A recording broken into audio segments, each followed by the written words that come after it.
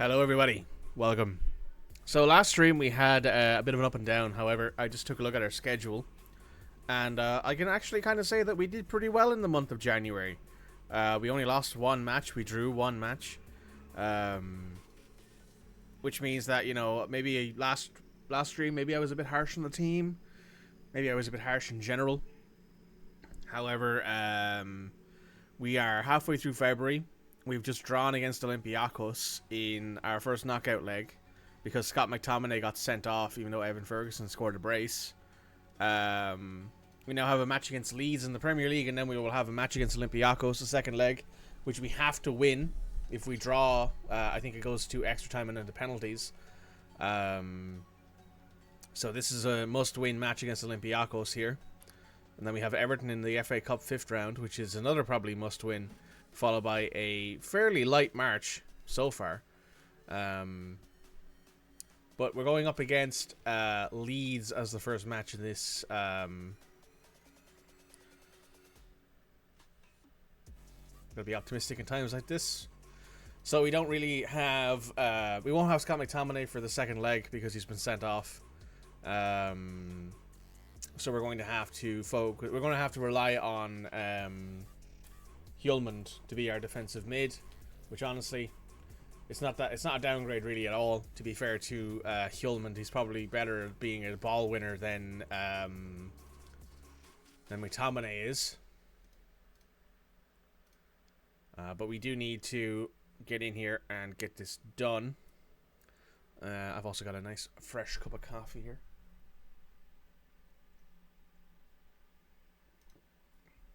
Leeds. They're suggesting we start our first team, which I won't be doing. Ooh, Teddy Bearface is growing really well. Lots of improvements. Improved significantly as a footballer. Has improved in finishing and passing.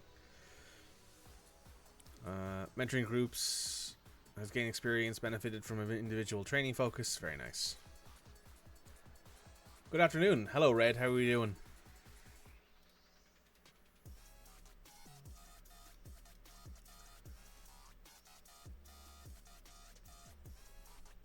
How is your day going?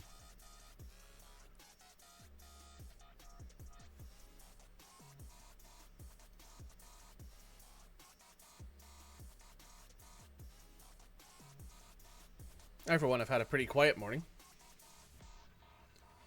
Except for having to head into town today to do a few things. Ooh, another good game from Alfonso Morea. Growing all around. Very nice to see. He'll be very good for us next year. Trevor Lawrence has played a good game. We haven't got one of those off him in real life for a while. Hey, Red. The weather is miserable and work's been rather slow. Well, the weather I can't do anything about, but hey, at least with work, it gives you time to do what you want to do. You can be here watching my stream instead of working, which is nice, right? Yeah, that's the point I'm taking away from that, at least. Jesus Christ, Odegaard.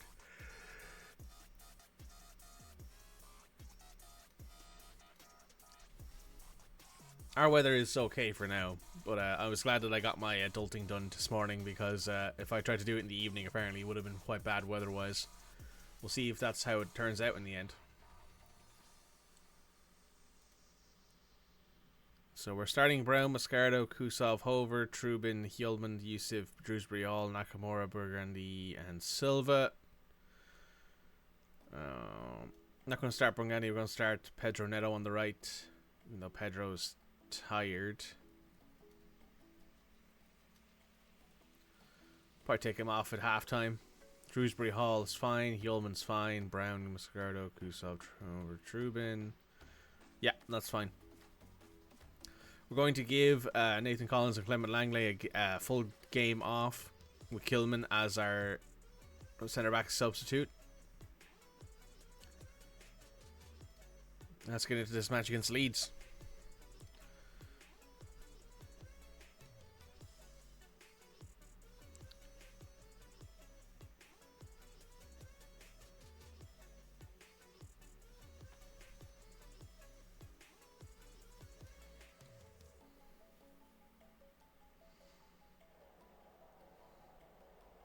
Right, they've got Ian Messley, Stuart Dallas, Diego Lorente, Maximilian Wolber, Nathan Brown, Archie Gray, Mark Rocca, Jack Harrison, Tommaso Baldazzi, Lucas Sinestra, and Victor Boniface. Victor Boniface is a terrifying striker.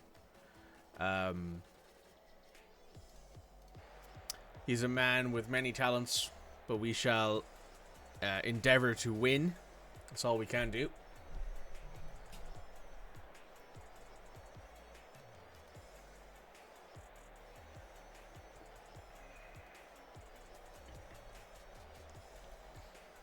Right, a win here would also put us on top of Man City. Man City have a match ahead. We have a match in hand of Man City and Tottenham. Liverpool have 2 matches in hand. But we got a highlight here. Lorente to Dallas. Lorente loses the ball to Fabio Silva. Excellent pressing there from Fabio. Shrewsbury Hall to Rooney. Wober intercepts. To Sinestra loses it to Hover. Hover puts it up the middle to Fabio Silva, who's in behind. Wober intercepts.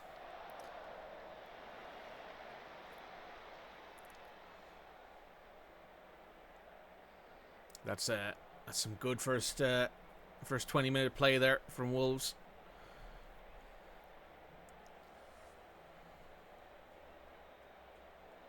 Looks like Maximilian Wober is struggling to keep an eye on Fabio Silva. Rooney, back post, Nakamura can't keep the header down. If Nakamura had kept that header down, that would have been an easy goal for him.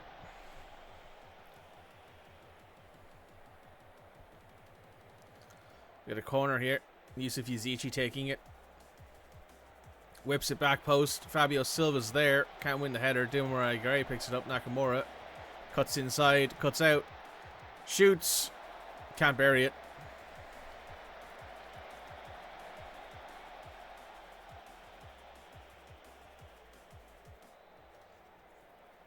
Oh, another highlight here. Archie Brown with the throw into Nakamura. Nakamura to Hjulmand.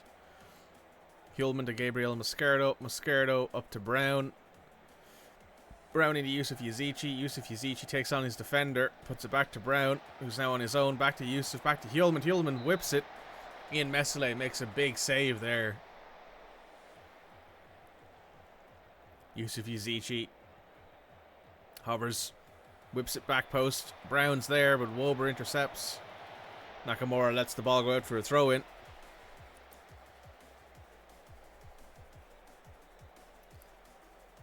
We have dominated this match so far. Ian Messley is the only person keeping this match a 0-0 draw. Still win this.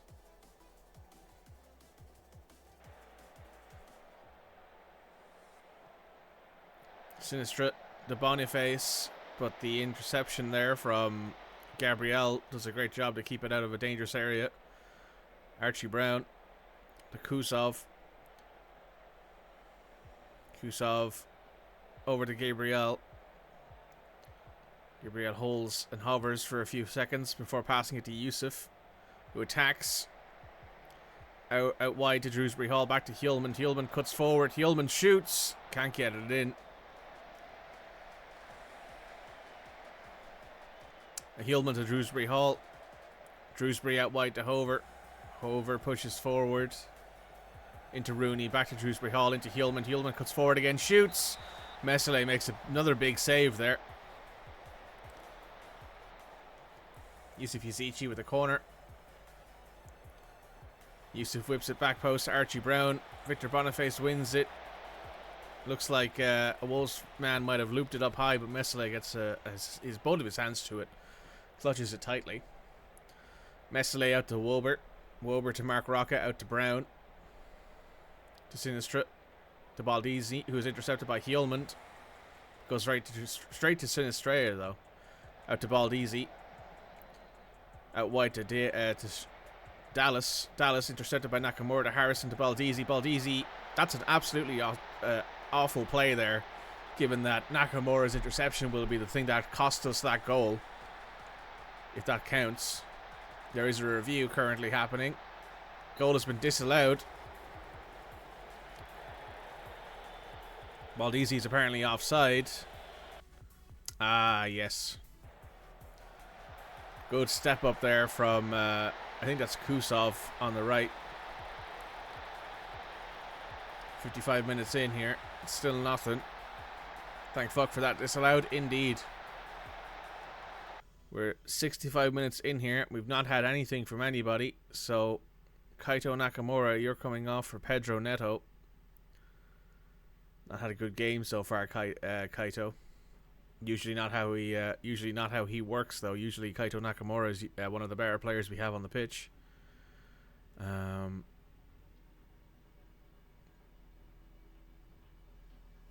We're going to leave Fabio on for a little while longer here, I think.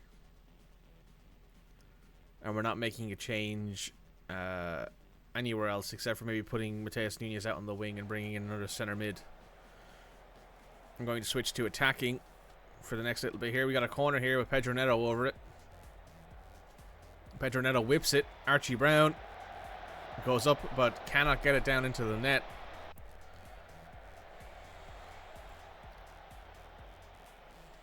They brought in Peter Struck. We are 80 minutes in here. We're taking off Fabio Silva for Sasha Kalachinac. Putting him on as a target forward on attack. We're taking off Archie Brown for Reinhard Duwari for the last few minutes. And we're also going to put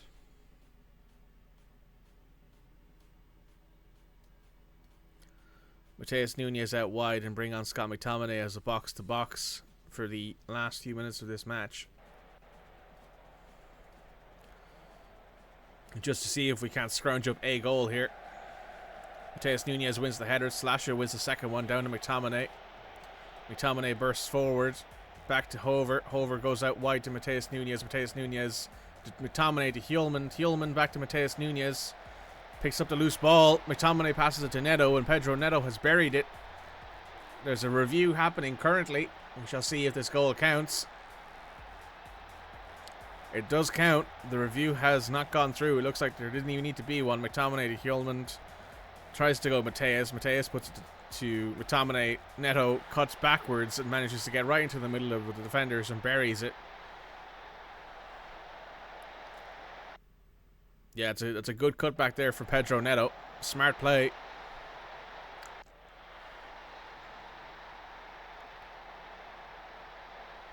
I'm going to move back from attacking to positive. Let's keep control of the ball here. We've got 4 minutes left here. We're hoping for a second goal. That would be what we'd want to see. Gabriel Moscardo stands over the dead ball here. Bad pass. I don't know what you're doing there. Sinistrea. Trubin makes a save. Giorgino on the left. Goes into the middle to Wober. Back to Giorgino to Sinistrea. Back to Marco Rocca. Blocked by McTominay. Glachnach picks up the loose ball. Holds it up. Goes out wide to Pedro Neto. Excellent pass there from Sasha. Pedro cuts back into Drewsbury Hall. Drewsbury Hall cuts it into the center of the midfield but can't find anyone. It's put out for a throw-in for Wolves. Ike Dewari taking this throw-in here on the left. To Pedro Neto. Back to Ike Dewari. Loses it to Lorente. Highlight looks to be done, and that looks like to be the end of the match. Yep, that was a very, very good, very, very close game there. Very surprised Gabriel Moscardo picks up a 7.0 on that, though.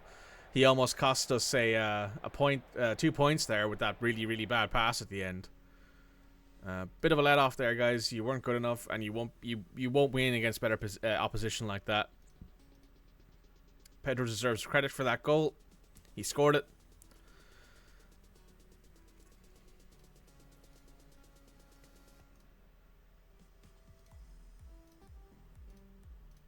We're looking to improve now. Pick up another win here against. I'll pick up a win here against Marseille.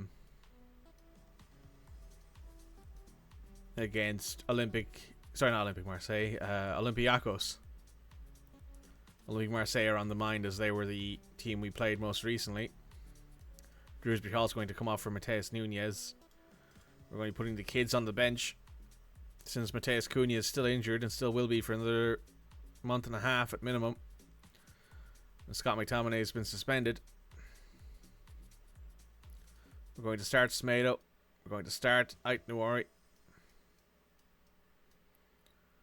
We're going to start Evan Ferguson. We're going to rest Pedro Neto. There's no ad break starting, but I don't know why you're making that announcement right now. The ad break's been going for a while.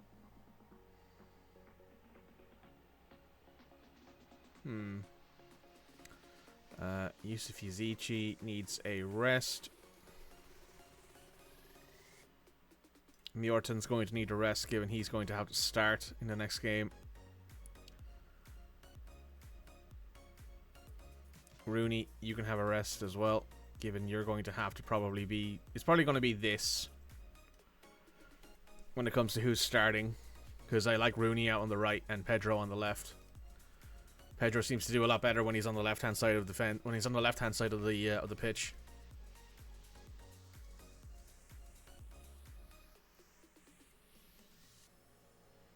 I would actually like to check that now that I've said it. Pedro.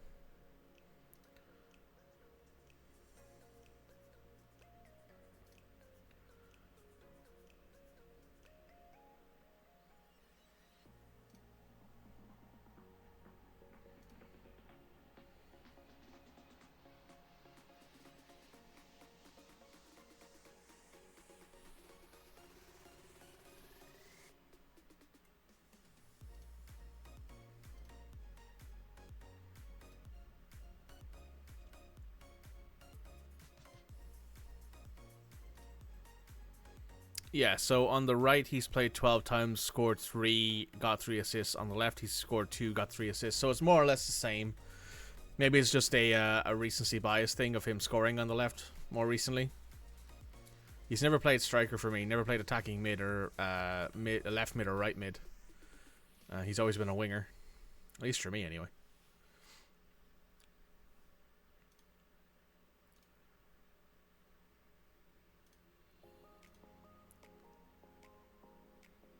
Mohamed has some good potential.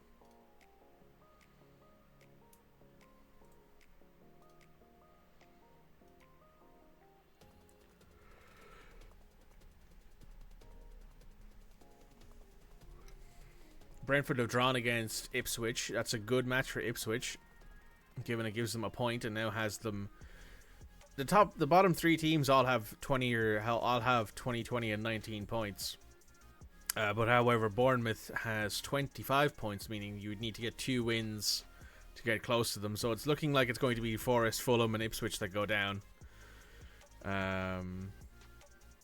Bournemouth, Leeds, and Norwich are currently solidified. I think Norwich are the team that are one of the teams that came up. Ipswich came up, Norwich came up, and Leeds came up. Leeds are doing okay. Norwich are not in the relegation zone right now, but Ipswich are.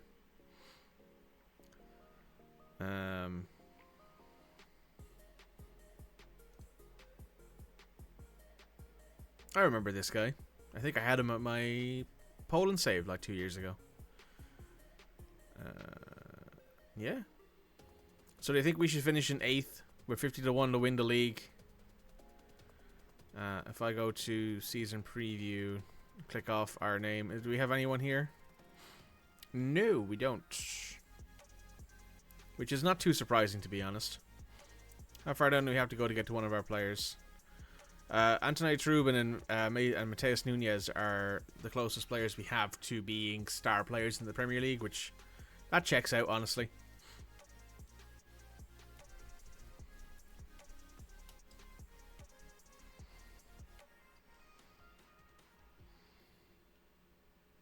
Just checking my emails here. I've got a few things that have come in there. Alright, we're good. Pedro Neto's been named the team of the week. That's good for him.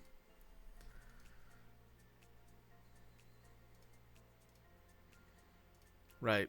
We got Olympiacos here now. This will be a big match. After this, we'll have the round of 16 draw, assuming we make it through. They're not suggesting we change anything. Wolverhampton Wanderers games against Olympiacos in the Europa League is set to be a sellout, with supporters clamour to see their team at Molineux. Over 30,300 tickets are expected to be sold. The average attendance for a Wolves home game in the UEFA Europa League is 25,500. 300 fans expected to be at the 31,750 capacity ground following the team away from home.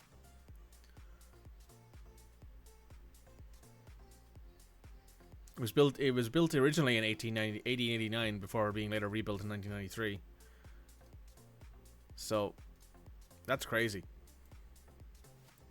The most amount of winners is Seville with seven times won the Europa League. Biggest win was Ajax against Differnage, who are a Luxembourgian team. Most matches won in a row is 15 by Atletico Madrid.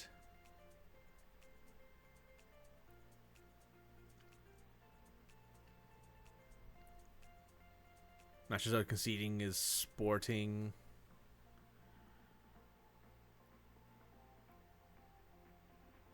Just looking to see if there's anyone in here who's interesting. The youngest player was Nikola Kusov for CSKA. CSKA Sofia in Bulgaria. Oldest player was Brad Friedel versus Benfica. He isn't around anymore. Yeah, interesting. All right, I'm looking forward to this. We got a big match here. Let's take a look at the other matches here. Sporting are beating Malmo.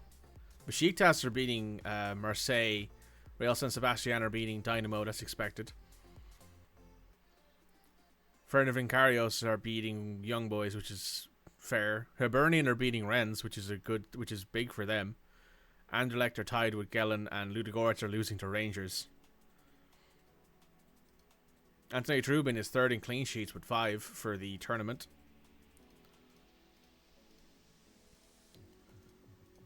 Given that he didn't play in, I think, in 1 or 2 matches because of his injured neck. That's relatively impressive, to be fair.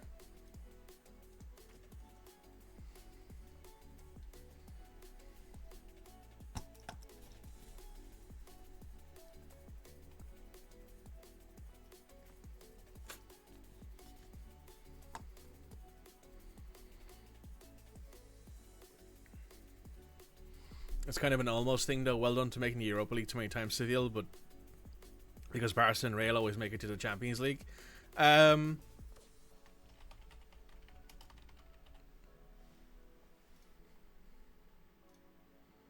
Madrid have won the Champions League the most amount of times.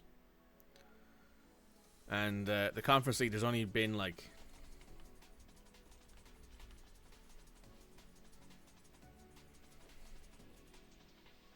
actually, it's probably easier to do this. Europa League, Europa Conference League. West Ham have won the Europa League, the Conference League once. But there's only been 2 or 3 years of it, I think, in this situation. Yeah. But West Ham have won it, which is good for them. I think they were the first winners, in fact.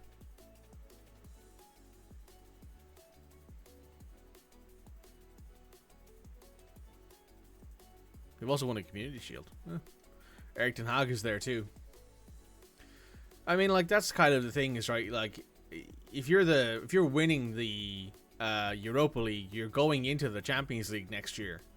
So, like, Seville have probably won the Champions League once or twice as well. It's just that, you know, it's very difficult to win against teams that have such high numbers of investment in, you know, Real Madrid and Barcelona and Atletico and everyone like that. It's difficult to win against them, given you just don't... teams like Seville don't have the monetary power to do that. Right. Big match here against Olympiacos. We have Trubin, Smedo, Collins, Langley, Nori starting as the back 5. Hielman, Mateus Nunez, Yusuf Yazici in the centre of midfield. Morgani, Pedro Neto, and Evan Ferguson as the attacking trio. It'll be a very, very, very fun game, I'm hoping, with many, many goals for us. And we send Olympiacos home packing.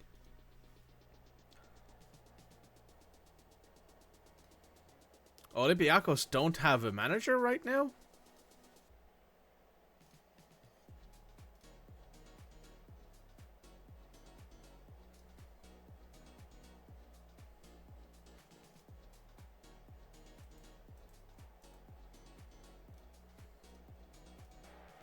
Apparently not. Europa League here in the Molineux Stadium.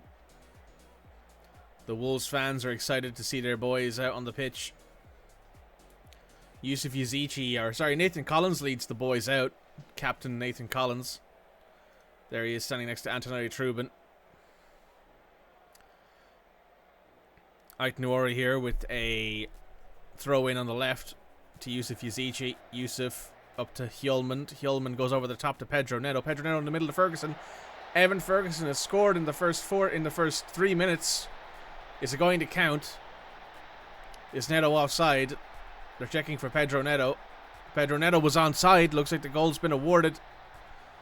Let's check this here. Yusuf Yazici with an excellent turn there. Hjulmand right over the top. Fantastic ball.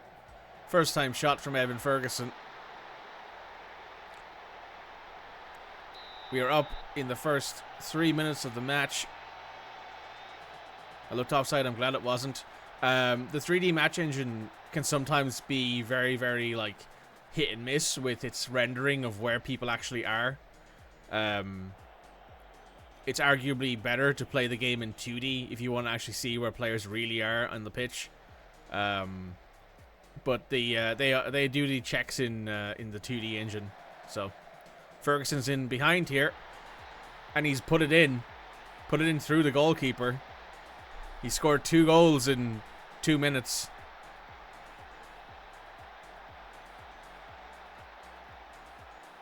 What a fantastic bit of play there by Wolves. Yusuf Yazici finds Mateus Nunes, who puts it into the boot of Evan Ferguson with a fantastic first touch and puts it straight through the keeper. The keeper just can't keep it out.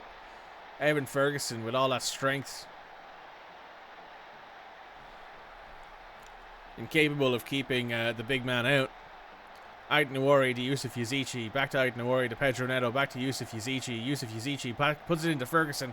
Evan Ferguson almost had a hat-trick in the first 10 minutes of this match if he'd kept that header down. We got a corner here from Yusuf. Back post here. Collins. Evan Ferguson has put it in. Evan Ferguson has a hat-trick. Perfect hat-trick. One on each foot and a header. The 3rd minute, the 4th minute, and the 11th minute, Evan Ferguson has scored. He has scored a hat-trick in 8 minutes. Looks like he's worth every penny of that 80 million. Mateus Nunes with another cross here. Ferguson can't win this header, but Rooney picks it up. Rooney's just whipping it there in the hope that it'll go in, but close. Hat-trick indeed. That's our first hat-trick as a Wolverhampton Wanderers manager. It's our second. Fabio Silva scored one earlier this year. That's Evan Ferguson's first hat-trick, I think, with us. Probably his first hat. Maybe it might be his first hat-trick in his professional career for us. Mateus Nunes to Smedo. Cuts it back post. No one's there to pick it up. Ibome to Rondelli. Cuts down on the right-hand side. Ait Nouri with them. They cross it, but they can't win the header. Rooney picks up the cross ball here from Nelson Smedo into Mateus Nunes. Mateus Nunes to Yusuf Yazici. Yusuf eyeing up his options. Goes to Pedro. Pedro out wide to Rooney. Rooney goes into Hjulmand, into Pedro Neto, out to Ait Nouri. Ait Nouri wires it, hits it off the post. Rooney picks up the rebound. Back to Mateus Nunes, who cuts it in and shoots. Puts it in off the post. We're 4-0 up here in the first 21 minutes.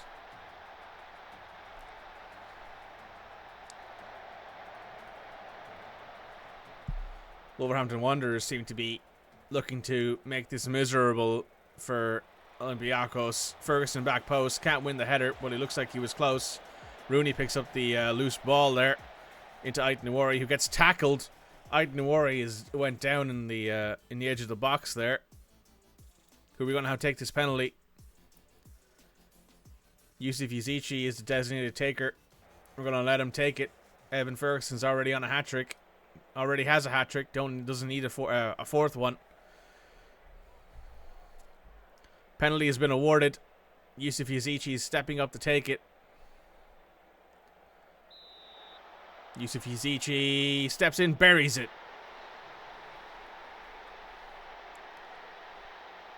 Yusuf Yazici has scored his 6th goal of the season. Only has missed 1 penalty so far with his Wolverhampton Wanderers tenure.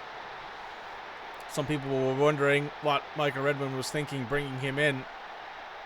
But he seems to have been an excellent replacement for Ruben Neves. And a much cheaper one too. Some great business there. Evan Ferguson wins the header. Down to Mateus Nunes. Back to Collins. Collins takes the ball for a quick walk. Cuts up to Rooney. Rooney cuts inside to Mateus Nunes. Over to Yusuf Yazici. Evan Ferguson has put in his 4th goal. But this one doesn't look like it'll count. Evan might have strayed offside there. Might have stepped a bit too quickly. Yeah, Evan Ferguson was offside for that one. But luckily that wasn't his hat-trick goal. How far off was he? He was a mile offside there. At least 2 yards. Good shot though from Evan Ferguson.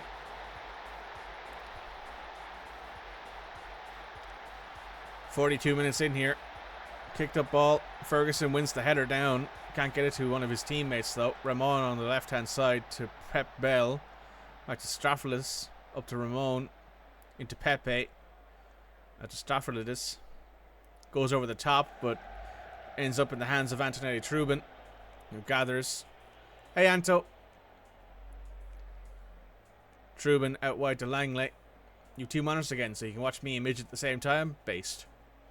Out Nwori out wide. Up to Pedro Neto. Pedro Neto cuts inside, goes across into the middle of the field to Mateus Nunes. Mateus shoots. The goalkeeper gathers. We are coming into the end of the first half here. Evan Ferguson having scored a hat-trick in the first 11 minutes, but follows up then from Mateus Nunes and a Yusuf Yazici penalty. Wolverhampton Wanderers are looking like they're going to be absolutely hammering this team here. So much so, it looks like they're putting on their youngsters.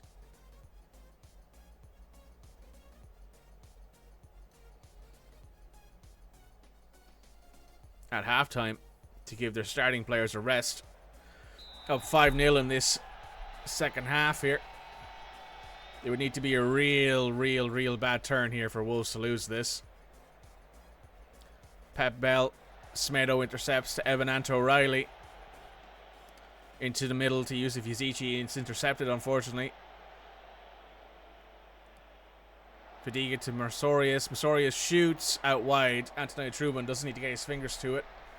Tom Ortiz lurking in the chat. Nice. The Amazon driver lost the cable and found it again. Good. And are the kids coming on at halftime? The kids are on. All the kids are here. Nathan Collins back to the goalkeeper. Intercepted there by Felix Ander. Mascaras to Pepe Bell. Goes to Cisse. Out wide to Ibom. Into Pep Bell. Out wide to Ramon. Smedo. Intercepted by Evan Anto O'Reilly into Yusuf Yazici, who can't hold onto the ball. Retosis over the top to Masorius, who shoots and puts it in. It's a 5-1 situation here.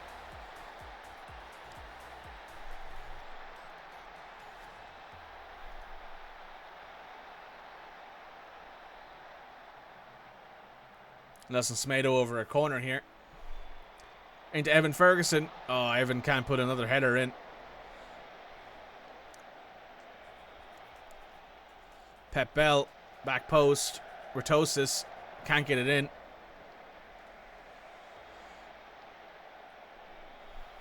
This is why you prefer playing the home leg first. Keane Griffiths, you big creep. Listen, I like Tommy lurking. Tommy's fine lurking. Tommy can lurk. Tommy's doing this thing called working right now. So, you know. Oh, you're also lurking? Well, listen. Everyone's lurking, apparently. Ferguson to Yusuf. Over to Felix Ander. You haven't seen much of this kid on the ball yet, but he looks to be doing okay. Passes to Pedro Neto, who goes down. But there's no foul called. Oh, there's a foul called late, it looks like. They're consulting VAR here. Fight me, sweetheart. Not in my chat. Penalty's been awarded. What? Yusuf Yazici's taking the second penalty here of the day. I didn't think that was inside the penalty box, honestly, but if that's what the game says. Yusuf steps up for a second. Buries it. Let Anto take it? No, I'm not going to let you take it, Anto. You need to earn your first goal. Teddy Bearface earned his first goal from open play. You need to earn your first goal from open play as well. That puts us up 8-3 here, though. 6-1 in the game. You want it? You're going to have to earn it. Smedo to Bearface. To Evan. Evan goes back post here to Neto. Neto into Yusuf Yazici. Yusuf Yazici has scored a hat-trick. 2 penalties and a open play goal there. The 2 players on a hat-trick today, Wolves. They have Evan Ferguson and Yusuf Yazici. Anto with the great cross there. Pedro Neto with a good pass. 7-1.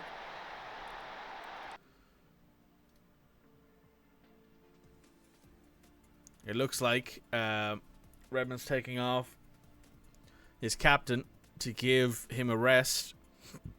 He's also bringing on Kaito Nakamura to give Pedro Neto a rest.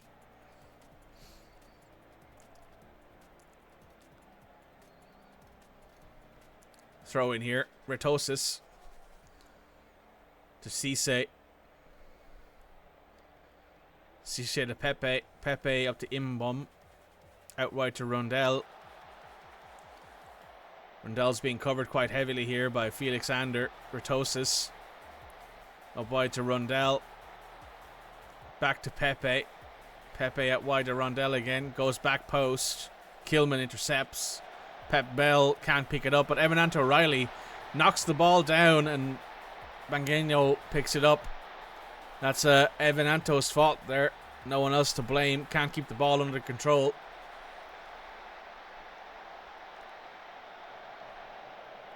Terrible first touch there by Evan Anto and puts it right into the boot of the opposing striker, but it won't cost Wolves in the end. Not now anyway, with less than 15 minutes left in the match. Laying late to Felix Ander. Felix Ander can't get it past Mascaras, but pushes forward all the same. Pulls it back to Yusuf. Yusuf into Hjulmand. Hjulmand whips it. Can't get it into the net.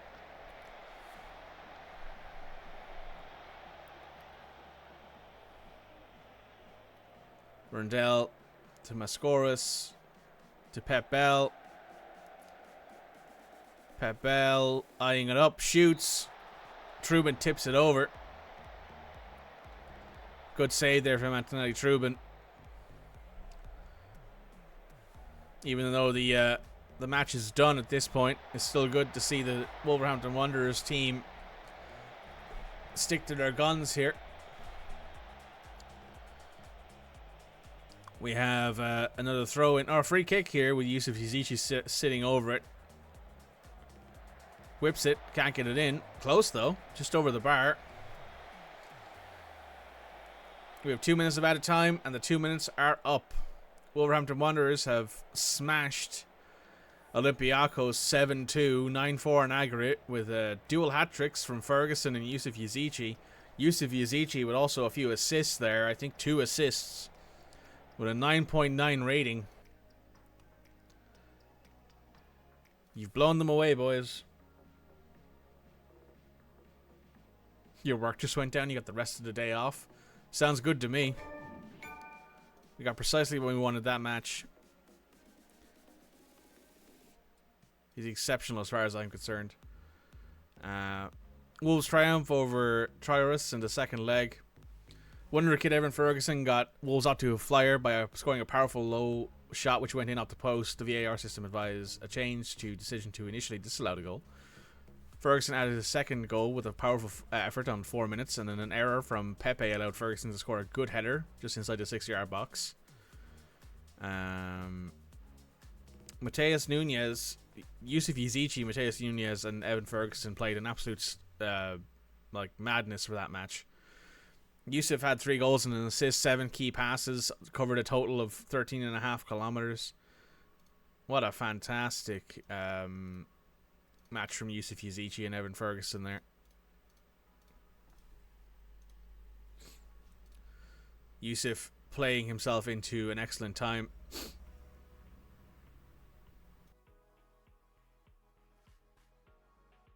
Bless me. Let's see. Who did anyone get knocked out who we didn't expect to get knocked out? Sporting beat Malmo, but only beat them 2-0. Besiktas managed to pull back. Besiktas, even though they were up 1-0 after the first leg, beat Besiktas 4-0 in the second leg. Dynamo pulled back a goal, but still lost 4-1 in aggregate to Real San Sebastian. Fenerbahce won 4-1 on aggregate over Young Boys. We won 7-2 over Olympiacos. Rennes hammered Hibernian 7-4, and even then only managed to win on 1 goal on aggregate. Anderlecht beat St. Gallen, and Rangers beat Ludogorets.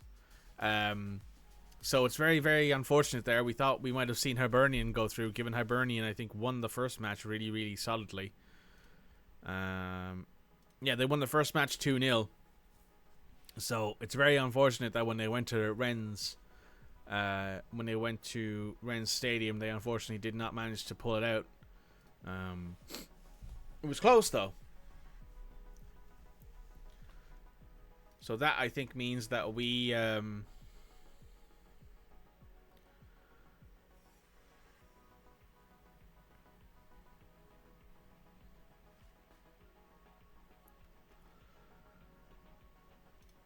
the 28-year-old unpredictable midfielder, his value keeps going up, and he had a 9.9 rating there, has scored 4 goals and had 2 assists.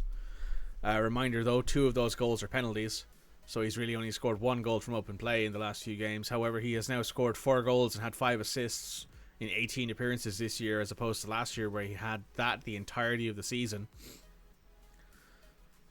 So we're seeing Yusuf Yazici improve again. Maybe not statistically, but sure performance-wise. Wolves and Olympiacos have blitzed a record for goals in a match. For us, not for the tournament. Let's view this draw here. So who do we want here? Seeded. I think we're seeded, are we? No, we're unseeded. So who do we want? PSV, Stuttgart, Nice, Levante, Bayer, maybe? Bayer or Atalanta. I'd take 6 of these 8 teams, honestly. If it's not Juventus or Chelsea, I think we've got a chance. And Zinedine Zidane is leading the thing here. We got Anderlecht up first. I would like to see us pull this team. That would be nice. Oh, we can't. That's right. They got Bayer, though. So there's one team who is not as much of a trouble. Real San Sebastian. Stuttgart. Okay, there goes another team who we would have liked to have. Rangers. Take Juventus, please. Take Juventus, please. Give Rangers Juventus, please. PSV. Ugh. Right, so now we only have Rennes, who we've already played, who we could beat. Sporting. I'd take Sporting. We won 1 match against them. We could probably beat them again in a 2-leg match. Chelsea. Okay, Sporting Chelsea is honestly not too bad. Now, if we just pause this real quick, who do we have left in the seeded teams? We don't want Juventus. Juventus, I think, is the only team there who I'm actively like, okay, we don't want them. So Fenerbahce gets Juventus. Give them Juventus. Give us Levante or Nice. Okay, they got Atalanta. If we get drawn here, we do not want Juventus. We do not want Juventus. We do not want Juventus. We do not want Juventus. Levante. Perfect. We got Levante. That's an excellent draw for us. So now we have Levante. I think that's a Spanish team. Yeah, they're also doing really poorly in the Spanish First Division right now. They're in 17th. They've lost 5 of their last matches. Scheduling wise, they have not played a Europa League match since they drew to Juventus. Who else did they play? Malmo, St. Gallen, Ludogorets. Levante are their depth here. Yes, Dan Devon. Who do I play? Who do I support? I support Wolverhampton Wanderers. I'm a Wolves guy, which is really depressing this year. It's very sad this year to be a Wolverhampton Wanderers fan. They got an easy run. They got a relatively easy run. We got a harder run than they did. Are you from the rep of Ireland? I'm from Ireland. Yes, that's correct. I'm from Ireland.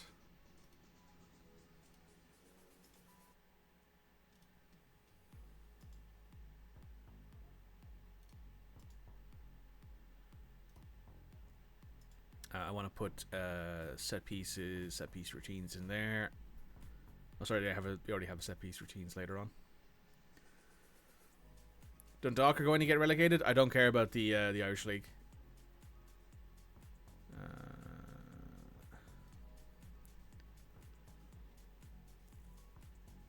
The Irish League isn't really good enough to pay attention to. If we actually had the ability to pay our players good money and keep them around, then maybe it'd be alright. But all of our good players are in England anyway. So why would I watch an Irish match when I can watch a match in England and watch actual good players play? You support Liverpool as you were born near Liverpool. Liverpool are currently winning the league very handily in this save with 68 points in 27 matches. We're currently sitting in 4th above Man City. Collins is growing. No, he's not. He's on a bit of a regression, it looks like, right now. Should Wolves sack Gary O'Neill? Listen, they never should have hired him in the first place. They could have gotten any other coach in. I used to go to my home team's games when I still lived there, but outside of that, I just enjoy playing it in FM. Yeah, I don't really have a home team. Like, my home team is a half-hour drive from me, and it's not a good team. I think Wexford are in the second league of Irish football right now. I think. Ballyashile won. No, they're 3rd in the Irish First Division, actually. Huh. You're the key player. Let's see if you're any good, because honestly, I wouldn't say no to bringing in a few Irish youngsters. U19. Give everyone here a scout by. Give everyone there a wee scout. Roast really go for Roy Keane. Don't want Roy Keane. Wexford have been in Division 2 for a good bit. Yeah, they have. They're in Division 1 in this save, though. Looks like they've done well. Actually, I should check and see if they had a takeover or something. Because there's no way they go up that fast. It's only been 2 years in this save. Because they're in the First Division now. Oh yeah, they're in the first division with Cork City leading. Treaty are shit because they've not had any good players. Ryan Kavanagh, give him a wee scout. UCD are there as well. Your home team of Bray are also there because you went into administration. That sucks. Oh, you have a hot prospect here. He's a centre back. Let's give him a wee scout by. And if we go into the Irish Premier Division, Bohemians are at top with Shamrock Rovers, Sligo Rovers, Shelbourne, Dundalk, Drogheda, Cove, Ramblers, Derry City, Waterford, and St. Path Athletic. It's sad that Ireland keeps struggling to qualify for tournaments, largely because we can't keep our players. Like, if we had the players who we should have, if we had guys like Declan Rice and Jack Grealish on our team, we would 100% be qualifying. It's just because we couldn't keep them on our register because they wanted to make more money, and that's all you can do about it. We had to qualify for Europe for the first time, and then the owners managed to turn the club into shit. That's unfortunate. St. Patrick's Athletic, I have a bit of a soft spot for because they produced a really good player for me in a save a little while ago, so I always keep an eye on them. What about Bohemians? Do you have anyone new? You have a left winger there. We'll take a look at him. What about Shamrock Rovers? You have Dean Duffy. What a name, a right winger.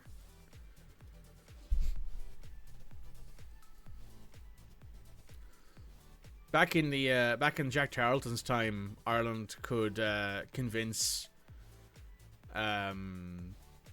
like players who were English who also had Irish citizenship, or who were Irish and also English, to play for Ireland because they'd never play for England. But nowadays that's not really a big deal, because if you never play for, even if you never play for England, if you're an English national, you'll get a shit ton of money to play in the Premier League because of registration rules now because of Brexit. So there's no point really. Club form should keep Yusuf Yazici in Turkey squad. Absolutely, with 8 goals and 8 assists, he deserves to be in Turkey right now. He scored 3 goals in the Europa League. Sorry, he scored 4 goals in the Europa League and 4 goals in the Premier Division, with 5 assists in the Premier and 3 assists in the Europa League. He's no Ryan Kelleher, indeed. You've been to the 2 last FAI Final Cup games to watch Pats. Pats are a very good team in real life, but I often find in saves like this, they tend to get relegated really quickly, and I don't know why. Did I just see Carabao? Yeah, Man City just beat Nottingham Forest 2-1 in the Carabao Cup. We lost to Nottingham Forest in the first round we were available in, which is, in a way, it means that we lost to the second place team, but also it's Man City who won it. Aston Villa have come second. John Aldrich was a great guy. I love John Aldrich. He was a good player. I wonder if he's around as a... No. John Al... No, he doesn't exist in the game as a coach or anything. What about Ray Hoyton? No. Neither of those guys exist as coaches in this game. They must be doing other stuff right now. Yeah, Oxford had a really, really heavy Irish like national group back when they played in the Championship and the Premier League for a while. But they've kind of been languishing in League 1 and League 2 recently, so they haven't really been able to bring in players like that.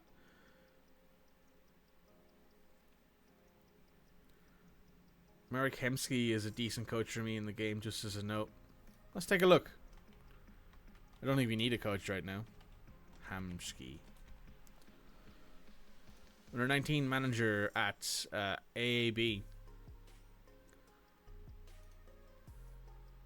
This guy's not a good coach. He's not even a good assistant manager. What are you talking about?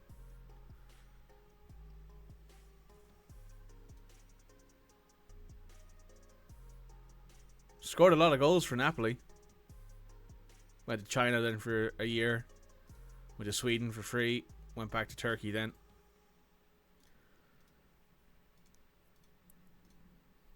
Harvey Elliott. He's asking to leave.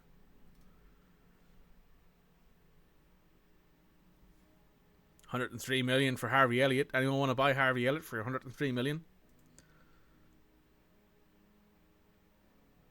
Player called Nelson Ago, who scored 40 goals for me in the season with Shelburne.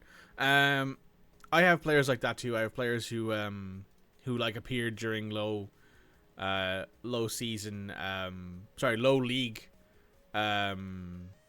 saves, who like came from random players who I'm like, I don't know, have no idea who this guy is if I'll ever see him again in FM, but he did a great job for me. How many goals did we beat Olympiacos by? Great question, Red. Let me show you how badly we smashed Olympiacos. So we beat them 7-2 with 2 hat-tricks. Evan Ferguson scored a hat-trick in 8 minutes. A perfect hat-trick, one on his right foot, one on his left foot, one on his header. Yusuf Yazici scored 2 penalties and a volley from the 7-yard box. And Mateus Nunez scored a banger. We let in 2 goals because we brought on the youth team, but hey, doesn't really bother me. Evan O'Reilly gave away a goal, so he's the only guy who's kind of having a bit of a moment there. But Teddy Bareface played okay.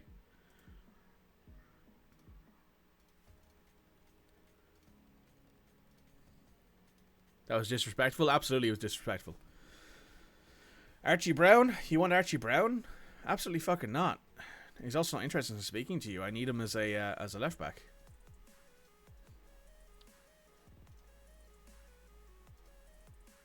What's your... Oh, you're on general rehab. Yeah, that's probably not a bad idea to get you off that. We can move you to defensive positioning because your marking isn't actually that good.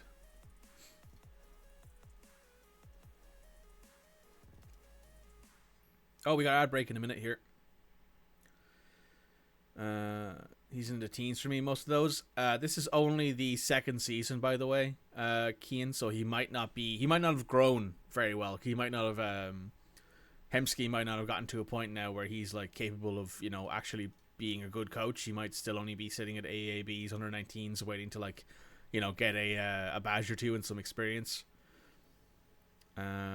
Fine. Is there anything here we want to change? When's our next match? That's what I need to check. I need to check when our next match is because I don't actually know. Our next match is... Oh, it's a week away. Yeah, that's fine. Absolutely no worries on that. We can play a full team for this one. So, Smedo, Collins, Langley, Aiden Nawari, Hillman, Mateus Nunez, Yusuf Yazici, Burgundy, Neto,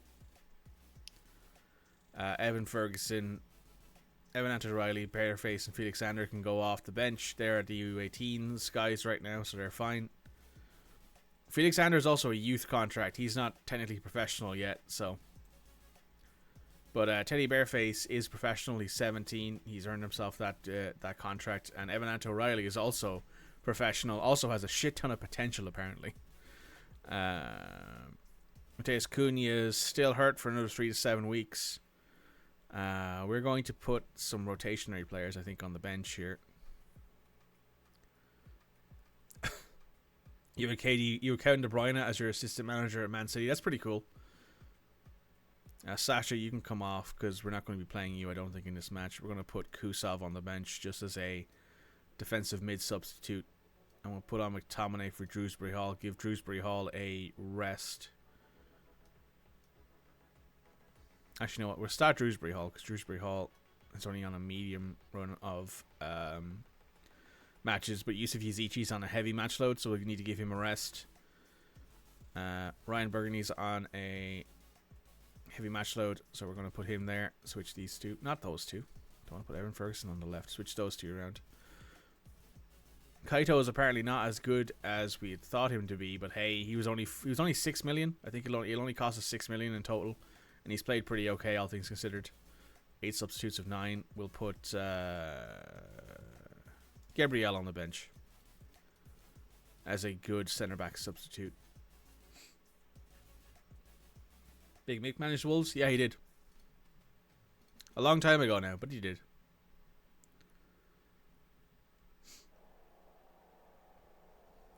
Everton still have Sean Dyche.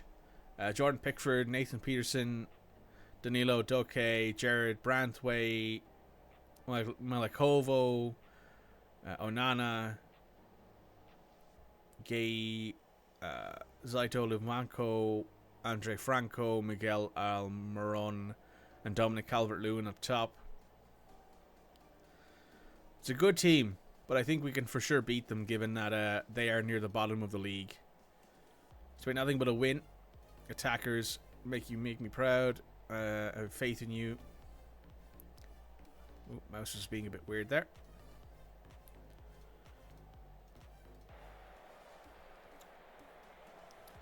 They are 2-3 in the last 5.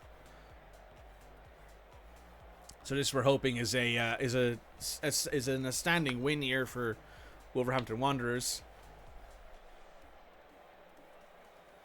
I also see that our ad break has not ended yet, so I will pause this once it starts.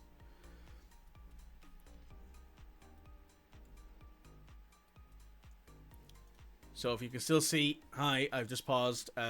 Make sure to like and subscribe if you're watching this on YouTube. It'd be very much appreciated. I don't think I'm going to ever get to a point where I can make money on YouTube, but if I can, then that'd be great. Make sure to like and subscribe and share with your friends.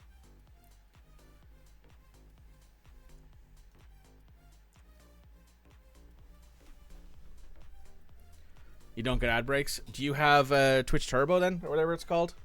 Or do you have like an ad blocker extension?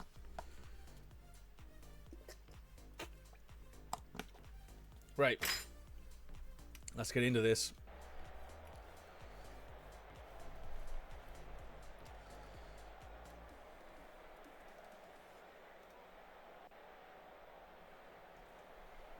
We got a corner kick here for Everton. Back post, Cameron Lewin. Oh, Trubin makes a big save there, but no, actually doesn't. It went out.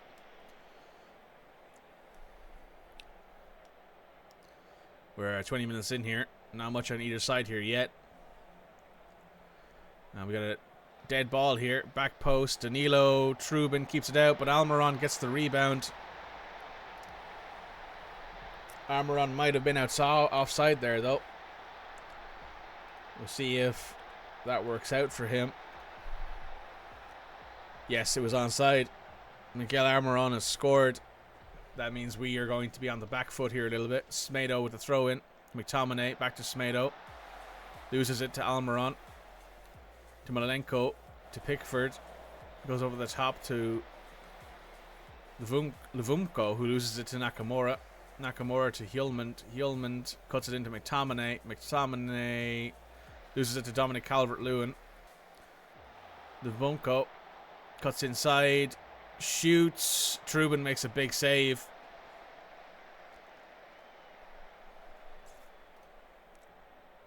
Franco with a corner here. Twitch Turbo is great. Twitch Turbo is what I see. People are saying that they won't bother subscribing to people anymore. Just use Twitch Turbo, which is pretty smart, honestly. Hjulmand leading the charge here to Drewsbury Hall. Loses it to Onana, but goes straight to Aït-Nouri. Trubin playing a good game so far. Onana to Ghana to Calvert-Lewin to Almiron.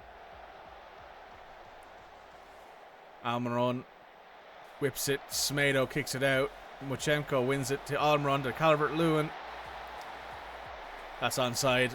Not even going to waste time on that one, honestly. That puts us down 2-0 here in the FA Cup match. Do I care? Kind of. I would like to see us win a domestic cup in the first few years, but we just don't have the... I don't know if there's something going on. What's the money split for creators with Turbo? The more people watching you who have Twitch Turbo, the more Turbo money you get, basically. Hjulmand manages to intercept Pedersen. Scores. We're losing this match, and honestly, I'm not that mad about it.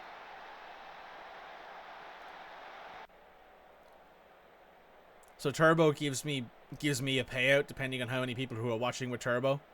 And you also, have all that. You find it helps with discoverability because if you go into a stream, you're not going to be hit with ads. That's why I run a hour-long. That's why I run a 3-minute ad every hour, because then there's no pre-rolls. There's never pre-rolls in my streams because every hour I run a 3-minute ad, which means that the pre-roll off basically means that there is full hour coverage every time. So whenever someone joins my stream, even if they don't have Twitch Turbo or whatever else, they don't get hit with an ad.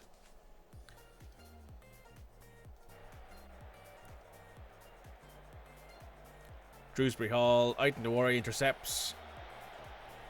Back to Langley. Aït-Nouri up to Nakamura. Back to Langley. Langley to Drewsbury Hall. Out wide to McTominay. McTominay to Neto. Neto attacks a bit here with Smedo. Smedo plays a 1-2 with Neto. Back to Smedo. Smedo to Hjulmand. Hjulmand to Drewsbury Hall. Drewsbury Hall out to Neto. Neto cuts in. Pedro Neto has scored. 3-1. Gonna praise the team for that. FM25 releases on the November 26th. Yeah, I saw that yesterday.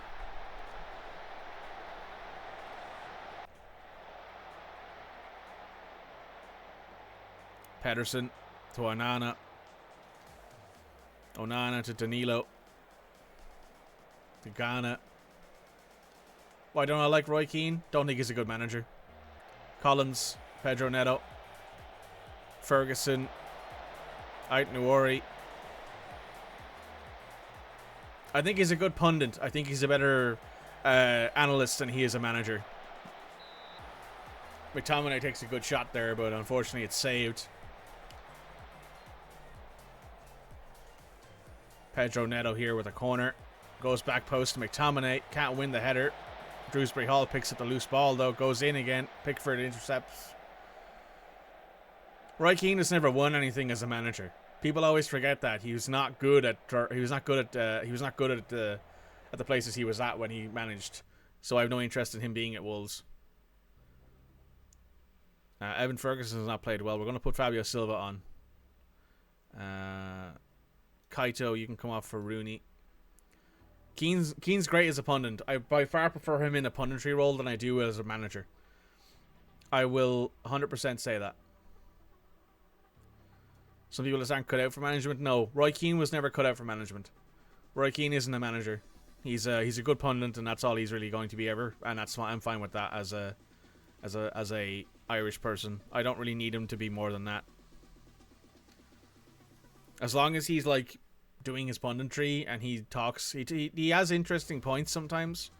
I don't agree with all of his points. Obviously, I never agree with everyone's points. But he, at the very least, is fair, and he talks about, a lot of things that other people just won't talk about, which I appreciate about him. He did okay at Sunderland, but that's Sunderland. And that was also, like, so long ago at this point. Pedro Neto with the good work right there. Into Mateus Nunes, up to Fabio Silva.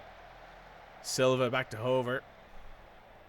Also, I don't just need okay, I need great. Like, Wolves aren't a League 2 team anymore. They're a Premier League side. They don't need an okay manager. They need a great manager. Which is probably why they haven't done very well recently, because they haven't had a great manager, probably since Nuno. No penalty. That's what I expected. Free kick here, though, with Dewsbury Hall standing over it. Goes for it. Can't get it under the wall there, but it does win a corner. With Mateus Nunes taking it. Mateus, back post, Clement's underneath it.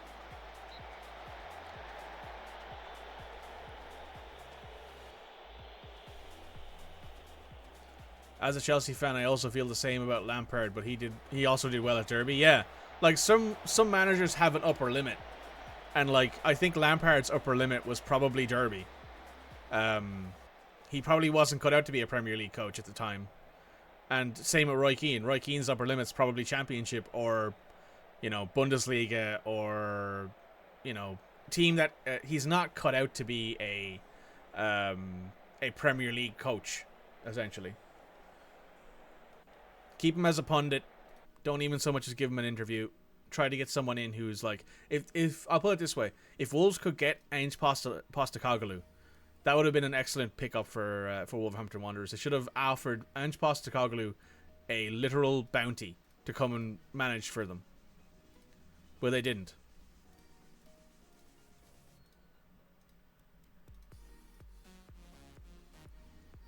Right, we're out of the FA Cup, which is fine.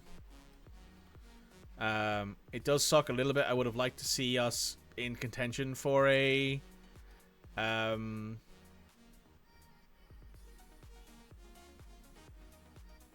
trophy this year.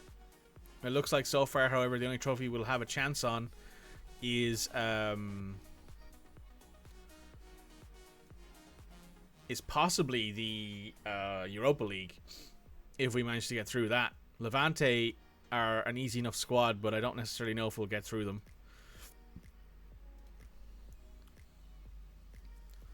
Lampard got the Chelsea job too quickly. He did. He shouldn't have jumped up so quickly into the Premier League.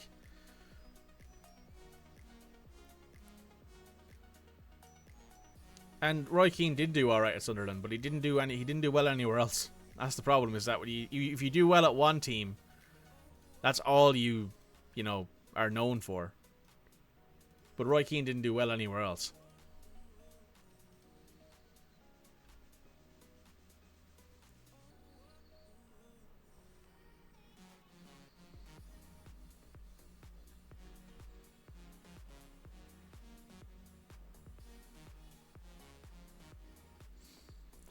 There's also the old adage of the better the player, the worse the manager, because they didn't have as much adversity. It's possible.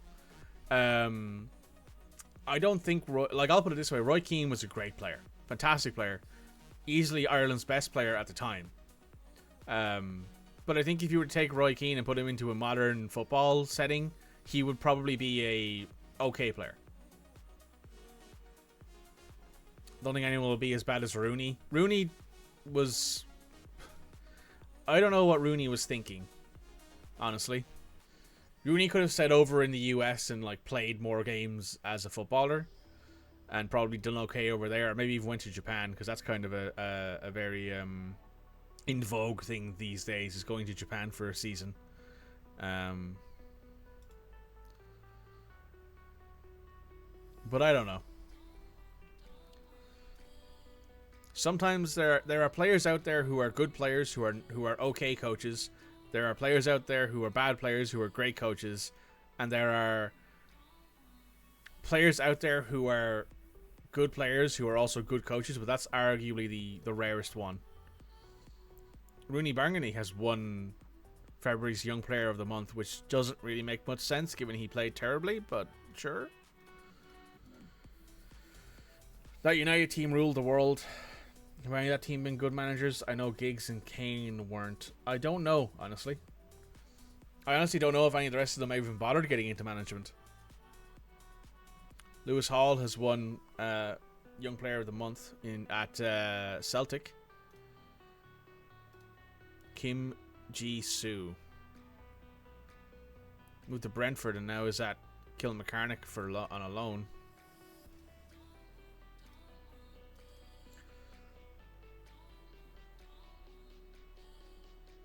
He took over Birmingham while they were at top of the league and almost got them relegated. True, it's also Birmingham. Neville managed a women's team. I don't know anything about Neville's managerial career at all, to be honest. Phil Neville, but he wasn't the best Neville. That's true. Phil Neville did manage. It wasn't Gary Neville.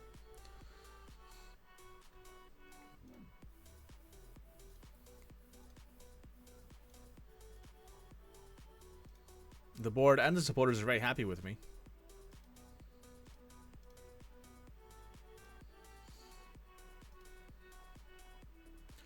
So who's the big matches today? Obviously, there's us. There's City and Leeds. That's a big match for Leeds, given that that's a kind of a rivalry for them. But it'd also be really important for us if City lost that match. Newcastle have Ipswich. It's a big match for Ipswich, given a win there will put them within 2 points of Bournemouth. Are Bournemouth playing? I don't see. Yes, they are. They're playing Everton. That's a big match for them.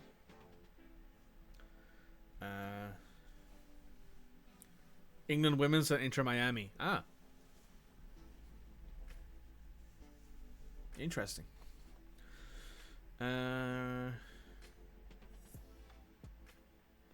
Right, Tottenham-Brighton's also a big match, because if Tottenham lost that, we would get closer to them. Is there anyone else here I want to put in?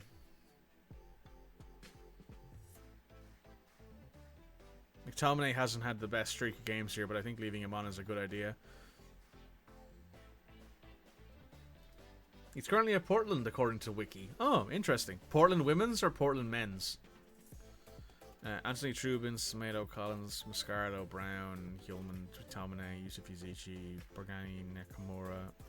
Nakamura can come off for Pedro Neto. We'll start Pedro. Men's. Oh, he's managing Portland Timbers. Interesting. So, hang on one second. Let's see if he's still there in the save. Portland. Oh, I don't have MLS loaded, I don't think. No, I don't.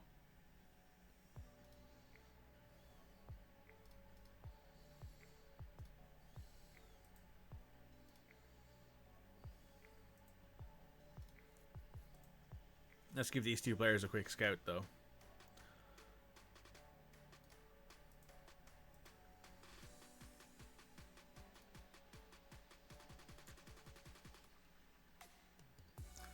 He also have a stint as caretaker manager of Salford in 2015. Oh, that's right. Yeah, I think that was like a little bit. That was like the same year they bought Salford. I think The class of 93 bought Salford, I think, that year.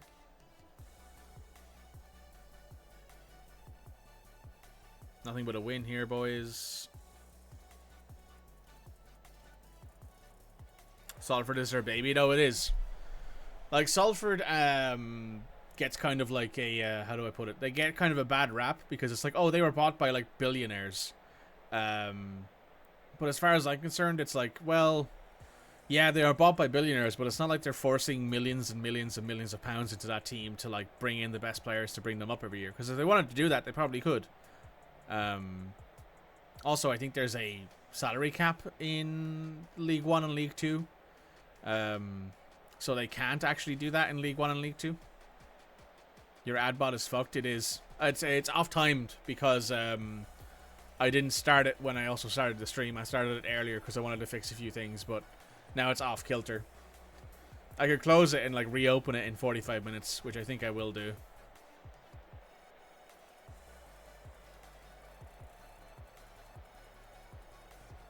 Turn it off and on again. Yeah. It has an internal timer that says every hour, you know, make an announcement. But obviously it's off kilter. Rooney, back post to Yusuf. Yusuf heads it down into the back of the net. I don't know if it's going to count, though. Yusuf Yazici has scored his 9th goal of the season against Brentford. That's important for us. That, I think, will put us above Tottenham.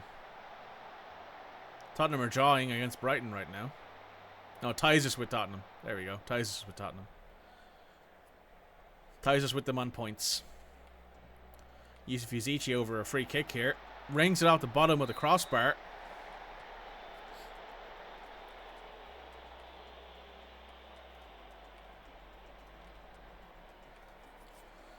Smedo back post. Brown's there. Raya wins the, clutches the attempted header. Yusuf Yazici over another dead ball. Back post here. Brown over the top of the bar.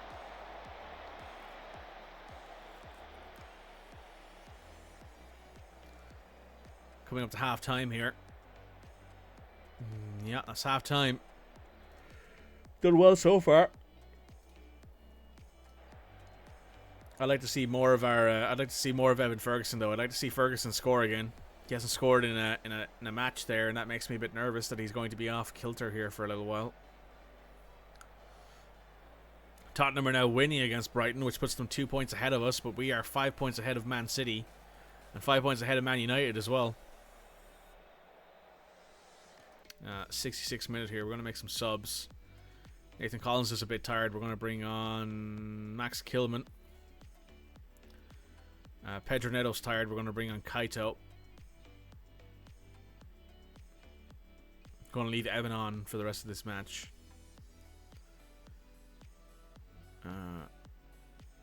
Shrewsbury Hall can come on for Scott McTominay. Yeah, that's all the subs we'll make for now.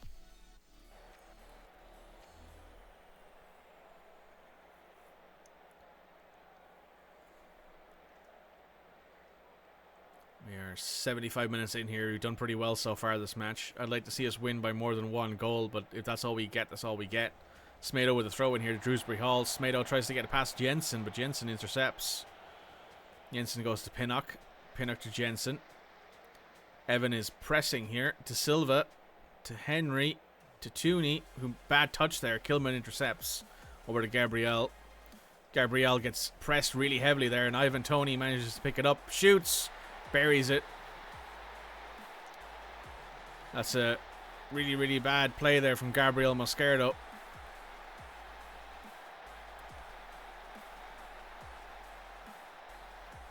I think a draw still keeps us above Man City, but it's not what we want. Shrewsbury Hall to Rooney, back to Smedo, into Hjulmand. Hjulmand loses the ball to Norgard. I don't know what we're doing here, guys. Out to Brown. Brown intercepts Mosquero. Do not get pressed again. Tries to go to Rooney. Can't get it to him. Kilman intercepts the long ball. Smedo pushes forward onto the byline here. Whips it. Yusuf Yazici's back post again. Nakamura takes it down, though, and buries it. Kaito Nakamura has only scored 2 goals for us this season, but that's a big goal for him.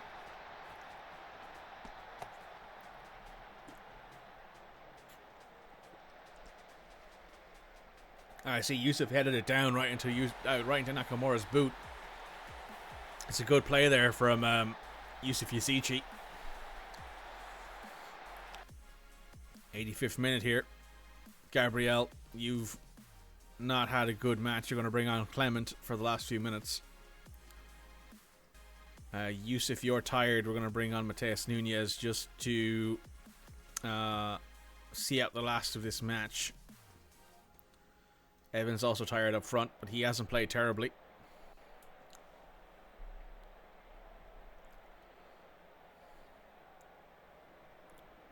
We have 5 minutes of out of time here, and Kaito Nakamura has picked up a knock that really sucks for him.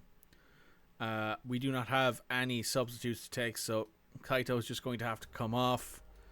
We're going to drop Burgundy into the middle here as a shadow striker, just to not let their back line off the hook quite yet. Hickey throws it long. Archie misses the header, but Langley picks up the loose ball. Back to Kilman, to Hjulmand, back to Langley, to Hjulmand, to Mateus Nunez. Mateus eyes up, moving forward, and he does. He attacks, goes past his defender, goes out wide to Smedo, who attacks as well. Back to Nunez with a 1-2 there. Mateus shoots, nowhere close.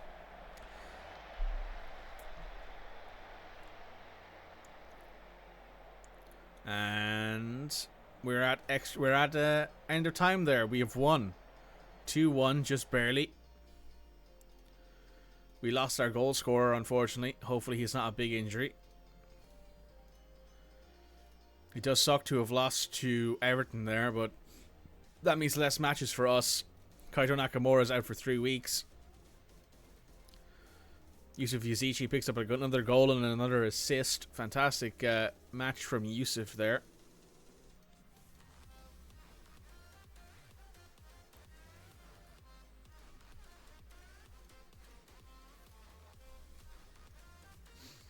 So it looks like Pedro Neto is going to have to start now at that side with Nakamura injured.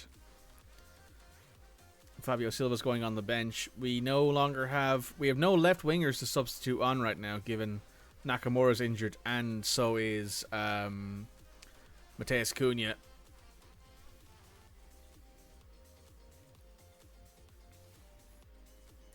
I'm not going to take the youngsters with us because they're all really tired, but I will put Sasha on the bench.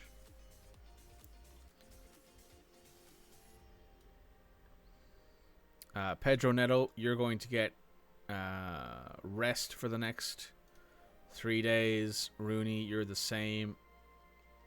Rest for 3 days. Mjorten, rest for 3 days. Gabriel can't play. He's not registered. We're going to start Kilman on the left, I think, this time. I have a grand total of 7 players who can be on our bench, I think. Yep, that's it. And one of them is our goalkeeper. Evan, you're also going to go into rest for 2 days.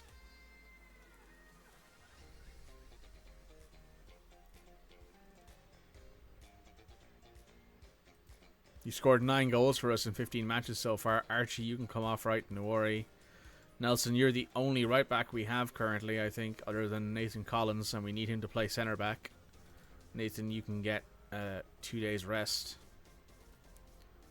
Yusuf, you're also going to get 2 days rest. Yeah, that looks good to me.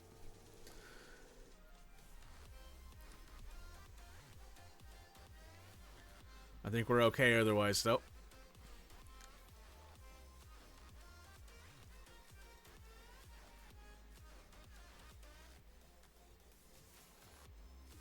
Nakamura's been sidelined for the Ligante, I think for the series. Terrible news for him. Disappointed for that.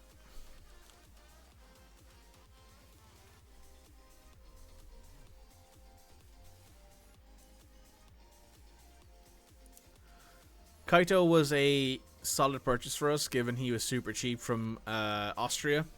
Has scored 2 goals and has 2 assists, which is pretty good. He only scored 2 goals for the entirety of the season last year against for LASK. Had 7 assists and 2 player of the matches. Maybe he'll have a little bit of a bounce back at the end of the year.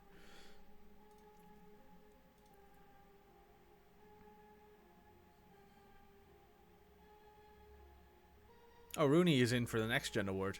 Interesting. Enrico, I say, is trying to go for another coaching course. What's Fabio Silva doing tweeting? What's Fabio Silva doing tweeting about Valencia? Interesting.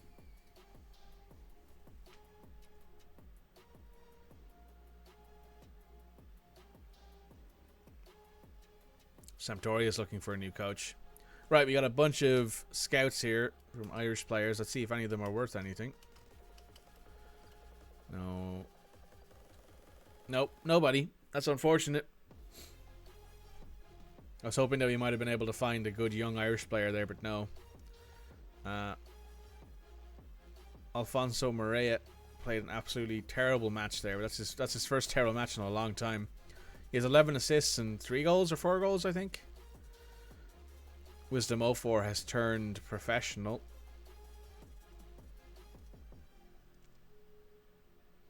Norwich Aston Villa here. It doesn't really affect us at all, but would be useful for Norwich to win here to give themselves some extra points. And also, it's a loss to Aston Villa, which is good for my soul. It's a draw. Neither team gain, neither team lose, really. I don't want Tino Livramento. He'd be a good player, but he's way too expensive.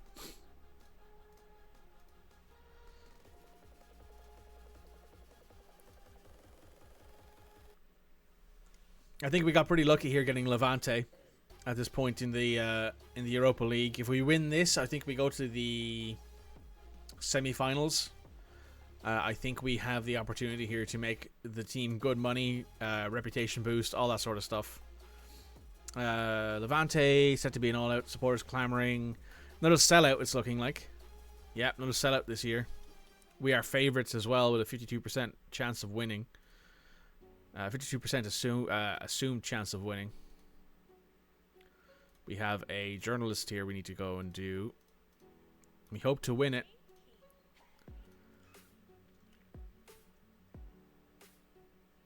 We're not going to start McTominay. We're going to start Nunez here for this match.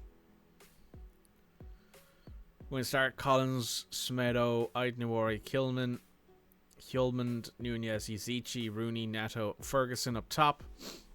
Ferguson now has 16 goals, which leads our team only ahead of Mateus Cunha, who's only scored 12. But he's scored 12 in less time, given Cunha's been injured for the last little while now. Has been out for 5 weeks with a torn hamstring. Will be out for at least another 3 more, probably, with it.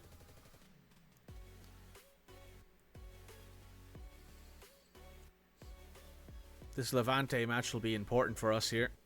Oscar Suartu is still being recommended to us. He is a good player. He's got some good potential. But I don't think he's that good, unfortunately. I don't think he'll hit that potential. Dyche could leave Everton. That'd be interesting. Squad goals? Whatever that means.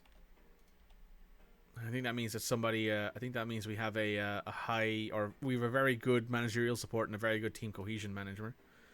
Achievement, indeed, achievement. So Rangers beat PSV, Real San Sebastian beat Stuttgart, Bayer beat Anderlecht, and Chelsea beat Sporting. So far it's looking like we'll have Rangers, Real San Sebastian, Bayer, or Chelsea who we go up against. Fenerbahce is playing Atalanta at the same time we are. Marseille are playing Nice. That's a big inter-France match there. Rennes is playing Juventus and we're playing Levante. Which country has the most representation here? I think it's France. I think France has 3 teams in Nice, Marseille, and Rennes. And it kind of sucks for them that Nice drew a French team. At the beginning of the season, you pick to concentrate on the Europa League. What do you need to do to complete that? I need to beat Levante over these 2 legs. And then I also need to beat... then we'll have another draw. Oh, we're going to Spain for this for the final. Essentially, if we go to stages here, England only have 2 teams left in the competition. It's us and Chelsea, but Chelsea look like they'll be doing okay. So if I go to 3 here, and then I go to final. Sorry, if I go to knockout playoff or round of 16. So essentially, we'll have a draw here where everyone will go together, and then we'll have another draw, and then it'll go to the final. We need to beat whoever we get. We need to beat Levante, then we need to beat whoever we get in the quarterfinal, and then we beat whoever we get in the semi-final, and then win in the final. And that would mean that we'd win a trophy. It'd be Wolves' first international trophy in a long time. I think we've won an international trophy before, but it's back in the 60s, I think. No, we've never won an international trophy. We've never won a Europa League or a Premier League. Sorry, we've won a Premier League. We've never won a Champions League. We've won the Premier Division back when it was called the Premier Division, not the Premier League, which is back in the 60s, I think. No, the 50s. So we won it in 54, 58, and 59. The FA Cup in 1893, 1908, 1949, and 1960. The Championship we've won multiple times. The Carabao Cup we won in 74 and 80. League One we won in 1989 and 2014. The Community Shield we've won 4 times in the 50s. League Two we've won once. We've won the Bristol Street Motors Trophy once in 88, and the English North Division third in 1924. So we don't have any international trophy. This would be Wolves' first international trophy in their history, in their over 140-year history. I think we're closing in on 150 years of Wolverhampton Wanderers. What's the Champions League look like? Let's take a look. Europa League. The round of 16 is Milan is beating Liverpool, Napoli is beating Newcastle, Madrid is losing to Paris Saint-Germain, Fiorentina is beating Bayern, Arsenal's losing to Man City, Lazio is losing to Real Madrid, AS Monaco is beating Barcelona, and Borussia Dortmund's losing to Inter. Rodrigo's leading the goal scoring with 7. Ramos and Victor Osimhen are tied with first there.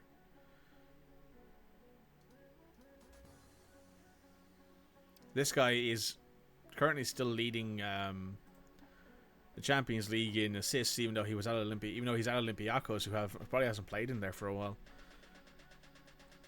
Monaco and Fiorentina with the shocks, indeed. Monaco beating Barca and Fiorentina smashing Bayern. Clean sheets are going to Gregor Kobel and Donnarumma, which is not surprising at all. Julian Brandt is tied for player of the matches, which is kind of good. I quite like Julian Brandt. He's a good player. So this is a big match for us. Let's get into this, shall we? The stats get very skewed with the qualifiers. Yeah, that's true. I think Olympiacos were probably in the qualifiers because they're in the Greek league. So they have to go through qualifiers, so they probably end up having more games played. They probably end up having more games played than everyone else.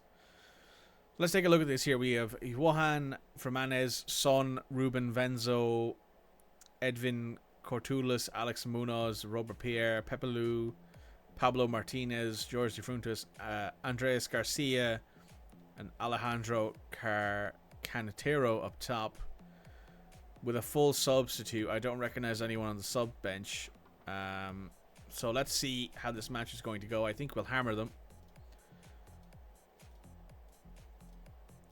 I expect the team to hammer these guys.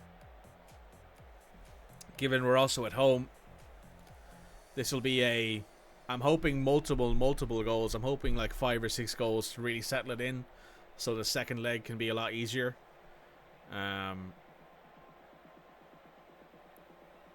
However, if that doesn't work out, then we're just going to have to try a lot harder in the second leg.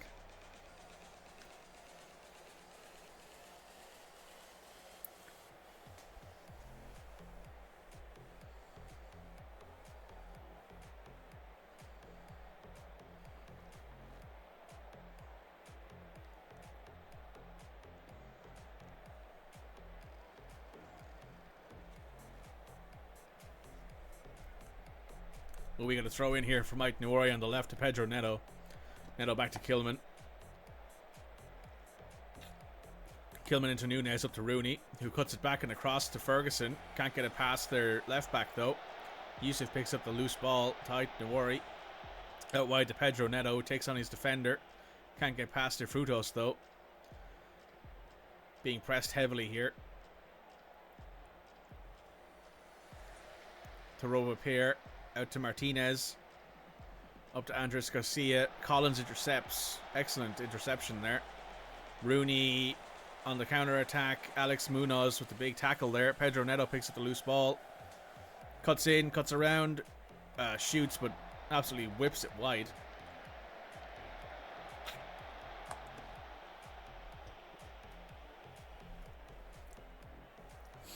We are 14 minutes in here. Ait Nouri with another throw in. Pedro Neto to Yusuf Yazici. Yusuf across to Rooney. Rooney gets blocked, but he picks up the second chance. Rooney has scored, and it counts. Wolves up 1-0 versus Levante.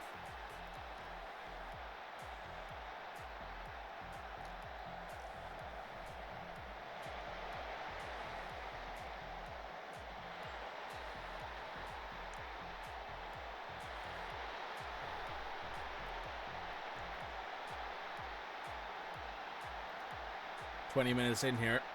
Wolves still winning. Pepelu to Martinez. Martinez takes it down, tries to cut back. Trubin makes a save there. That was deflected off the Wolves player. Corner kick here. Alex Munoz. The front guy is offside here. It looks like he might be blocking the goalkeeper, but doesn't win the header anyway. Gets knocked out to Cantero. Cantero cuts down the left to Alex Munoz. Back to Cantero. Yusuf Yazici intercepts, goes to Mateus Nunez. Mateus cuts it out wide left to Pedro Neto. That's the end of the highlight. Rangers are beating PSV right now. Oh, sorry, no, they're the same matches. Nice are beating Marseille, and Reims are beating Juventus. So close matches so far across the table.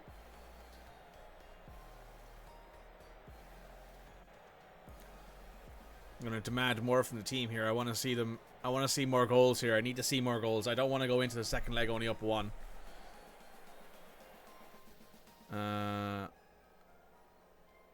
Things are going well, but I know you're capable of even better in midfielders. I'm furious with your efforts out there. I want you to do better. Okay. Encourage. We want to see the team here come out and do well.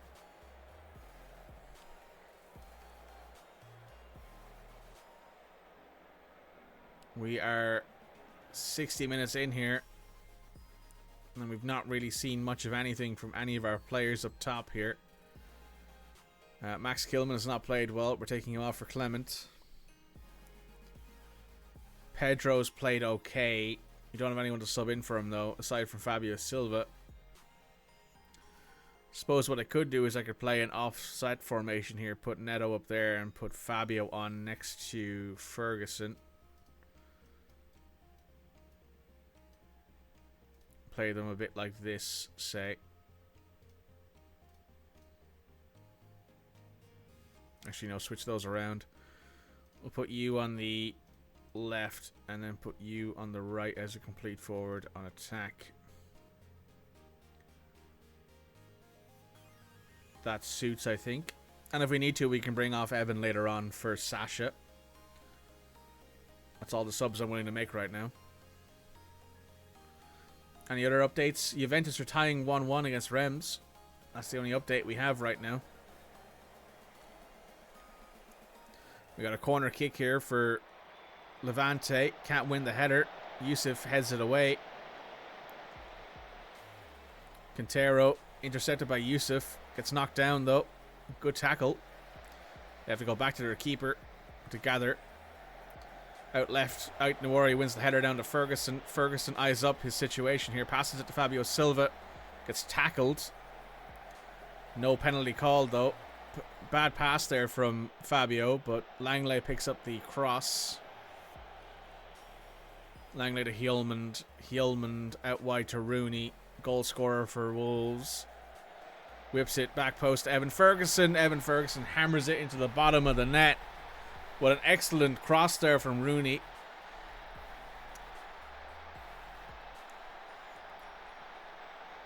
Evan just bangs that in. Excellent bit of play there from Wolves. What a whipped cross. Ferguson just goes up and gets it.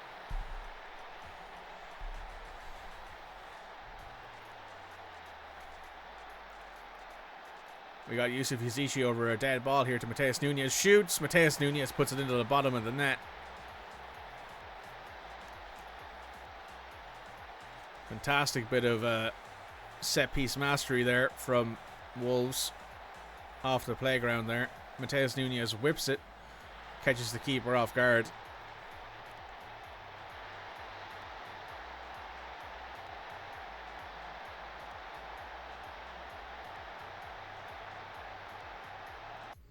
Right, we're 76 minutes in here. We're going to make some swaps for fitness. Aït-Nouri can come off. Rooney can come off for... I guess Shrewsbury Hall's going to have to play out. No, actually, you know what? He won't. Mateus Nunes will play out there. We'll put Shrewsbury into the middle. We have one more sub to make. I would like to take off Nelson. Oh, Midge is raiding. Hi, Midge. Hello. Welcome. What's up, dude? Midge raid. Hi. Welcome. Welcome to me trying to beat Levante 7-0. We're doing well so far. We're halfway there nearly. Also, Anto, you can use a different... That command doesn't work here.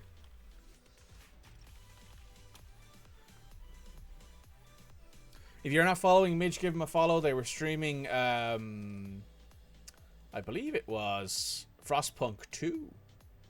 Having a great time selling the children to the mines, so he was. So if you guys are looking for some variety content, give Midge a follow. If you're looking for more Football Manager content, however, and want to watch me manage a group of virtual pixels to a few trophies maybe in the next few years, please stick around, give us a watch. Thanks for the raid again, Midge. Make sure you're following. Midge, man, deserves the follow. That poor fella's stressed out. He deserves all the love he can get right now.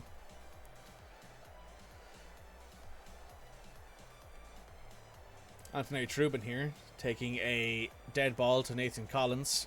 Collins out wide to Smedo. Smedo to Collins. To Shrewsbury Hall. So in fact, raids now count towards a path to partner. Oh, that's cool. Hjulmand to Collins. I'm surprised that wasn't already a thing, but, you know, it's Twitch after all, and they're kind of a bit slow on the uptake. They don't cut that out of the data. Oh, that's good. Hjulmand to Yusuf. Yusuf looks like he's about to wire one. He is. Can't get it in, though.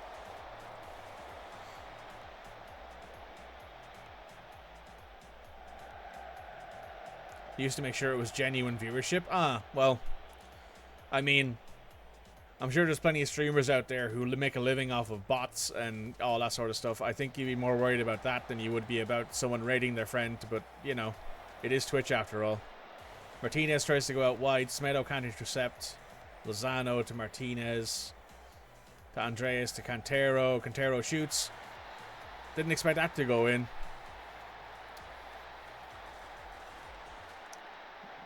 Interesting. Well, at least now you're helping me out a little bit with your raid. I appreciate it. Those of you who haven't had a chance to stay or can't or would prefer to go watch more Frostpunk, thanks for showing up. It's appreciated. If you would do me a favor, however, and just make sure you refresh your browser if you're still here. Yusuf, pass that ball, Yusuf. I don't know what you're doing. Alternatively, you can just give me a follow. That would be appreciated too. Yusuf Yazici back post to Nathan Collins. Nathan Collins can't win the header. Fabio Silva picks up the dead ball. To Brown. To Mateus Nunes out wide to Shrewsbury Hall. Even wider now to Smedo. Kicks it back post to Fabio Silva. He can't win the header, but he wins it down to Ferguson, to Evan Ferguson, who has scored here. I think this is going to count. Also, Midge, if you have to raid and run, I get it. It's appreciated. Thank you again for the raid.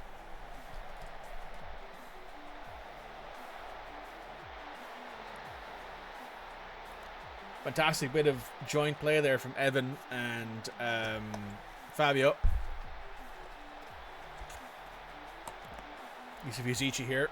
Whips it off the crossbar.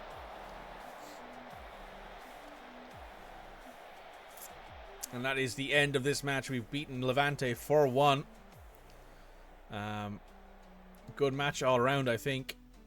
Well done, lads. It's a good win for us. That puts us in a position now to make it through to the next stage of the Europa League. Terrific performance. One of the best efforts. See it in amazement. That was a great goal from Mateus Nunes. Elsewhere, Rennes have beaten Juventus. Juventus are on the back foot here now. Nice have beaten Olympique Marseille.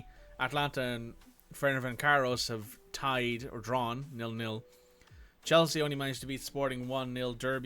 Bayern beat Anderlecht 2-0. Real San Sebastian beat Stuttgart 2-0, and Rangers beat PSV 2-1.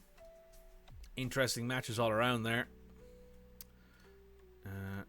Superb in front of goal, Rooney. Keep at it. Langley has reached the suspension limit, which means that we will need to start Kilman there, but we are going to substitute. Why are you so unhappy?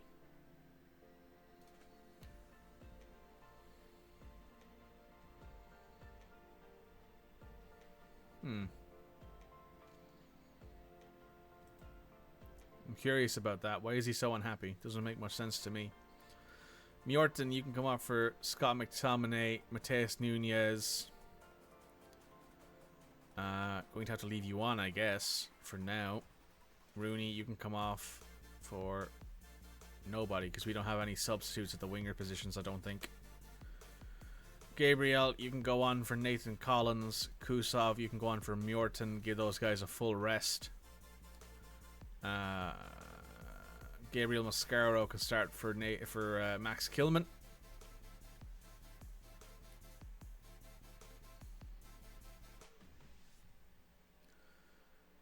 We're going to have an ad break in a few minutes here, which means that during that time I will need to go to the bathroom and do a few other things. But that will probably happen after this West Ham match. Evan O'Reilly's training report. He's not doing great. Also, Midge, in case you weren't here earlier, but Felix Sander has made an appearance for us. He's made 2 appearances off the bench for us in the Europa League, because we were winning. I think it was 7-0 at the time when we brought him on. He's growing. Not doing terrible. Doing all right. Though the first person to score a goal of our youth trio was actually Teddy Bareface, the central midfielder, who whipped a ball from the middle of from like 20-ish yards out into the back of the net. Very, very good goal from him. Nathan, I need you to train better.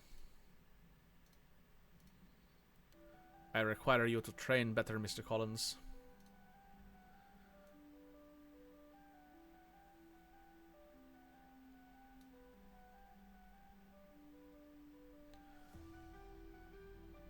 We'll give everyone a quick trained really well talk just to keep the team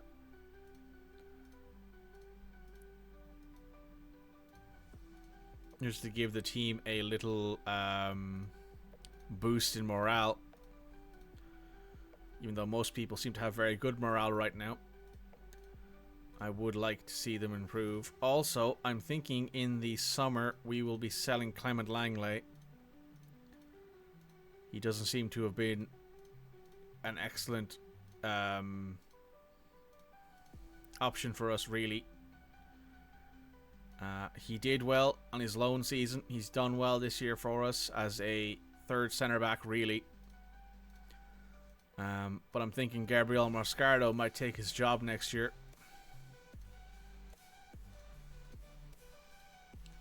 Must maintain the vibes. The vibes must be maintained.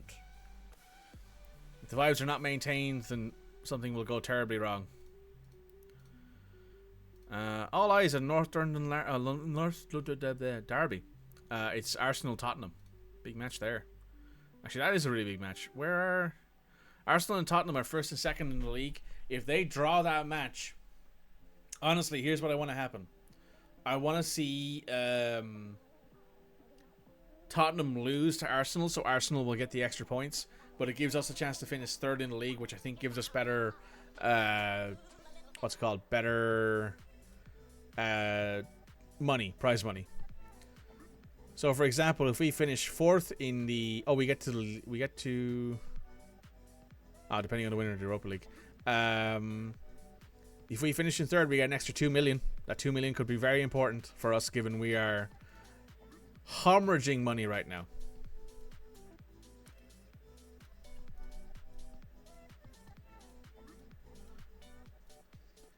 We're going to need to make some big sales, I think, in the summer to keep people around. Who would I consider selling? Probably half the team, to be honest. Which is almost always the answer. The only person who is probably going to make me sad if we did lose him would be Evan Ferguson. Oh, wow. You're valued super highly, but you're also shit.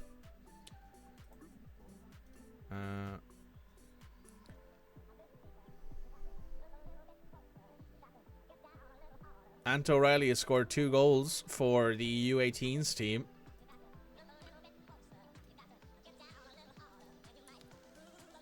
Oh, you bruised your ankle, Anto. I don't know what you're doing. I don't know what you're complaining about, lad. It's only a bruised ankle. Get over yourself. It's only like 1 to 2 days. My leg! My leg! I'm going to amputate. Oh, no.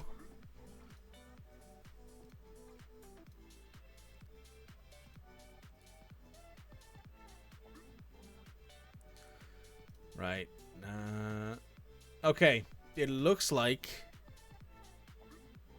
If I go to Schedule here. Sorry, not Schedule. Competitions. Looks like matches, fixtures, and results. And if we go back to the last one. There was a 1-1 draw, which arguably is the best result for us. A win here would tie us on points, so we will not go above Tottenham. They have a much better goal difference than us. But it will, at the very least, guarantee that we do not get overtaken by Man United, who drew against Everton in their last match, which is bad for them.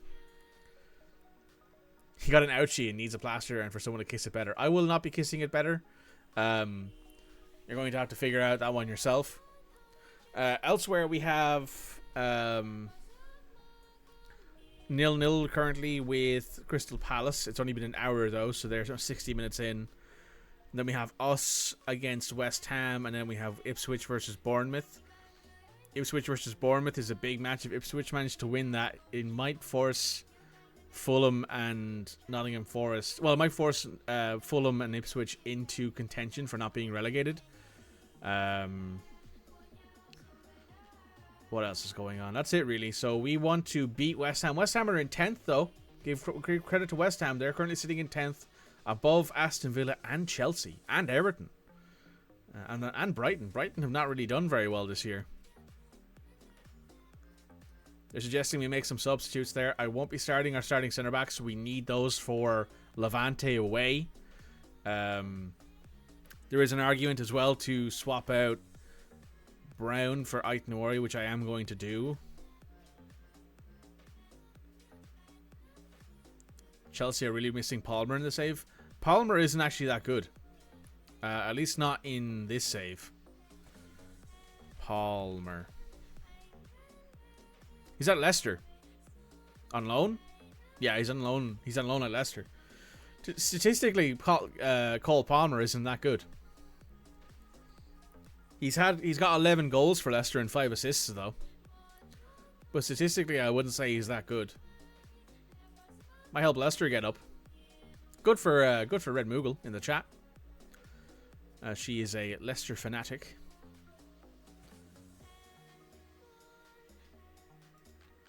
I will put Heilman on the bench, just as an extra option.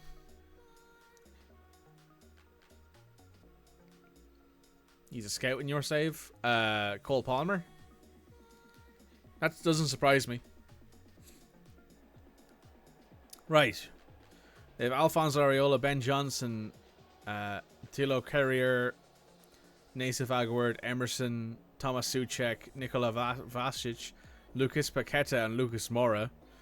With Lamik Banera and I don't know who this is. Demirovic? Danny Ings is on the bench. Jacob Greaves is on the bench.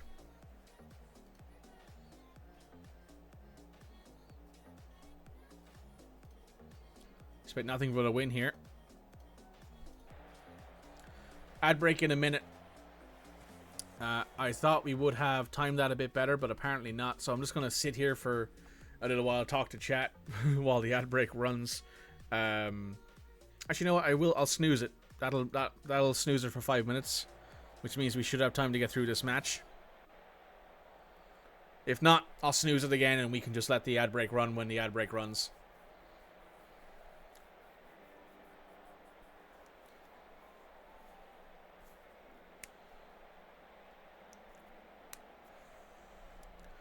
Looks like we've got the first shot on target, the first shots of the game as well.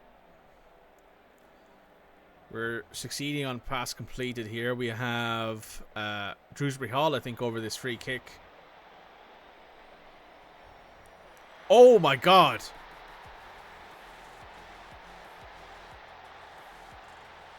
Holy shit, Drewsbury Hall.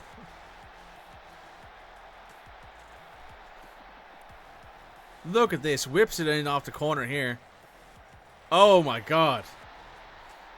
What a fantastic shot from Drewsbury Hall. That puts us in the correct position we need to be in. That puts us at 60 points. 4 points ahead of Man United. 5 points ahead of Man City. What a fantastic free kick there from Drewsbury Hall. Pedro Neto here. Pedro Neto whips it. Pedro Neto. Take a bow, my son. Two fantastic balls there in the last 15 minutes of the game. Drewsbury Hall up to Pedro Neto. Pedro turns, shoots, puts it in the same place as Drewsbury Hall did for his free kick at around the same distance. We're putting on a show. Yeah, we're putting on a show. Wolves are showing that it's not just Evan Ferguson who can score on this team.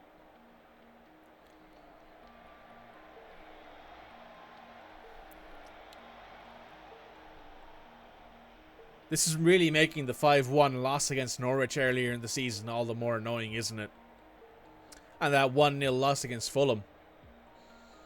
We'd have 6 more points in the league if we didn't lose those matches, which would put us in second in the league. I'm just staring down the barrel of the camera right now. We have 70 minutes here. We're going to make some changes. Nelson Schmedo can come off for Kilman. You were down your keeper. Yes, but that doesn't mean it's not a bad thing all the same. Doesn't mean I still can't be mad about it. Morton Hillman can come on. Rooney can come off for... who can you come off for? Yusuf, I guess. We'll play Yusuf out wide. Evan, you can come off for Fabio. Give Fabio the rest of the match. And you didn't put one on the bench. Listen, the match we lost against Tottenham, I didn't complain about. I complained about the 5-0, the 5-1 loss against Norwich and the 1-0 loss against Fulham. I didn't complain about the match we lost that we probably should have lost against Tottenham. That one, that's on me. The other two matches we should have won. We shouldn't have let in 5 goals against Norwich. We should have scored against Fulham.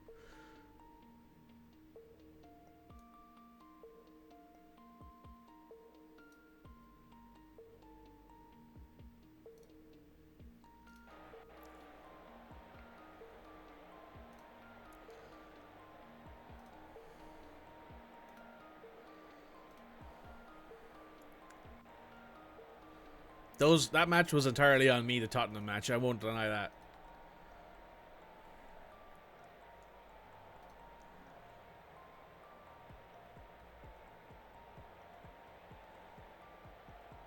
Archie Brown's picked up a bruised knee. That's fine. Have we won? We have won. We've absolutely smashed West Ham there. Big apologies there to Kent. one of the guys who I follow, who's a big West Ham guy.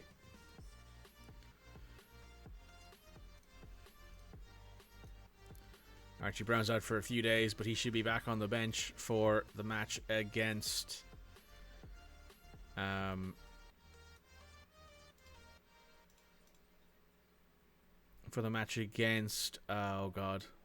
against Levante.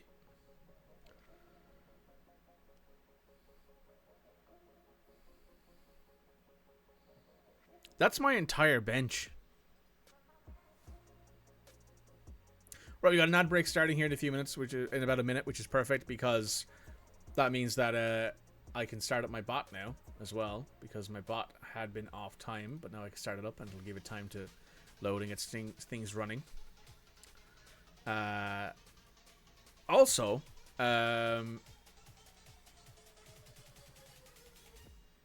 it gives us time for me to go to the bathroom to go get a fresh cup of coffee, and anyone at home, get yourself some water, take your meds if you need to, get a snack because it's currently lunchtime, and when we come back, we will deal with the fact that I have no players on my bench.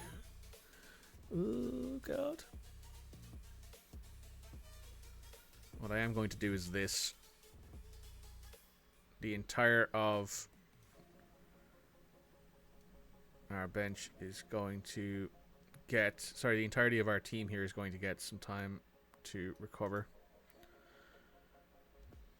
3 days rest. Right, ad break starting. I'm going to go get some coffee. I'll leave you guys with the music.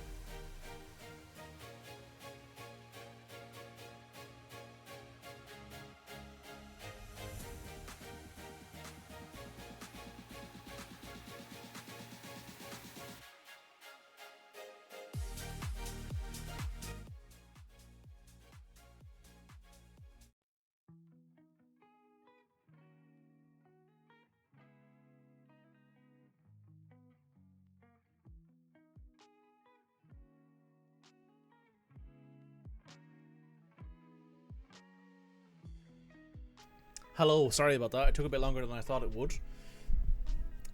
Hope everyone's still here. Hope everyone's had a good time. Hope everyone's picked up what they need to pick up. We've had a 2-0 win against West Ham there. That helps us a lot in the league. Helps us keep everything moving forward in the correct way. Excuse me. My lips are chapped right now.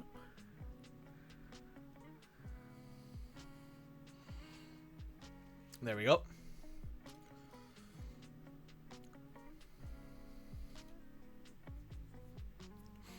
Our unbeaten run reached his 10 games. Home unbeaten games. What we're talking about was Wolves' unbeaten home run reaching 10 games following a 2-0 win versus West Ham. 6 straight league wins in the end of the season now in sight, lying 4th place in the Premier League. It would be nice to beat out Tottenham for 3rd. We will check what their end of season league is like. If they have a harder end of season run than us, then I will be perfectly happy to take 3rd place away from them, win an extra couple million in the Premier League. This summer, probably won't be bringing in too many players. We have a fairly, how do I put this? A lot of our players are either young or in the prime of their career.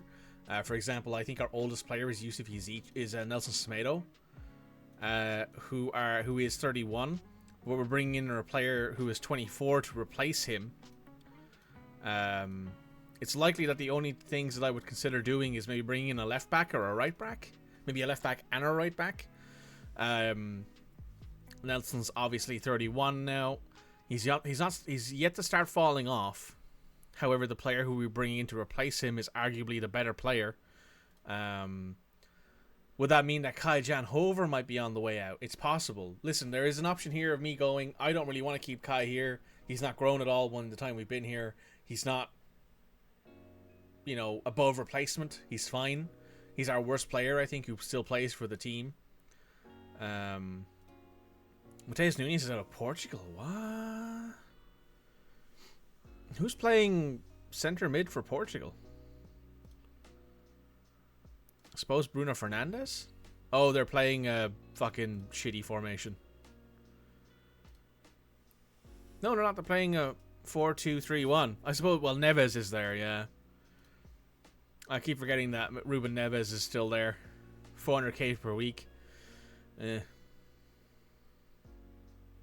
Anyone else remember the days when Ruben Neves was considered an elite wonder kid and, you could... he was like Wolves' star boy. Now he's gone to Saudi Arabia for a fuck ton of money. How the greats fall.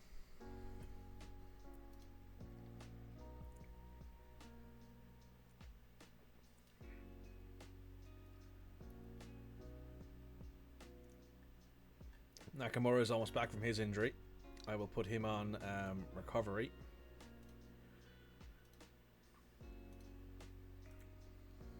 And who else was it? Oh, Kai-Jan.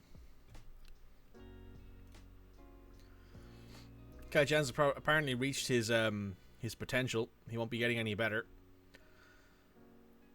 And he's not really worth all that much money. So yeah, maybe he's the one who goes. Sorry, I was looking for this so I can put him in general rehab. There we go. 6 substitutes of the possible 12. Kaito Nakamura is not recommended to be selected. Kai is probably also the same, not recommended to be selected. I suppose I could put Felix Sander, Betty Terraface, and Evan O'Reilly on the bench. Just to have them. Gotta love chasing that payday. Listen, I gotta balance the books somehow. We're like 60 million in the negative. But between the 80 or 90 million for the Premier League TV deal, the 35 million we get for being in the position we're in the Premier League, the Europa League game days, and also the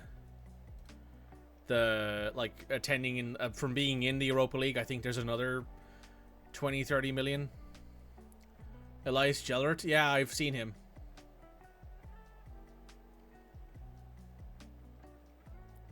Oh, you meant the dude playing in Saudi Arabia, yeah.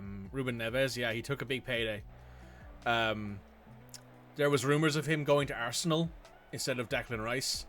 But Declan Rice obviously ended up going to Arsenal instead in real life, and Ruben went to Saudi.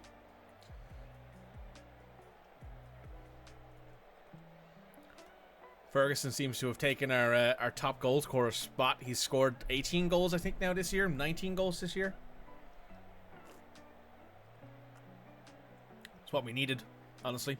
We needed someone who could score 20 plus goals in a season. There's our captain, Nathan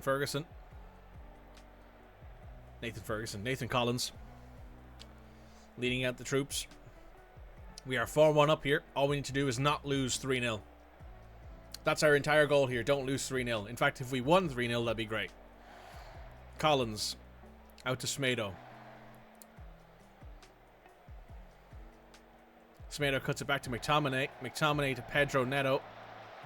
Oh, it's a big tackle there. I don't necessarily know if that was a penalty worthy, but Collins wins the header there. Shrewsbury Hall goes over the top to Rooney. Rooney can't get it in. Hits it off the post and the rebound is not available. Collins wins another header. Another big header there from Nathan Collins. Nathan Collins seems to be on the front foot here. Shrewsbury Hall out wide to Pedro Neto. Pedro back to Kilman. Ferguson, McTominay, Mateus, Smedo, Rooney, Mateus, Shrewsbury Hall, Ait Nowari, good pass there. Ferguson bangs it in off the goalkeeper's hip. This is his 19th goal of the season. Ferguson runs over to the away fans. I've seen Elias Cheller before. I think he's too expensive for us. And Derry Borza. I'll take a look at him later once we finish this match.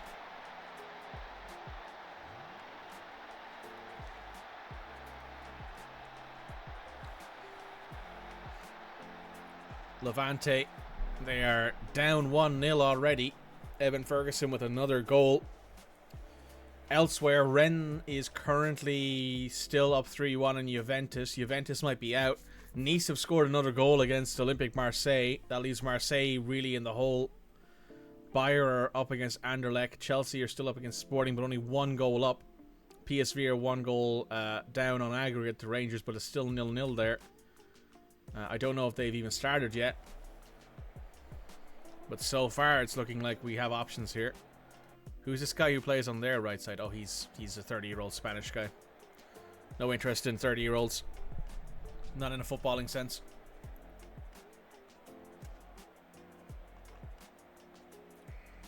Over a dead ball here. Mateus Nunez steps over it. Goes straight to Pedro Neto, who whips it. Can't bury it, but gets close.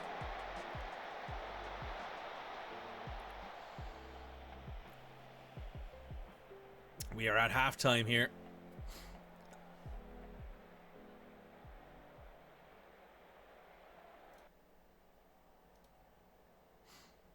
Jadot went to Brighton for 15 million in 2025 in my save and has been starting for them ever since. We might have 15 million to give them. I don't know if we do, but we might have something close to that at least. Rooney, you can come off for Evan. I'm going to play Evan on the right-hand side just to give Rooney a break. He's had a lot of games. I'm going to be Teddy in for Mateus Nunez, and then we're not going to bring Felix Ander in quite yet. We're going to bring in the young kids here just to give them another run. They've also made some substitutes.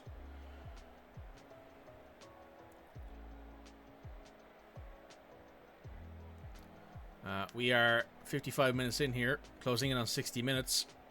Looking like absolutely no chance here for Levante to make a sweeping return here. McTominay should probably come off here, given he's got a yellow and has a bit of a penchant for it. They're suggesting I take off Nathan Collins as well, but at the moment I think leaving him out there is fine. He's not tired. He's not got a yellow yet. Hopefully he won't get a yellow. Shrewsbury Hall out to Pedro Neto here on a highlight. Pedro pulls it back to Aitnawari. Aitnawari into Hjulman. Hjulman back to Kilman. Kilman to Drewsbury Hall. Drewsbury Hall into Ferguson. Ferguson to Pearface. Out to Evan O'Reilly. Evan Ant O'Reilly whips it. His first goal, first senior goal for Wolverhampton Wanderers, has earned it from play, not from a cheap penalty. What a fantastic shot there by Evan Anto. Off the pass from Teddy Bareface. What a good shot from Evan Anto.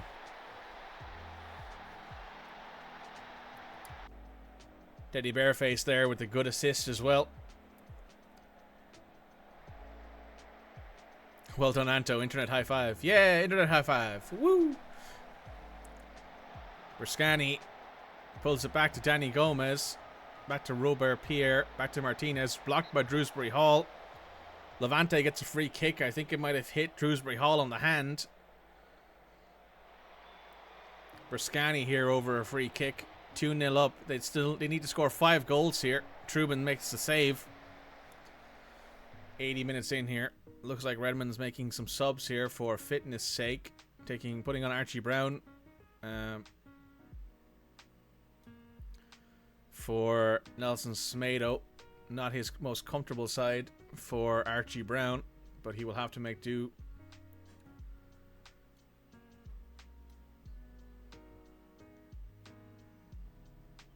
Fabio Silva coming on for Evan Ferguson. Give Fabio a short run at the end of the match here.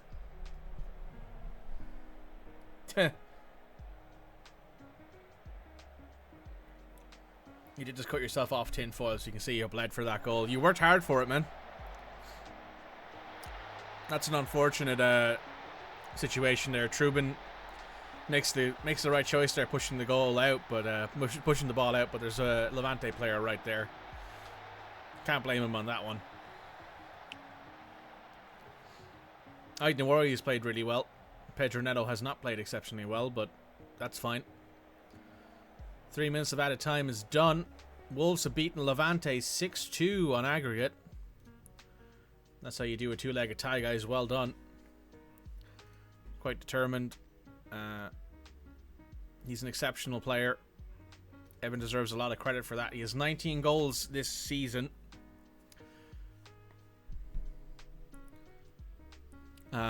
Look at the amount of guys who we get called up for Ireland. Evan, Nathan Collins, Joe Hodge, who isn't at the team right now. That's a player we'd probably sell in the summer for maybe 6 or 7 million. Mark Travers is also being called up to Ireland. I don't think he's starting for Ireland. I think it's Gavin Bazoon who's starting for Ireland. Austria had Sasha called up. Portugal has Smedo. Under 21s has Alfonso. Denmark has Morton.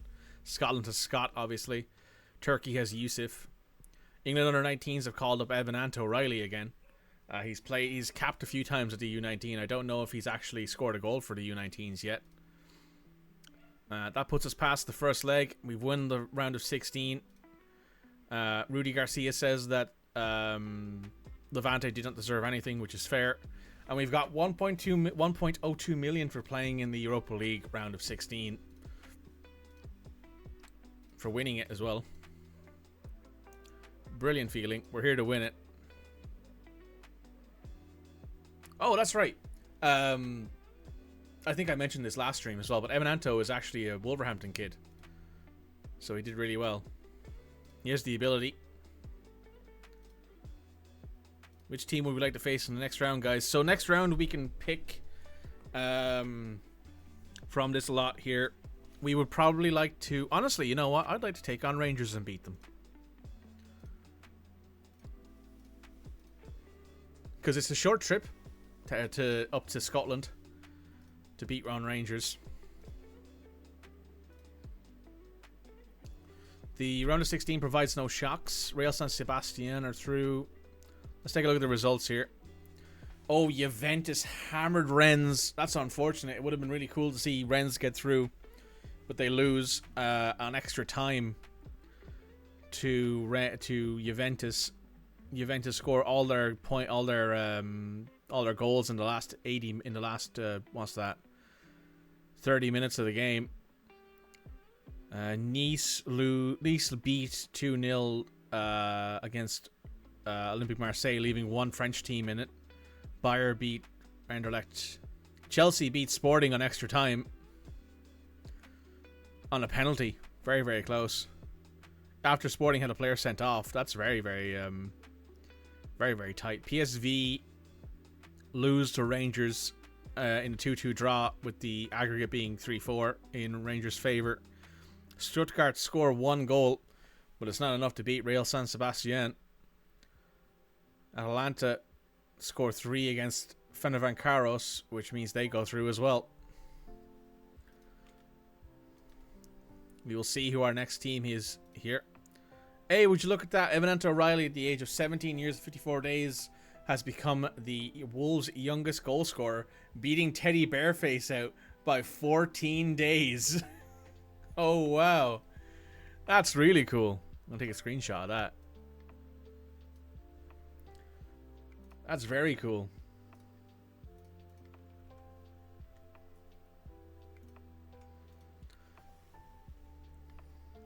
Woo, yeah.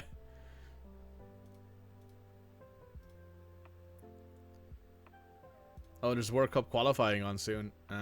Transfer and loan.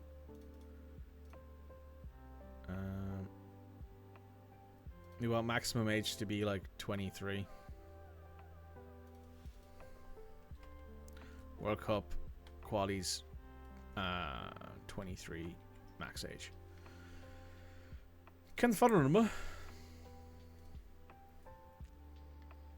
I had 2 weeks. I had to do it then. Yeah, you only had 2 weeks to do it before you and Teddy Bareface would have been tied. Good job though. Very, very good youth team here, it seems, so far. Wolverhampton Wanderers.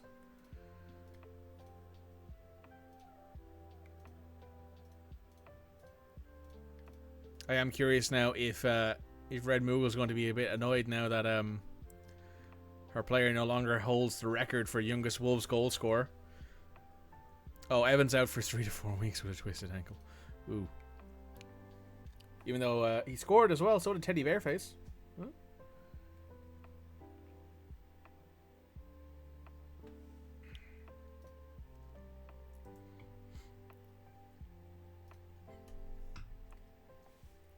We got Newcastle United here in 7th. And then we have the international break. Should have scored sooner. Oh, cool. We just had Rooney's just been called up for the Swedish international team. Teddy Bareface had the assist. He wanted it to happen. This is true. Teddy did pass the ball to him. Teddy was being very very unselfish there with the pass that he made to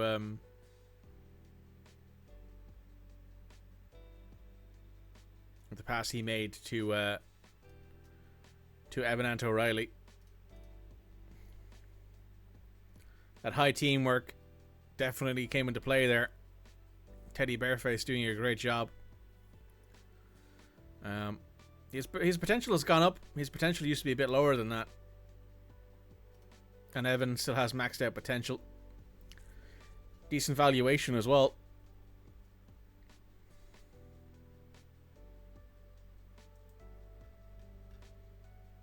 Good stuff there from Evan Anto and Teddy Bareface.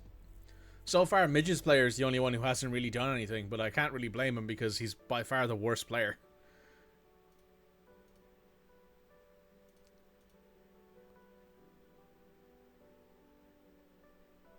Right, big matches today. Bournemouth, Chelsea. It'd be nice to see Chelsea lose some more points there, but Chelsea are only down in 12th. So, not that big of a deal, really. Fulham, Norwich, that's a big match for Fulham. That's very Midge of him. That is very Midge of him. If Fulham were to win this match, they would go above Bournemouth, assuming Bournemouth lose to Chelsea. Brentford, Leeds. Biggest match that's on today is ours, by far it looks like. Which is 7th versus 4th. If we won this match, we would no longer be... This is our game in hand, it looks like, which would put us up into... third in the Premier League. We couldn't get in the second because of goal difference. But that would be... We'd get a lot closer. We'd also secure a gap of 7 points on City and Sorry, on Newcastle, on United, and 8 points on City. Newcastle are 14 points behind us.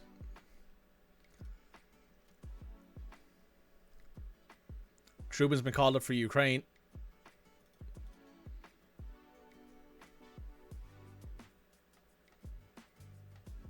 Viktor Sigankov is at Girona. Wouldn't mind bringing him in. Is Andre Dulin not getting any matches at? He's not really, actually. Lunin's not really playing for Real. So I guess Antonelli's playing all these matches and he's getting all of this front-facing growth, and he's actually growing, to give him credit. He is getting better.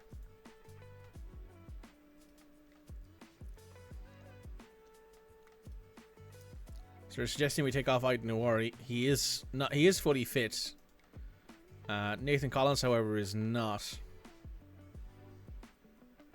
We'll put Langley in. We can't take Semedo off because he's not.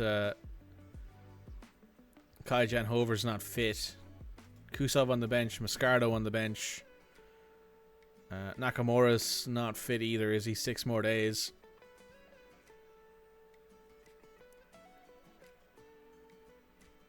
I guess I'll put Teddy Bareface on the bench just to have an extra centre midfielder.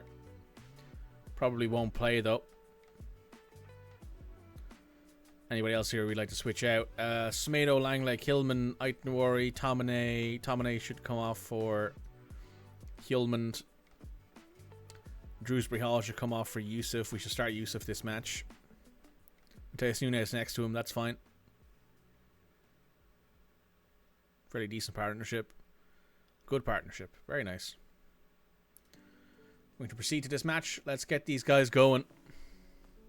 I want to see another solid win here, even though it is Newcastle.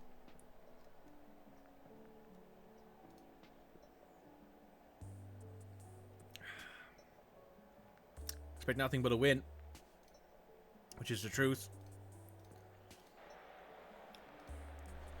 We're away at Newcastle here.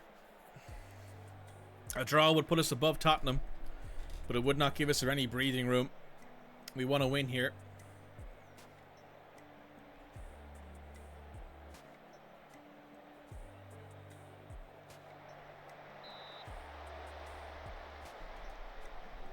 Massive save from Trubin there. Trippier taking a corner kick. Whips it. Jonathan Tah there over the top.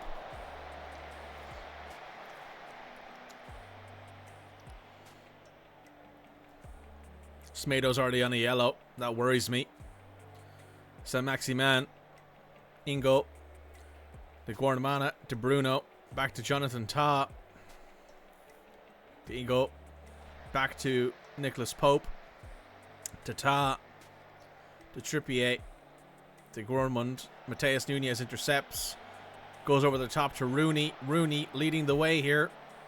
Goes back to Evan Ferguson. Blocked by Tah. Good push there. Good speed. Yusuf Yazici taking the corner here.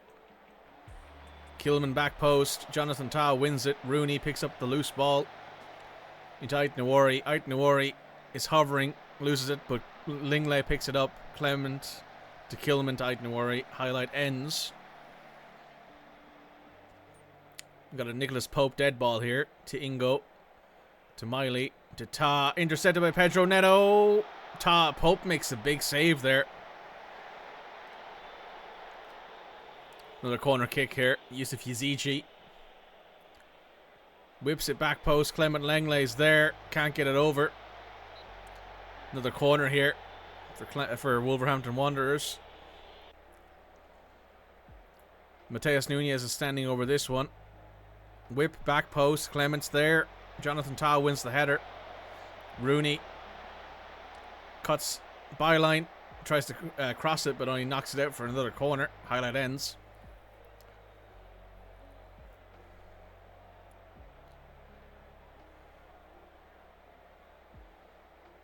30 minutes in here. Not much going on so far.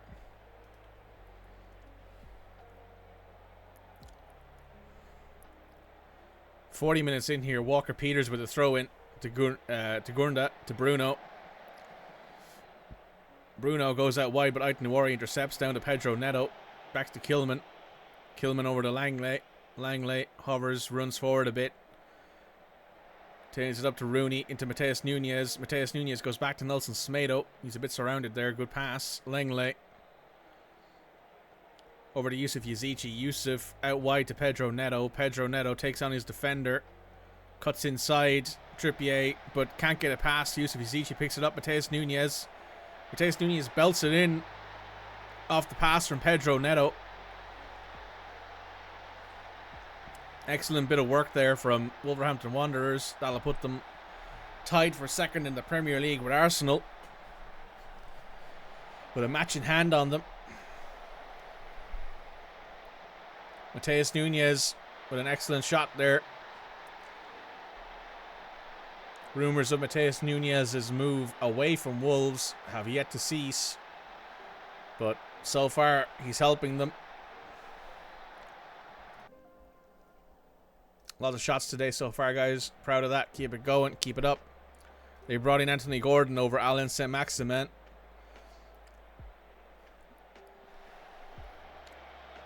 Walker Peters picks up a loose ball to Miley. Up to Isak.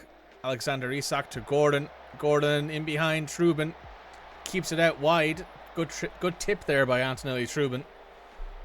Almost went through his legs. Trippier with a corner. Langley wins the header. Yusuf Yazici wins the second ball. Correa's back at the halfway line. To Jonathan Tah. To Miley. Highlight ends. Second highlight here. Pedro Neto's down on the ground. Getting back up. Got a free kick here. With Yusuf Yazici over it. Is Yusuf going to manage to match Shrewsbury Hall here? Whip. No. Nick Pope doesn't even move to make the save there.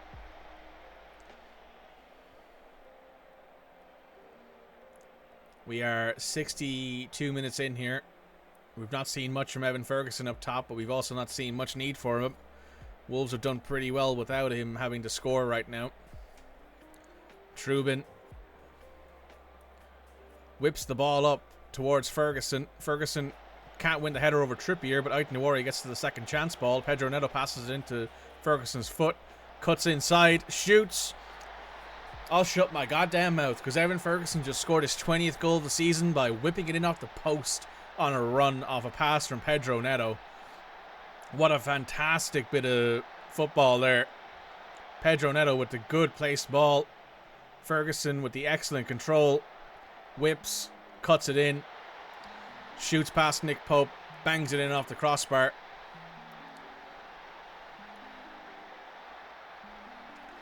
Wolves are 2-0 up here.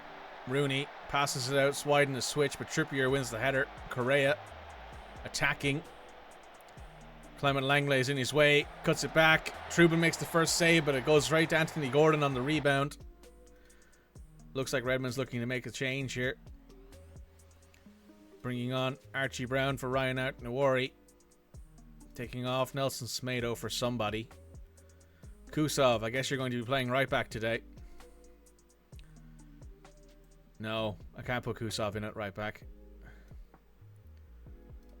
Semedo, you go back to full back on support.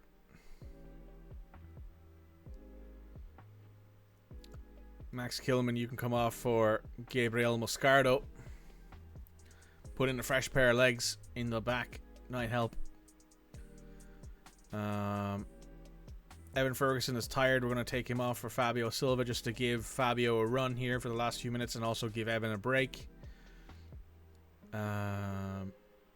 Hoyland can stay on. Scott McTominay. Do you have any experience playing right back? Absolutely not. Kilman, I suppose, could go in at right back, but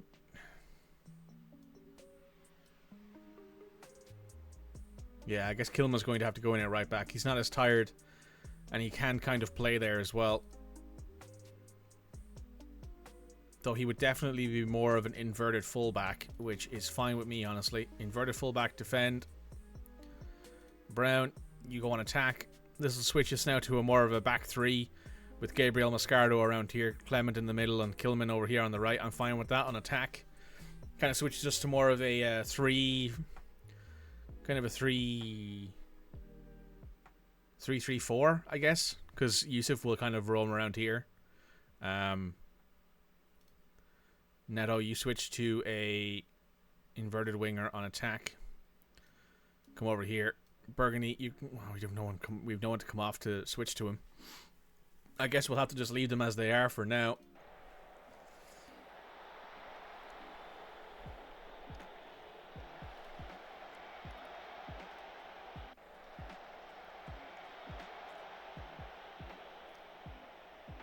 Oh wait, why is Gabriel on the right hand side there?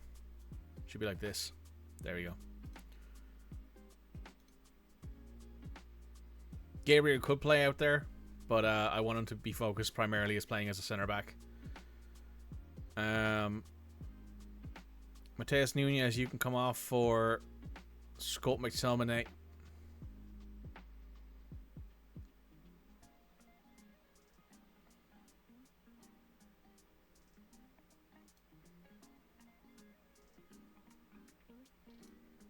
I think we're fine on that for now then. That'll be our last bit of substituting for now. While a 2-1 win is not bad, I wouldn't mind saying no to another goal here. Pedro Neto leading the charge on the left with Fabio Silva in the middle. Back to Gabriel Mascardo into Scott McTominay. Scott McTominay goes out wide to Archie Brown. Archie Brown cuts inside, passes to Yusuf. Yusuf tries to finesse it top right hand corner, can't quite get there. 7 minutes of added time here. McTominay wins the second chance ball to Rooney. Rooney goes in the middle to Yusuf. Yusuf feeds it to Pedro Neto. Pedro Neto shoots. Goes back out of the post there. Pedro really should have scored that one. That's a disappointment for Pedro. Pedro's deserved a goal with how well he's played today. And that's full time. Wolves have won 2-1. Well done, lads. That was a good win for us.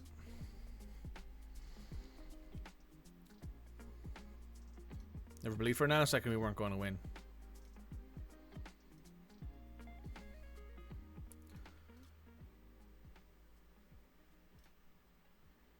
Pedro Neto has 2 assists in that game. Your passing was a joy to behold. Good job, Pedro. Since I dropped him after the injury he picked up, the small pull through his hamstring he picked up fairly early on in the season, Pedro's played a lot better. Okay. Kaito Nakamura will be fit for the next matches. We also have an international break here now. Mateus Cunha might be back and ready for the next load of matches. However, players who aren't going out on international duty, so anyone here really, you guys all get 3 days off training. So we are currently sitting in third in the Premier League. What's that? 14 points behind Liverpool, tied with Arsenal on 63 points. Tottenham in fourth with 60. Man United in fifth with 56. And Man City in sixth with 55. Newcastle in seventh with 46 points. Let's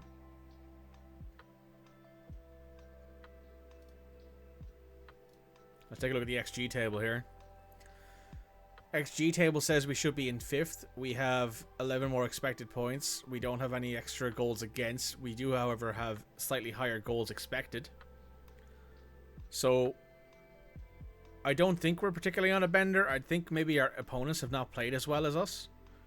Not quite sure how to interpret that, but it looks like it's going pretty well. And it looks like Liverpool are on a bit of a bender right now. Man City should be in second, but they've allowed 8 more goals than expected.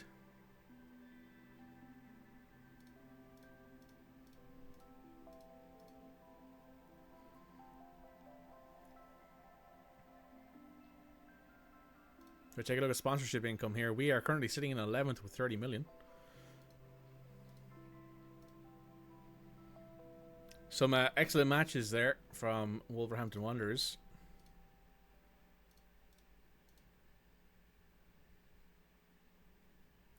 Our next match is against Bournemouth. We've also got our new youth intake players here.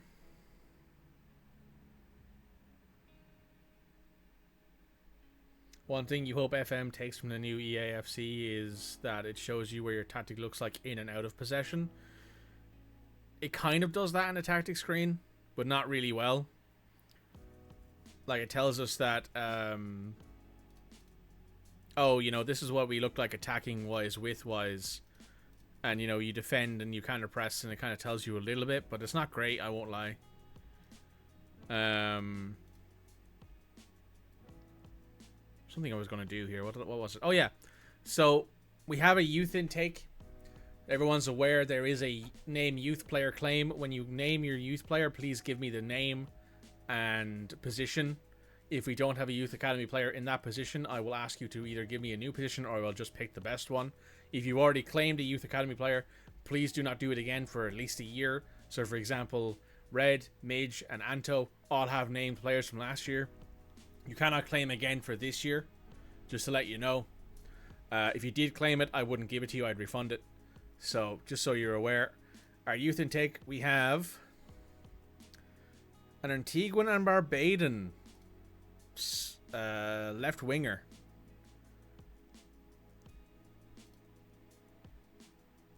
Born in Antigua.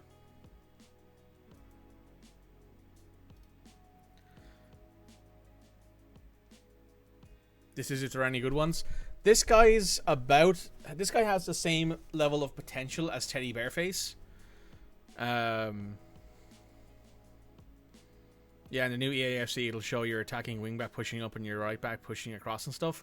So, like, in this screen, it would be like if I had a inverted fullback here and an attacking and a complete wingback here, which I know where he is.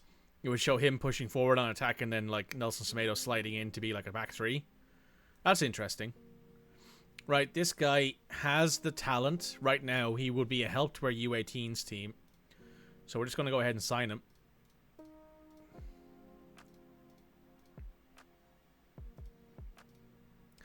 Doesn't want a professional contract, but I'll give him one. Yeah, and Yusuf pushing up. Oh, interesting. That's cool. So we have Carrick Hadland here. Hadland is he was born in West Bromwich. He was born in the Black Country, born nearby. Is a 16-year-old midfielder.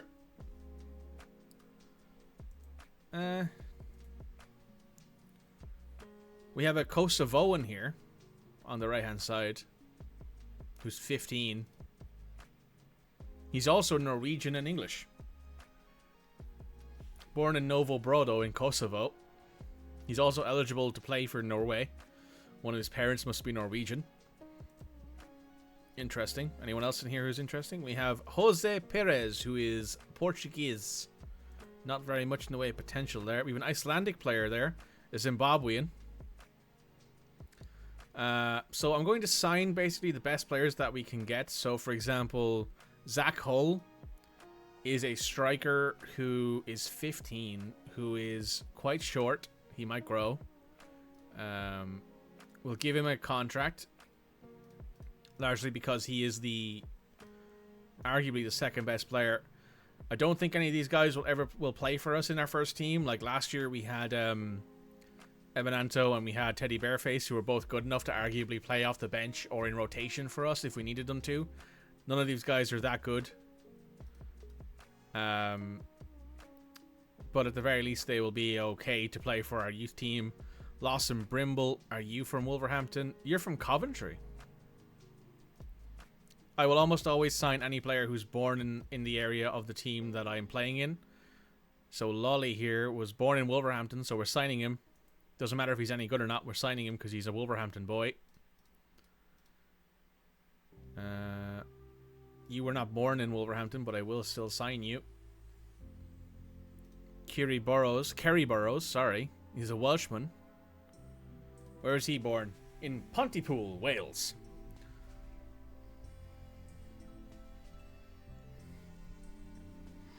Most 15-year-olds are still growing. I stopped around then, but he should keep growing.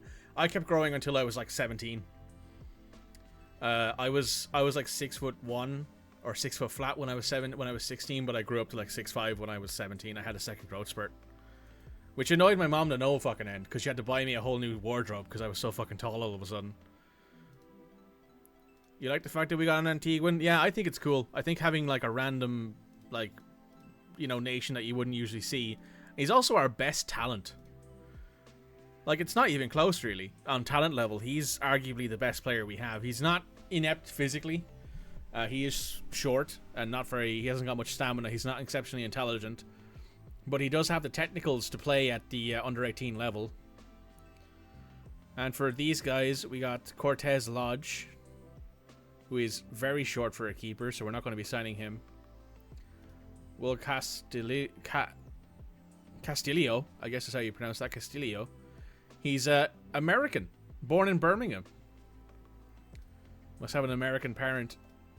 Poor fellow will be paying American taxes all of his life, and he doesn't even know it yet. We have David Enerson here, who's another centre-back. Wouldn't say no to having more youth centre-backs. Born in Iceland, is also English, though. Might play for Iceland, who knows. Damien Usman, another centre-back. Born in Wolverhampton, so we're signing him.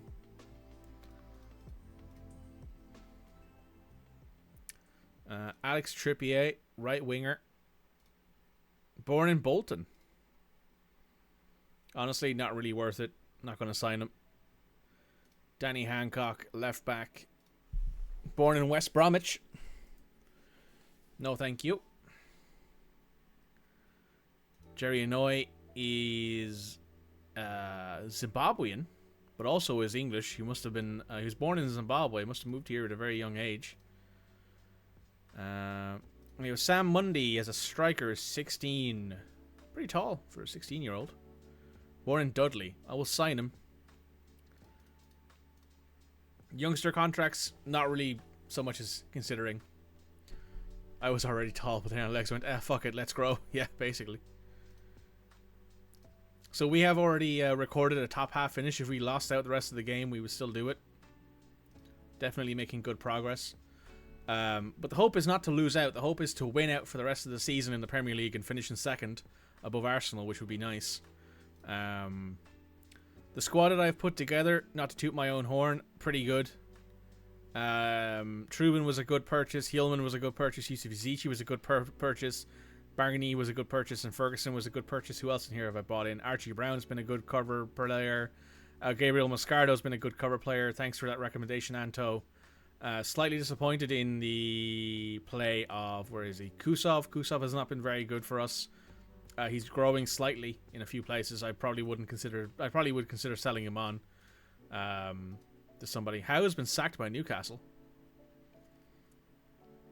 We have we have 3 players named in Team of the Week: Mateus Nunes, Pedro Neto, and Evan Ferguson. Very nice. Very nice to have multiple players named in there. Kai-Jan Hover's back from his injury.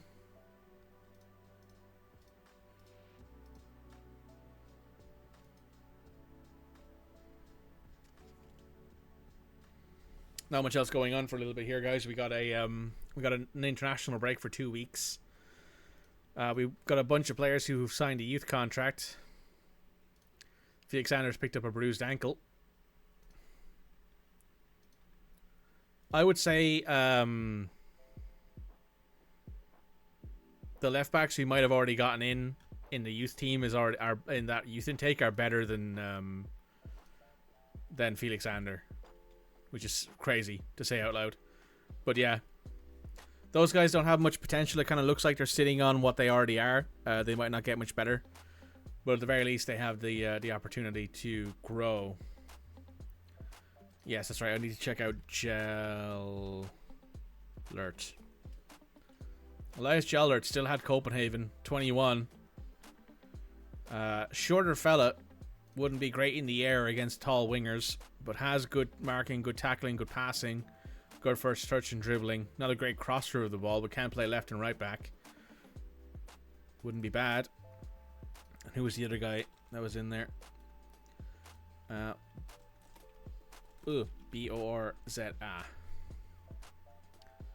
Andrei Borza, left back Romanian at PSG. Went to PSG for 2.2 million this year.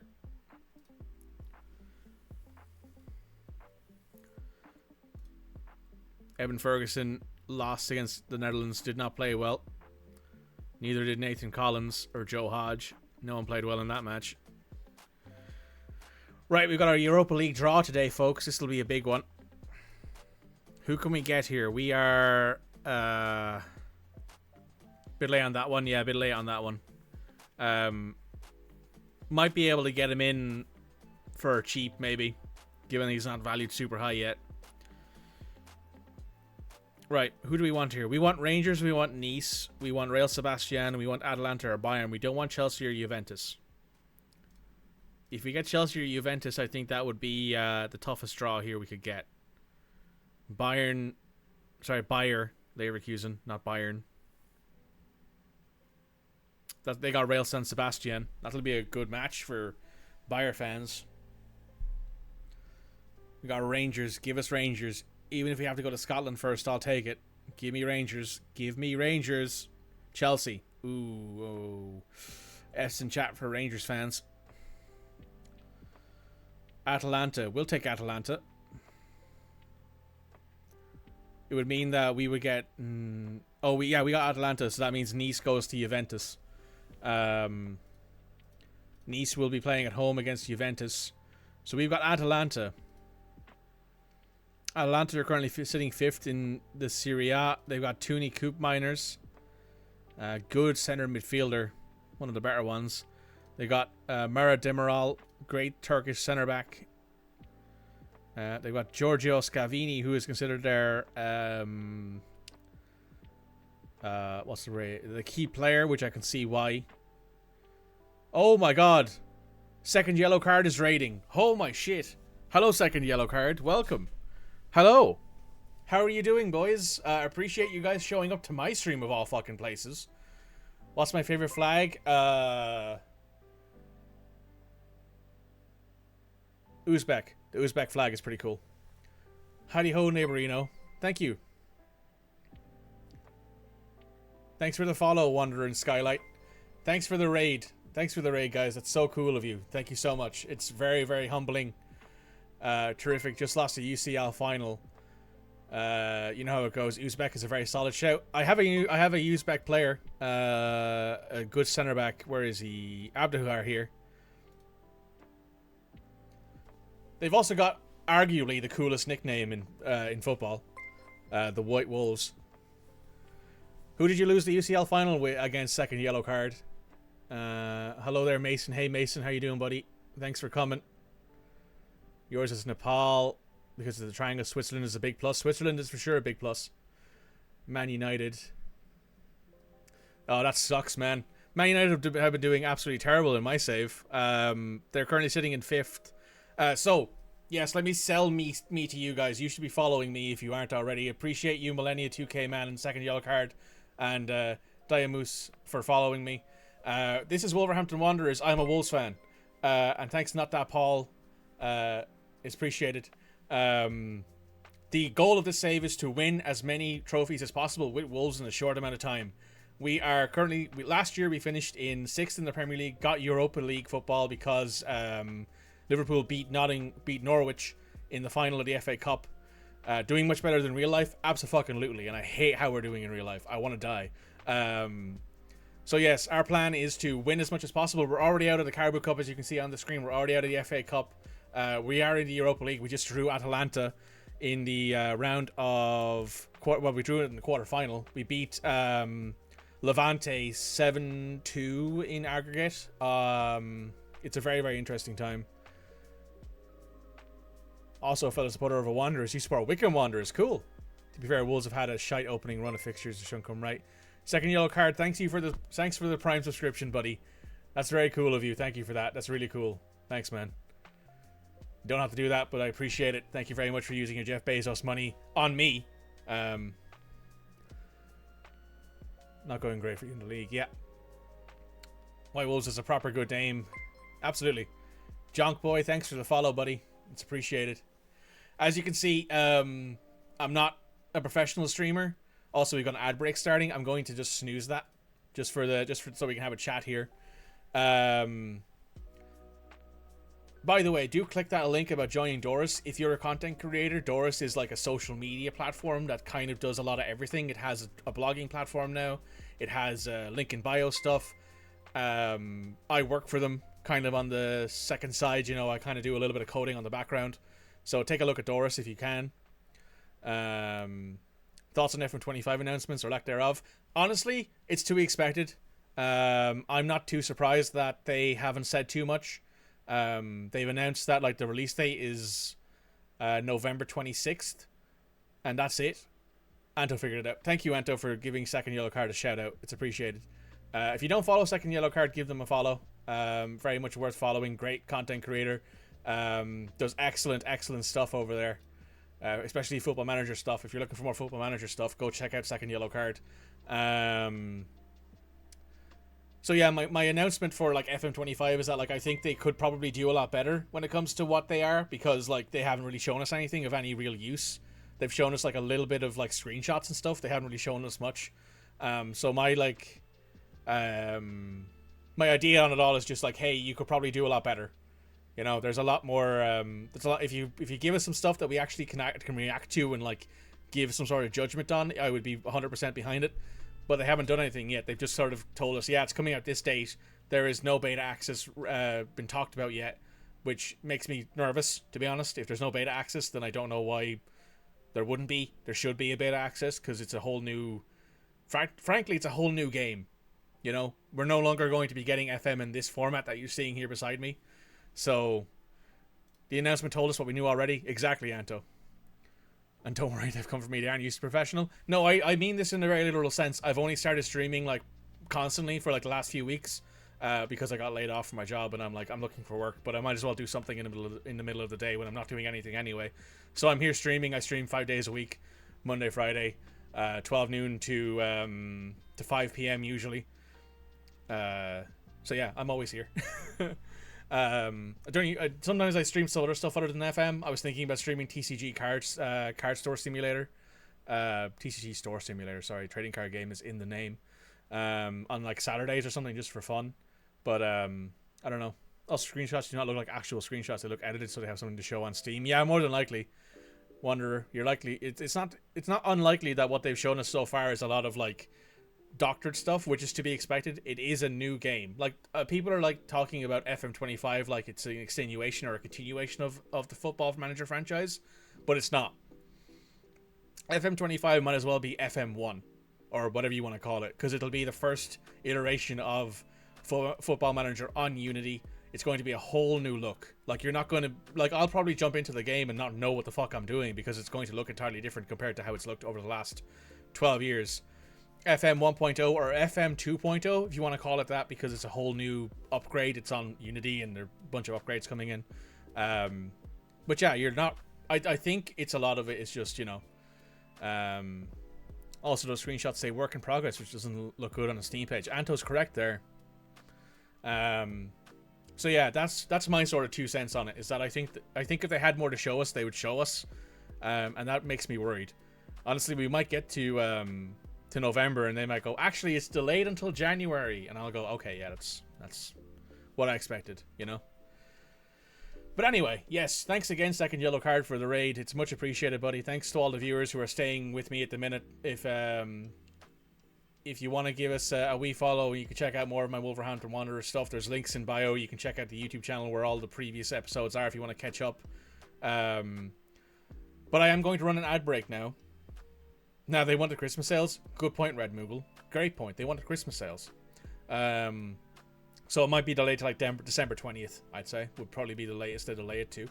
But I am going to run the ad break, because right now people are getting pre-roll ads, and we don't do that here. I run an ad break every hour on the hour to make sure that there's no pre-roll ads, so when you join the stream you don't see any. So I'm going to run a quick 3-minute ad break. I will stay here talking to chat though, so if you have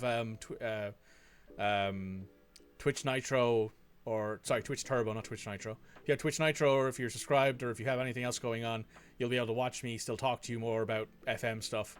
for now while we get through this ad break. Twitch Turbo. Thank you, Midge. Nitro is Discord. Yeah, that's true. Nitro is Discord. Getting those things mixed up. Help me.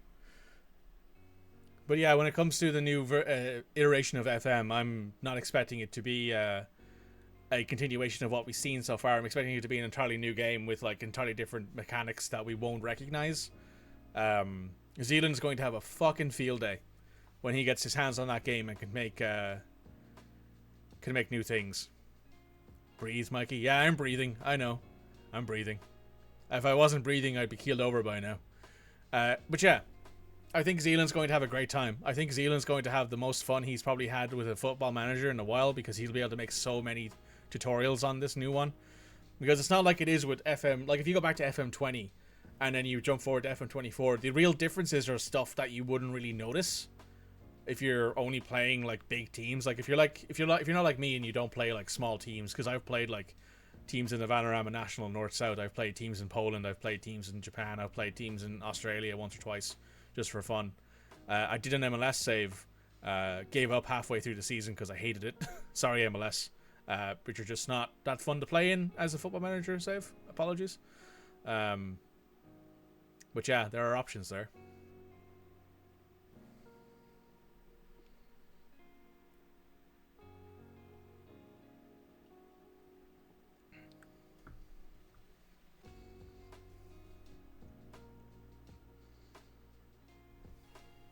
Most FM creators love a boom with tutorials, especially the Premier League license attracting more casuals. We've had the Premier League license. The Premier League license is in FM24. So is the UEFA leagues, like the FA Cup, the Carabao Cup, the Champions League, Europa League, and Conference League. They've been in it for a year now, but it might make it a little bit more accessible. Will be the thing, right? FM25 might be a lot more accessible to someone who maybe who doesn't really know all that much. Maybe isn't a PC gamer.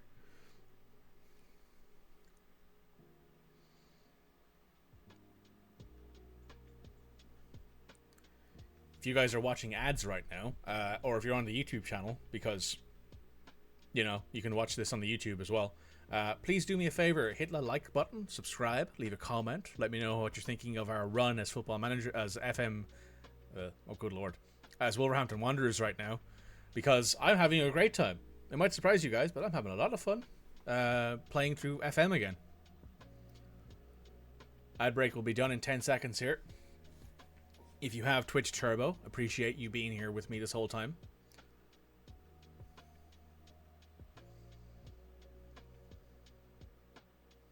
Right, the ad break is over, guys. Welcome back. Thank you who has stuck around. If you didn't stick around, or maybe if you're sitting here watching, lurking, do me a massive favor. Make sure you just hit your refresh key on your keyboard, or do anything like that. Or if you're subbed, yeah, you've been watching this whole time, having a great time. Just refresh, interact with the stream. You don't need to chat. You don't need to do anything else. Just make sure you refresh the player, because Twitch has a thing where if you come in as a raid and then you don't interact with the stream in any way, you aren't counted as a viewer. So it would be a massive help to me if you were to do that. Alternatively, if you've had to go, thanks for showing up. Thanks again to Second Yellow Card. Second Yellow Card, if you're still there, thank you. If you're lurking or if you're leaving, that's gone now because raids count. Oh! So, those of you who don't know, up here, you'll see above my head, Midgeman is a bit of a streaming maestro, a bit of a content creating maestro. Give him a follow too, if you don't mind. He was streaming Frostpunk 2 earlier. Very, very interesting game. And he told me that, raids now count towards all your viewership because Twitch fixed things. But I suppose it's habit to tell people that, hey, please refresh, because that's how it's been for a very long time. Thank you for the shout out for Midge. Give him a follow there. We are playing Atalanta in the Europa League here. We have our international breaks right now. We're going to see this draw here that we're going to get for the Europa League semi-final. Who do we want here? We want Bayer or Real San Sebastian, I think. That's the team who we want here. Yes. Yes. Fuck. We have Juventus Nice. And we will be at home. That's a bit annoying. Hopefully Nice carries us through there. Hopefully Nice does a great job. Hopefully Nice pulls out an absolute stonker there and beats Juventus. Juventus did not do very well away from home against Besiktas, I think it was. They played in the previous round, didn't do very well. Come on, Nice. Come on, Nice. Let's do it. Do me a massive favour, Nice, and kick Juventus out. Ironically, if Rangers did the same thing and kicked... Daniel Bentley's going for his National A license. Very nice. Good job, Danny Bentley. Nakamura's back from his injury. That's good. We have some actual coverage now at left wing and right wing. It was Rennes. That's right, thank you. Rennes almost beat them. Rennes were like up 3-0, but they lost 3-0? They lost like 2-4 in the second leg, which means that and it was extra time. It wasn't great. We also just had our youth intake. Didn't have anyone of any real note. We had one player who is from Antigua and Barbados who we've signed. He was our best youth player from the year, which is kind of funny. But yeah, that's our only real youth prospect. Last year we had a 5-star youth prospect, Evan Anto. Anto in the chat there, as you can see, one of my mods named the player after himself. There is a redeem in the down below to redeem yourself a Ferguson is injured. There is a redeem down below if you want to name a player or a staff member after yourself. Midge, Red Moogle and Anto named a player last year, so that means they can't name a player this year's youth intake. So everyone's available. If you want to claim it, tell me what the name is, and I will rename the youth player to that if you have an actual name. Alternatively, if your Twitch name is maybe your actual name or something I can put in there instead, I will use that. So, Evan Ferguson's picked up ankle ligaments injury. He's out for probably 2 weeks after he's out of the Europa League quarterfinal.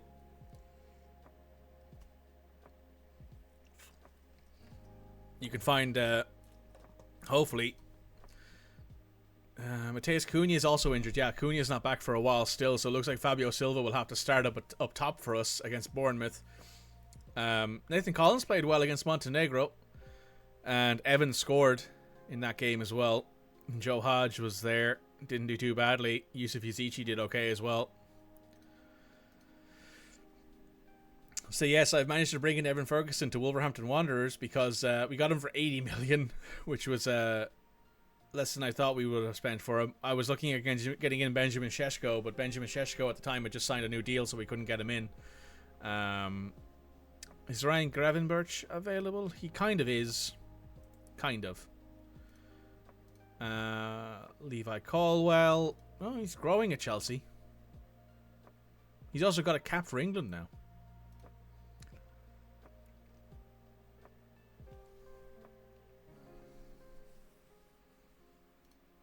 So we're hoping to get to...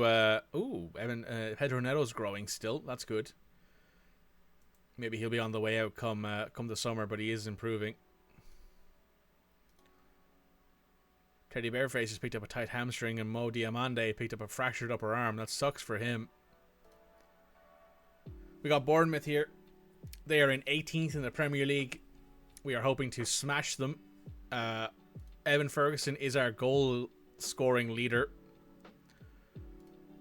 With 20 goals in all comps.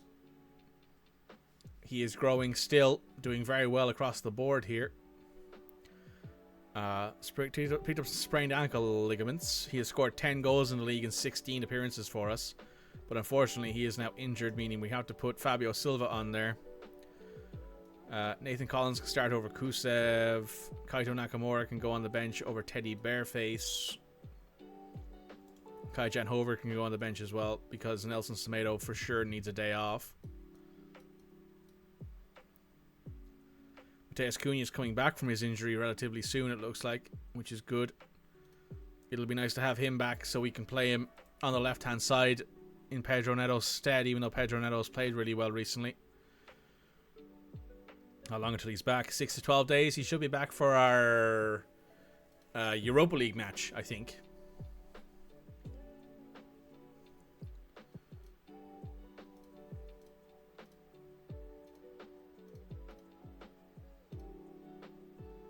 They're saying we don't offer Tyler Roberts a new contract. That seems fair to me. Thank you guys again for all the fresh follows. It's much appreciated. And the prime sub from second yellow card. Junk Boy, Mason Cooper, D Dodster, Cullies, Kings. Thank you for the follow, buddy. It's appreciated.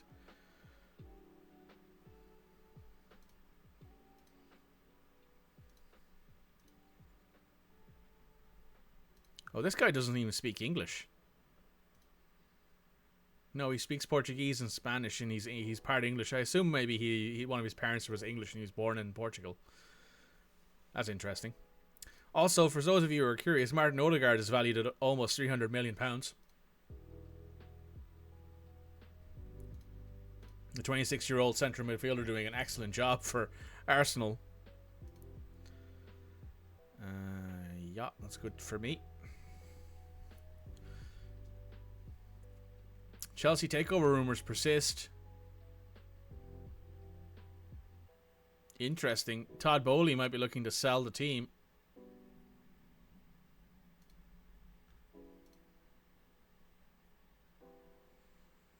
How would you feel about that, Anto?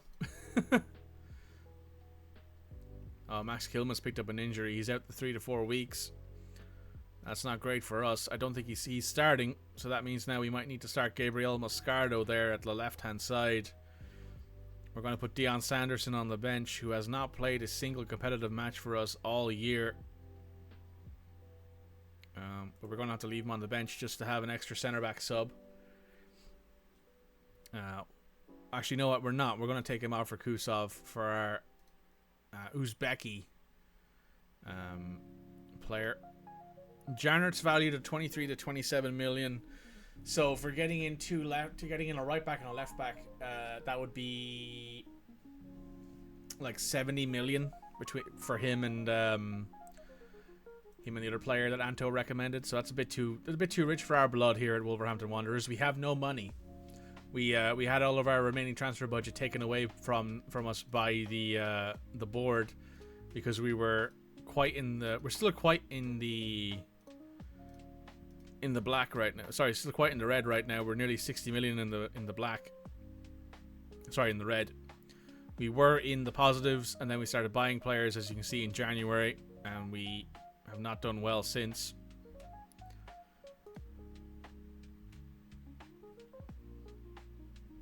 If we sell our souls, the Saudis, I'll start supporting Fulham. Oh, wow. IRL, you don't mind Todd Boehly, but if you sell your soul to the Saudis, you'll start supporting Fulham. We'll see. We'll see. It might be one of those things where you see them like test the market. Like Todd Boehly might never actually sell. Oh wow, Ike Nawari's also picked up an injury. That's not good. That's quite a few injuries we just picked up over the weekend there.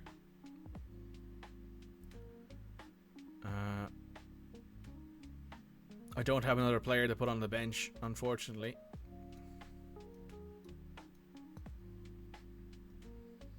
Mateus Cunha will be back in 4 to 9 days.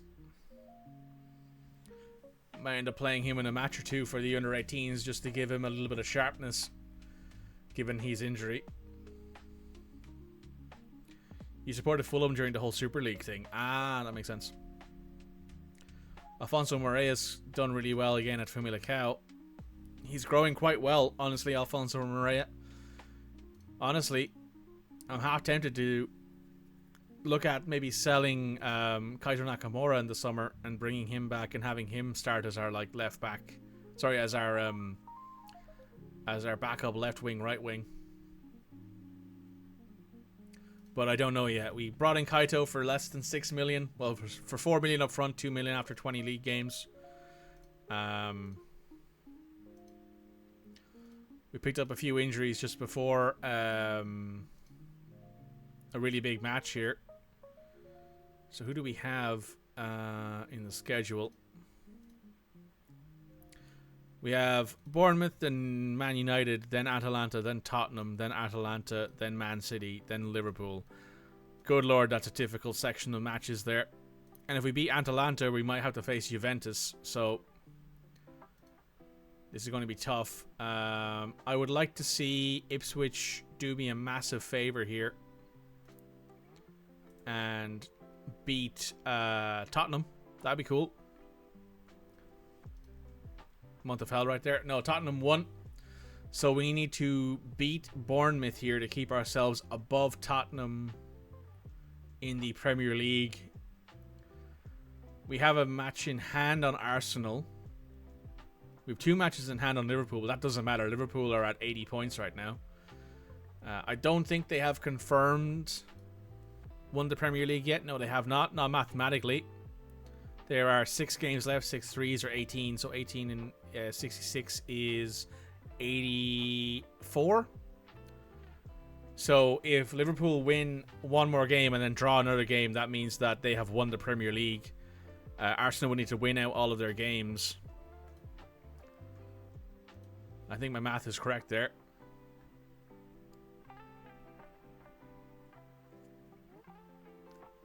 And so is a Fulham because of AEW. It's entirely possible. Would you look at that? I was dead right. You can play 45 minutes. Okay, Hover's going to start and play 45 minutes. Yeah, those guys are struggling with match sharpness. That's fine. Those guys can start. And Graham, thanks for the follow as well. Expect nothing but a win to keep this good match run going. Also, they're both London teams, so it doesn't change much. Probably the cost of a ticket. I'd imagine the cost of a Fulham ticket is a lot cheaper than the cost of a Chelsea ticket. We are 5 out of 5. We have won 5 of our last 5. Bournemouth have won 2 of their last 5, drawn 2 and lost 1. Christian Eriksen's at their center attacking mid. Good on him for still playing. Also, my headset's dying. I need to grab the charging cable, and that makes me worried.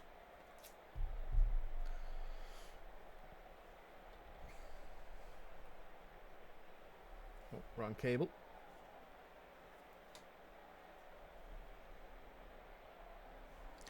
I have too many cables. Alright, corner kick here for Yusuf Yazici. Back post to Clement Langley. Likovovic kicks it away. Rooney takes it down to Hover. Hover out wide to Yusuf. Yusuf cuts it close to the near post. That's Yusuf Yazici's 10th goal of the season. I am very glad that I did not let that go without me commentating on it.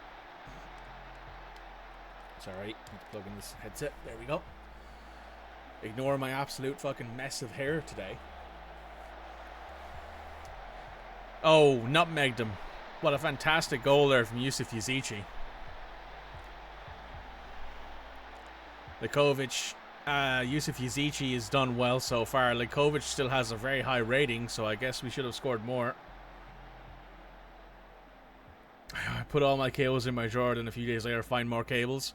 Yeah, that sounds about right. I'll keep all the cables I need right next to me in case I need to plug something in the middle of the day. Okay, throw in here for Kai-Jan Hover. Up to Rooney. Rooney cuts it across back post to Pedro Neto. Can't win the header, but down to Brown. Brown cuts it back to Pedro Neto. Pedro Neto whips it. Shoots it at the goal hard. Looks like it deflected upwards off Livakovic's face, which sucks. Sucks for Livakovic anyway. Good for us, though. Also really nice to see players score goals. See Fabio Silva there celebrating with his teammates. Happy to see a fellow Portuguese player score.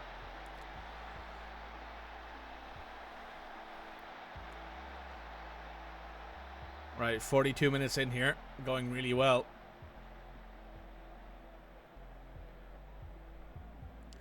Three minutes done there with extra time. I'm gonna be winning. Don't let the play slip, boys. Can't have that. Cook and Gagarea have not played well.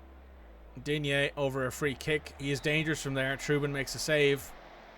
Colvert, Rooney. Goes back to Colvert. Colvert cuts inside. Can't get it to anyone though. Pedro Neto tries to get the ball up. Can't get it. Who went through the back of him? Yusuf Yazici gets the yellow. Guerrera is down on the ground, holding his leg. but doesn't seem to be too badly hurt.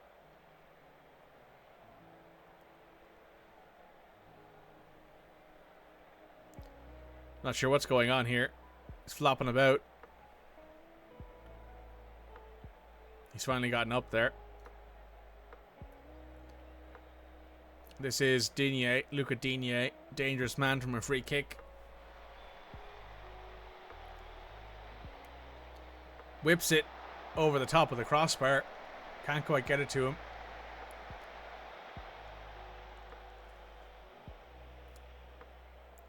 We are 60 minutes in here. Looks like I might be making some changes here at 65 minutes just for fitness. Yeah, we're going to make some changes here for fitness.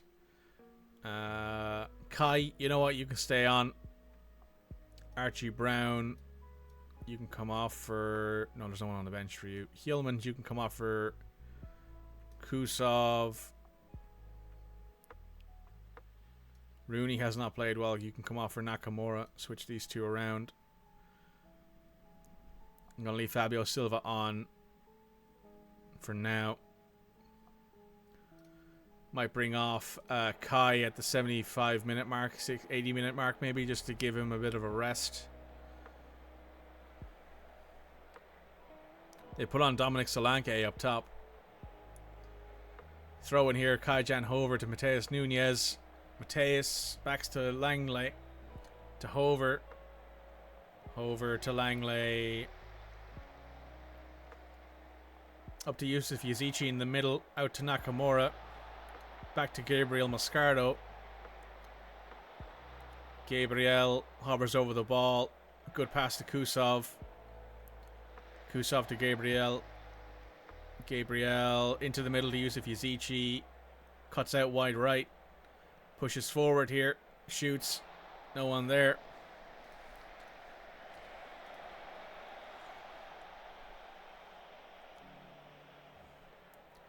We are at the 85th minute mark here. We're going to take off Yusuf Yazici for Drewsbury Hall. Hover for Schmedo. They can make one more sub here.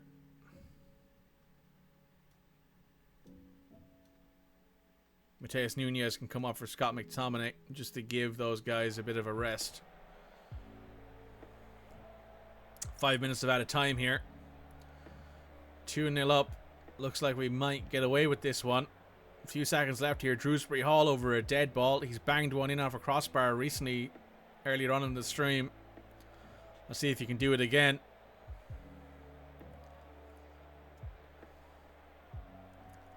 That he's going to pass it to somebody. No, Lakovic can't get to it, but he bangs it off of it. Back to Drewsbury Hall, to Kusov, to Smedo. Kusov, Drewsbury Hall. Kusov, Eriksson heads it away. That's the end of the match. Wolverhampton Wanderers have beaten Bournemouth 2-0.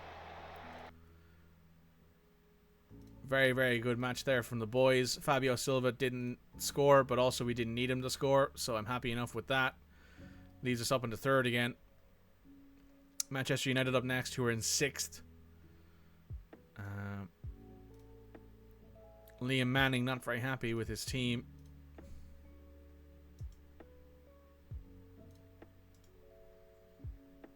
Looking for a recovery and then a match review here. I'm not looking to do another full match practice in the middle of the week, but we will add a set piece routines there instead. Atalanta and Tottenham. Yeah, I guess we're fine with that. Now we got to hope here that things go smoothly. 50 Best Wonder Kids. Zay Emery, Nusa, Yildiz. Gabriel Moscardo's number 4 for us, and Rooney Barngy is number 7. Fort, Endrick, Seaman, Bernal Tell, Lamine Yamal, Kobe Mainu, Yasin Özkan. Are you on loan from somebody? Or are you actually just there? Contracted to Rosenborg. Maybe we can look at getting you in. Great Leeds, Durnaville, Ramzik, Paez. Oh, we got a regen here.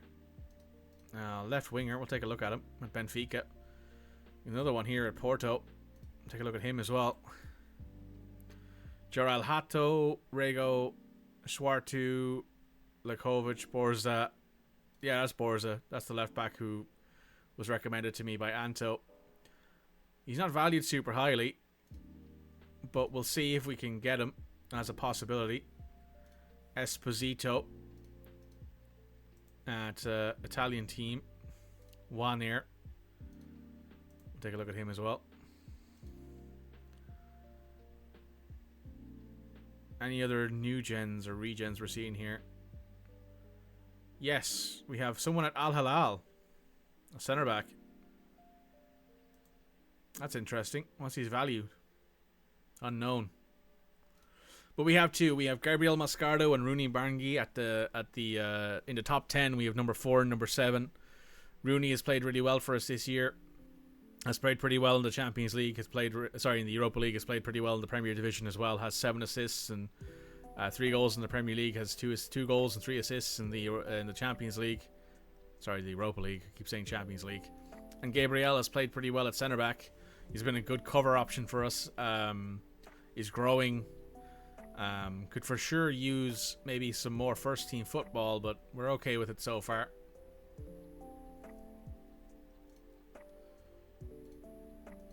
Gabriel Mascardo's wage has gone up to 55k a week because he's played some games for us, which I'm okay with for now.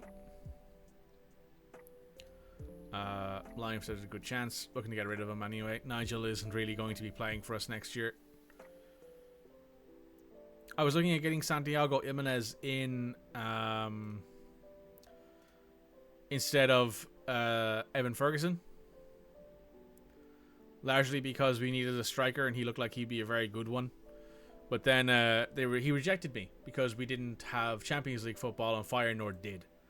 So now he's like his value has gone up and down. We were trying to buy him for 90. Then at one point he was valued at over 100. Now he's down to 70 to 85. Probably because he's had a very bad form stretch, I'd say. He's got 2 goals in the Champions League, 14 goals in the Eredivisie, 16 goals total, 1 assist. His form, not great. No thank you, no thank you, no thank you, no thank you. You're too expensive. Romko Simkic, 21-year-old striker. Wouldn't be bad. Who you wanted by Man United? Makes perfect sense. Man United have not had a good striker in the save yet.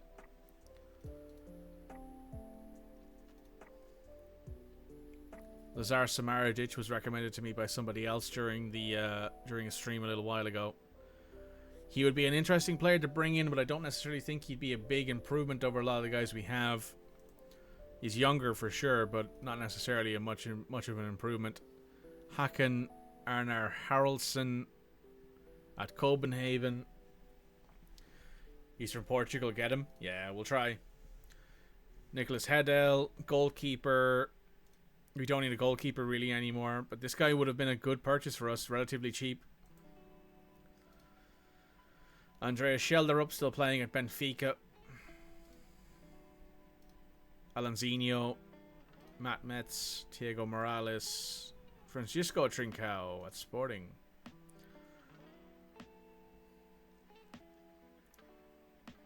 This guy wouldn't be a bad substitute for Pedro Neto. Mateus Reis, Oscar Schwartu.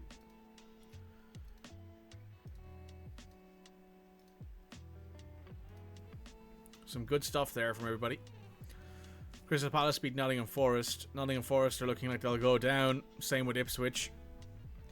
There's 18 points left, so if Ipswich were to win out, they'd get 38 points, which would put them currently in 11th, but that would be tough for them.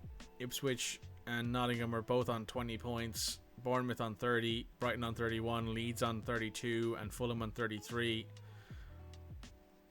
Chelsea have managed to scoot themselves back up the table and are currently sitting in 10th. Well, that's not where you want them to be. You'd expect Chelsea to be doing a lot better than that. What a goal. I think that's because one of our players won player of the season, or goal of the week. We have a coach here who might be going out, but honestly, I wouldn't say no to that. He's not great. Brown got named to Team of the Week. Gabriel Mascardo won Player of the Month. Looks like he's finally moving around and doing well. Wow, Pedro Neto got goal of the season. Sorry, goal of the week, and Kieran Drewsbury Hall came second. For the people who came in on a raid, let's show this to you. This is the goal for the third place goal.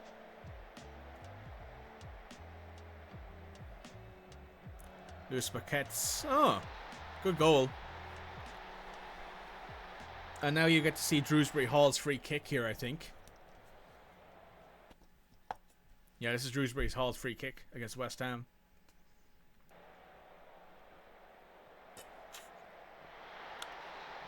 He bangs it in off this crossbar and it goes into the bottom corner of the net. And this is Pedro Neto's goal.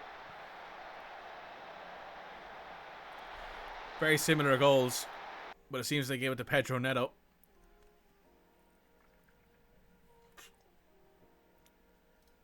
I'm going to congratulate Pedro on winning the goal of the week.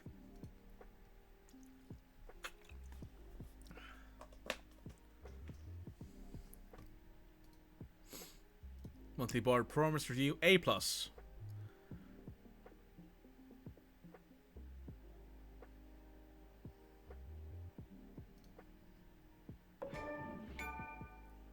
Total support, excellent dressing room atmosphere, excellent managerial support, some good stuff there. We finally, the start of the season was looking a bit finicky there when we brought in Evan Ferguson and he wasn't playing particularly well. But now that he's sort of figured stuff out, he seems to be doing pretty okay. Let's see if any of these guys are worth bringing in. I always offer these guys trial because a lot of these players might not be good enough for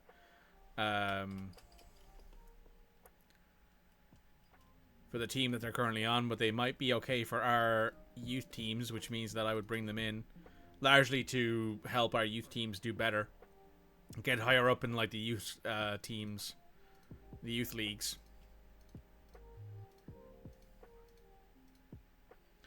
This guy was a decent young prospect. Will Sweet, centre back, Welsh, U21 caps. Could be alright as like a cover option for our youth teams. We'll keep him around. Also has some potential. Chelsea True against Newcastle. That's good for us. Means Newcastle don't manage to get any closer to us.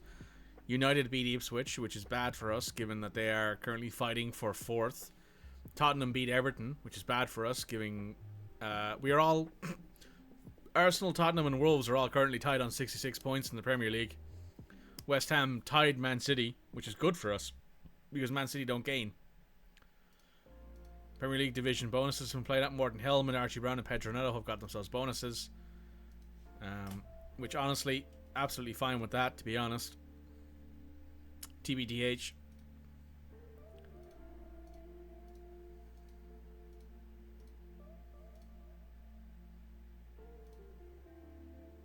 Here's an 18-year-old English player. Might be okay. Ben Seif, left back. No, definitely not. We'll take a look at these guys in like a few days after the United match just to see if there's any of them who are willing, who we can keep around for a season or two just to have. Ian Burnshaw is gone. Felix Anders pulled his thigh, so we're going to need a new coach. Yes, a new coach. Time to get a new coach in.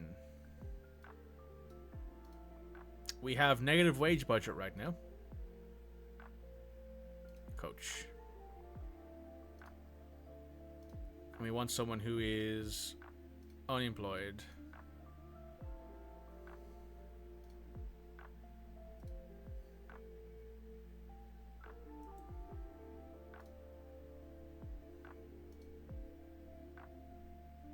Well, this guy's a good attacking, technical, and tactical coach. What's he want? He actually doesn't want bad money. But you don't get to waive club compensation. That's a good coach there, honestly. You know Rangers? Yeah.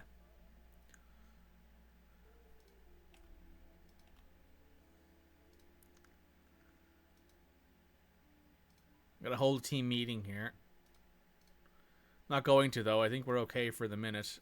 Swedish Premier Division. Yeah, that sounds good. We want them to be 22 to 25, though. Swedish Premier Division youth. Any role in our tactic will do. If they're good, I will take them. Molyneux against Wolves and United. We'll have to wait and see. They want us to bring in Angel Gomez. I was considering bringing in Angel Gomez last year, but he is way too He's way too highly valued right now. Unlikely we'll do anything about it. Squad is playing well. This is what we're aiming for.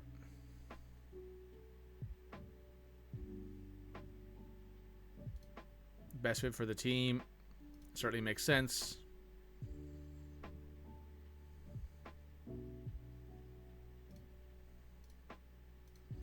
So now we want to take a look at our tactic here just to see if there's anyone who we want to switch out. Kai, you can come off for Nelson. We want a full starting 11 here. Clement, you can come off for Nathan Collins. Gabriel off for... I guess Clement's going to play at left back because Kilman's hurt for now. Mateus Cunha is still injured. Won't be coming back for a while. Evan Ferguson's still out for 5 to 10 days. Which sucks immensely because I'd love to have him on the bench right now. But Fabio Silva has been able to score goals for us before. Hopefully he can score a few more for us. He's not done well in the last few games. Though he has grown. His dribbling and finishing have both gone up. They were 14, I think, last time I looked at him. His off the ball has gone up too. He's seen growth in a few places, which is good. Might help him with his goal scoring. Morton is wanted by AC Milan. Nobody wants Mateus Nunes, though, for some reason. Maybe it's because his asking price is too high. Mateus Nunes came to me at the middle part of, I think, the season and was like, oh, I want to go for 95 million. And I was like, yeah, if someone offers me 95 million for Mateus Nunes, I'll sell him for that. I can bring in a good replacement player for him. Conte talking about me. Don't care. Teddy Bearface is still training really well. That's what we like to see. Good job, Teddy. This is Teddy Bearface, by the way. This is our best youth player on pure current ability alone. And he has been growing. He's also got a goal and an assist in the Europa League. Arguably, so far, he's been our best youth prospect. Anto probably has much higher ceiling, given he has 4 gold star potential. But currently, Teddy Bearface is playing exceptionally well for us. Alfonso Moreira did not play very well in that match. That sucks for him. What was I looking for here? Right, so Crystal Palace have tied Brighton. Bournemouth are playing City. Fulham, Arsenal. Fulham, I want you to beat Arsenal. Liverpool, Ipswich. That doesn't really matter, honestly. Newcastle, Brentford. Newcastle, I want you to lose to Brentford. Tottenham, Chelsea. I want Chelsea to win that, ironically, because if Chelsea won that, it would give us more of a fighting chance to finish in second in the league. Aston Villa, Nottingham Forest. Aston Villa will probably win that match, but Nottingham Forest really need to win that match to give them a chance not to be relegated.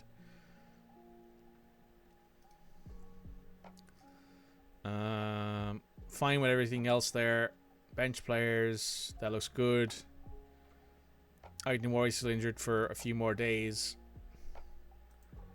So this is the team we're going to have to start with, I guess. We don't have any other options at the minute.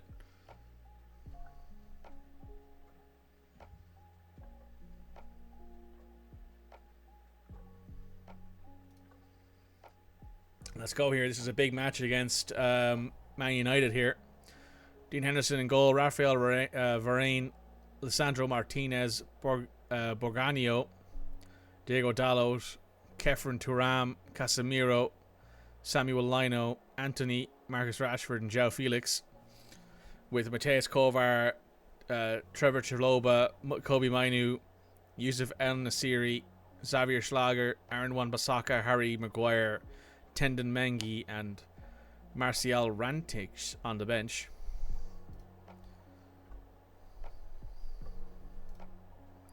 Spignal win.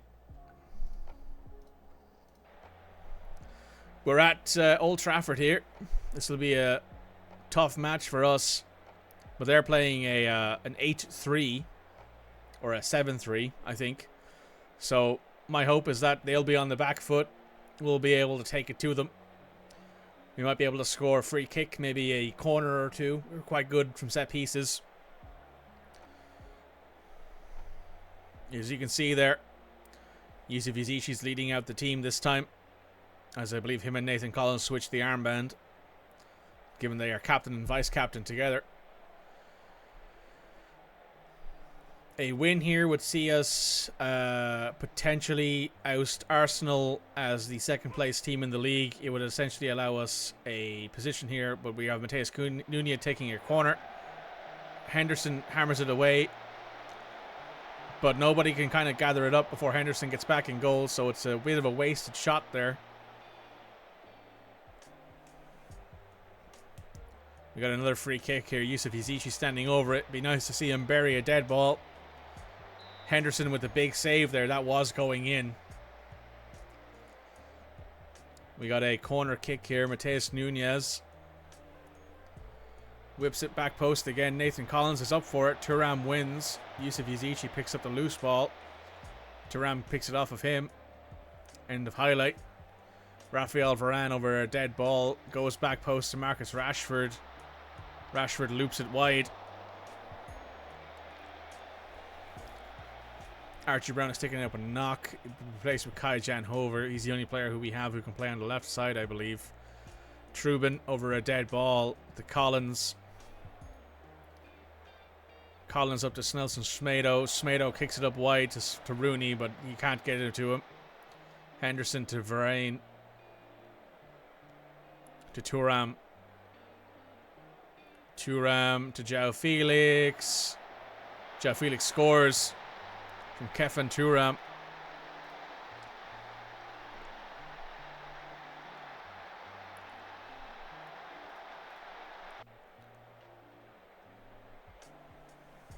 Got a throw in here by Archie Brown to Yusuf Yazici, back to Brown. Brown to Pedro Neto. Pedro cuts in, goes to Fabio Silva. Fabio to Rooney. Rooney buries it. Rooney Bagarni buries it. Excellent shot there. Good pass from Fabio Silva to find the open man.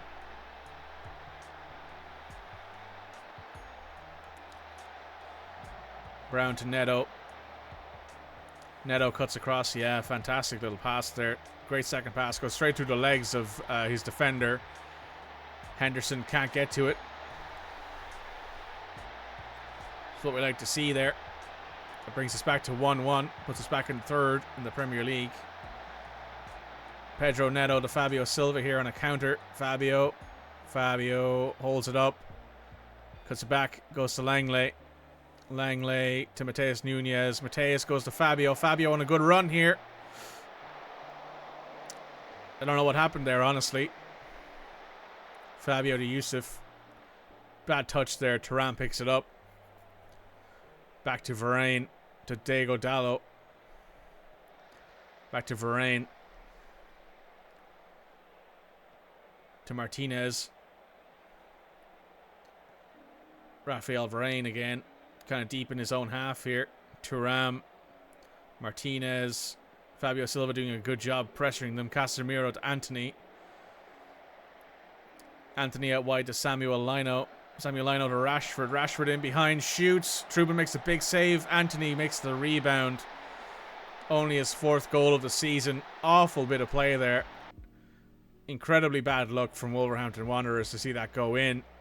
After the big save from Anthony Trubin. Cannot blame Trubin for that.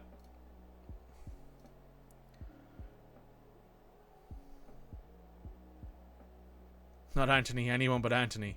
Hey, Cody. Archie Brown's going to have to come off for Kai because Archie's picked up a bit of an injury. It's not serious, but it seems that he's being held back from it. Nathan Collins has not played well. Gabriel, you're going to come on. It's a bit of a surprise that Nathan Collins has played poorly because usually he's one of our best centre-backs.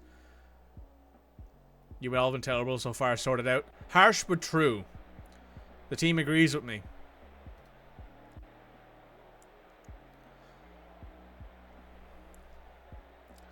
Right. We need a goal here. We need 2 goals here. We're looking for 2 goals. Rashford. Cuts in, misses. Anthony's come off for En-Nesyri. 60 minutes in here. Throw in here from Diego Dallo to Casemiro to Diego Dallo.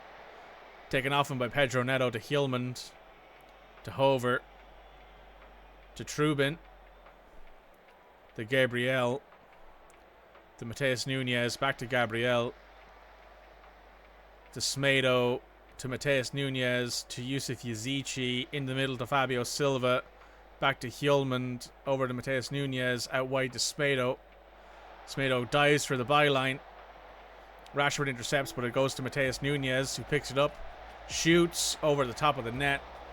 Don't know what you're doing there, Mateus, honestly. A bit of a wild one there. Martinez to Samuel Lino. To Rashford to En-Nesyri, who's playing striker, looks like. Romano to Thuram. To Martinez. To João Felix. Out wide to Diego Dallo. Intercepted by Pedro Neto. Down to Trubin. To Gabriel. To Langley. Into the middle to Yusuf Yazici. Out wide to Mateus Nunes. Bad pass there by Yusuf. João Felix over the top to En-Nesyri. En-Nesyri, big save from Anthony Trubin there. Biggest save of the year, arguably. Going to demand more from my team here. João Felix goes out to Rashford on the edge of the box. Doesn't take a shot, though. Curls. Can't get it to anyone. Smedo intercepts. Pedro Neto picks up the open ball there. We're 67 minutes in here. Hjulmand, you come off for Kusov. Kusov, you can play as an anchor. Pedro has not played well. Nakamura, you can come on.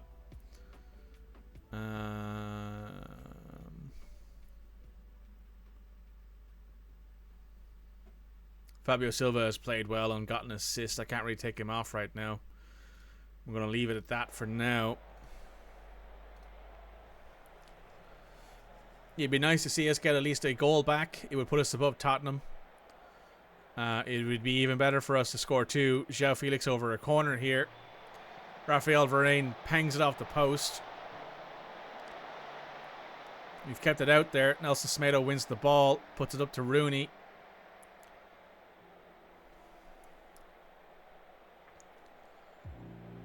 We've kept hold of possession there quite well, but unfortunately it doesn't look like we've gotten much else out of this match at the moment.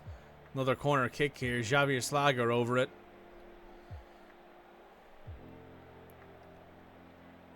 Man United whip it back post. Casemiro's there. Fabio Silva heads it out from behind. Goes out for another corner. João Felix. Time wasting a bit here, for sure. We're going to go much higher tempo. Never time waste. Pass into space. Fairly wide. Distribute quickly. Distribute to playmaker. Push up as high as you can. Get stuck in. Step up more. João Felix out wide to Rashford. Back to João Felix. Yusuf Yazici steps in, takes it off him, but he's offside. We've got a couple minutes of added time here. 3 minutes of added time. Redmond's moving to a very attacking solution here and pushing his wingbacks up the pitch. With Yusuf Yazici moving into the middle of the field at top here as an attacking midfielder on attack. We'll play a spine midfield like this.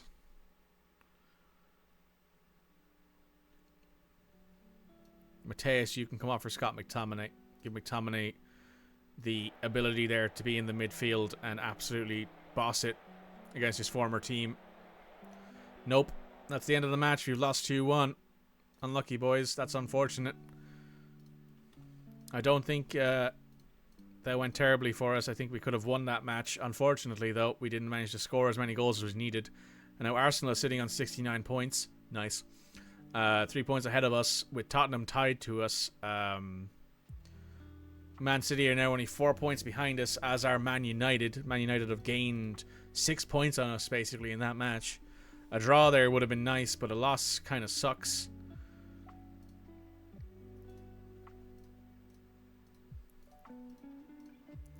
My players are resilient. They'll bounce back.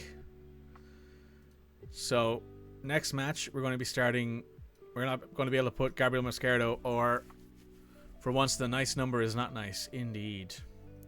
Mateus Cunha is probably going to be back for this match, as is Ryan At-Nawari. I'll put Kai on the bench. Mateus Cunha probably on the bench as well. Don't think he'll be starting for us, but he'll be on the bench at the very minimum. Evan Ferguson, 4 days. He might be back. Might be capable of playing. If he is capable of playing, he will be on the bench. Same with Ryan. Lots of injured players, as you can see on my squad here at the minute. Which is not great, honestly. Nice. Clipped by Code Lightbulb. I know exactly what that is, Cody. How dare you?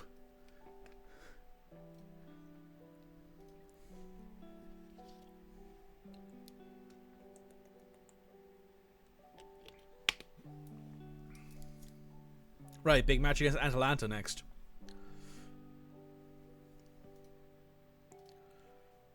Jared Bowen won Player of the Week.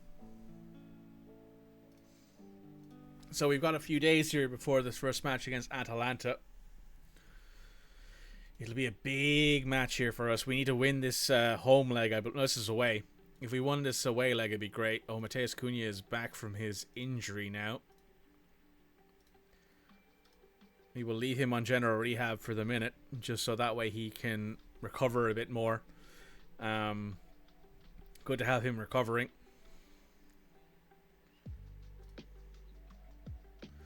We've picked up a new coach. Very good, very good. Nice to have. Away goals are no longer a thing, Red. You just need to score more goals than your opponent. You need to win the match, basically. If we go to Atalanta and we win, it's more than likely we will get through the second leg on a win as well, because the second leg is a home leg.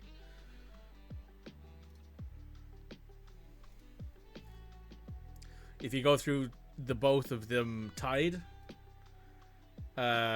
you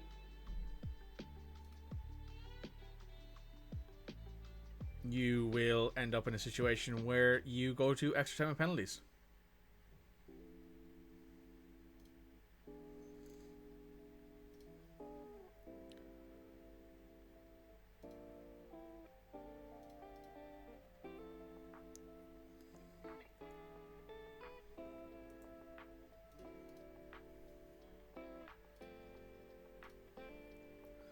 So it's entirely possible we could get stuff here, but we'll see.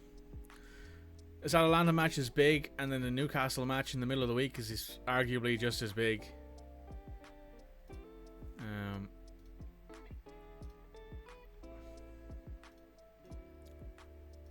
And us back from full training now.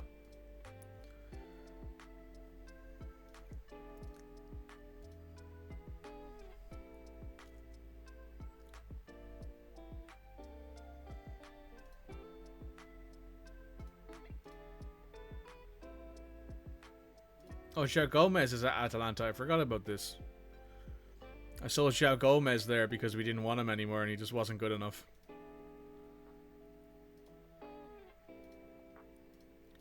We basically replaced João Gomez with Scott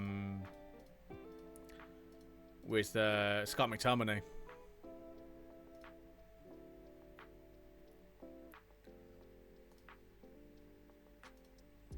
Mason Reese has picked up a broken foot. That sucks.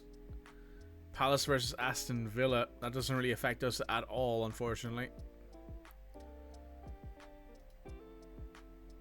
I'm hoping the 4 points we put between ourselves and the City and the United teams the Manchester teams below us is enough. Personally, I would love to beat this guy.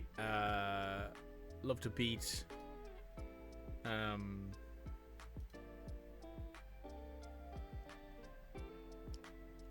we're gonna run an ad break just before we get into this match. So go ahead, grab yourself something to drink, grab some to snack. It's almost 4. It's after 4 o'clock now, so maybe you're getting ready for dinner.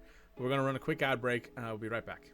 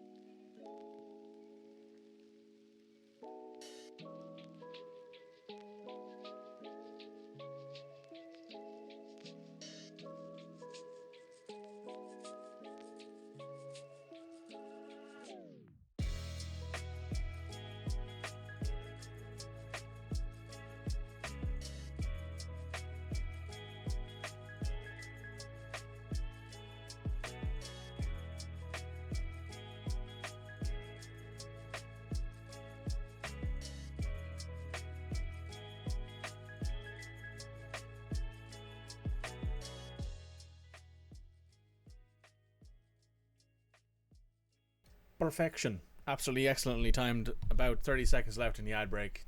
15 seconds left in the ad break. Those of you who've been sitting here watching the ad break, thank you very much. Those of you who are at home at YouTube right now, or if you have any of the particular services that lets you watch this without ads, thanks.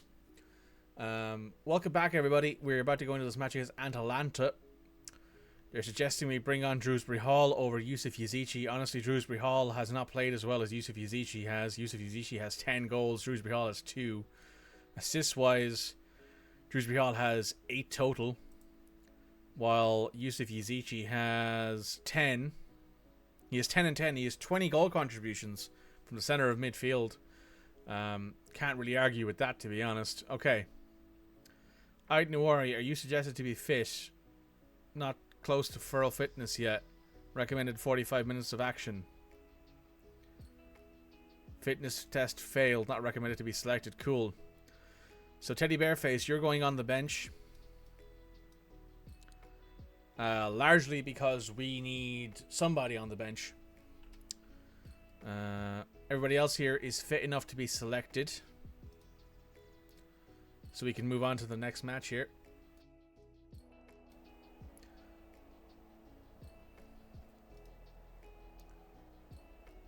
I expect a good result from the first leg.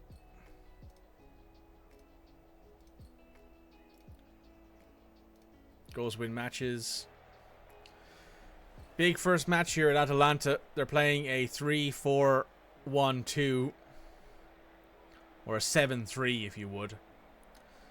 Much like Man United were. We're playing a 4-3-3. Simple tactic. Effective tactic, however. The away end is full of Wolverhampton Wanderers shirts there, as you can see. Nathan Collins leading the boys out. The big number 4.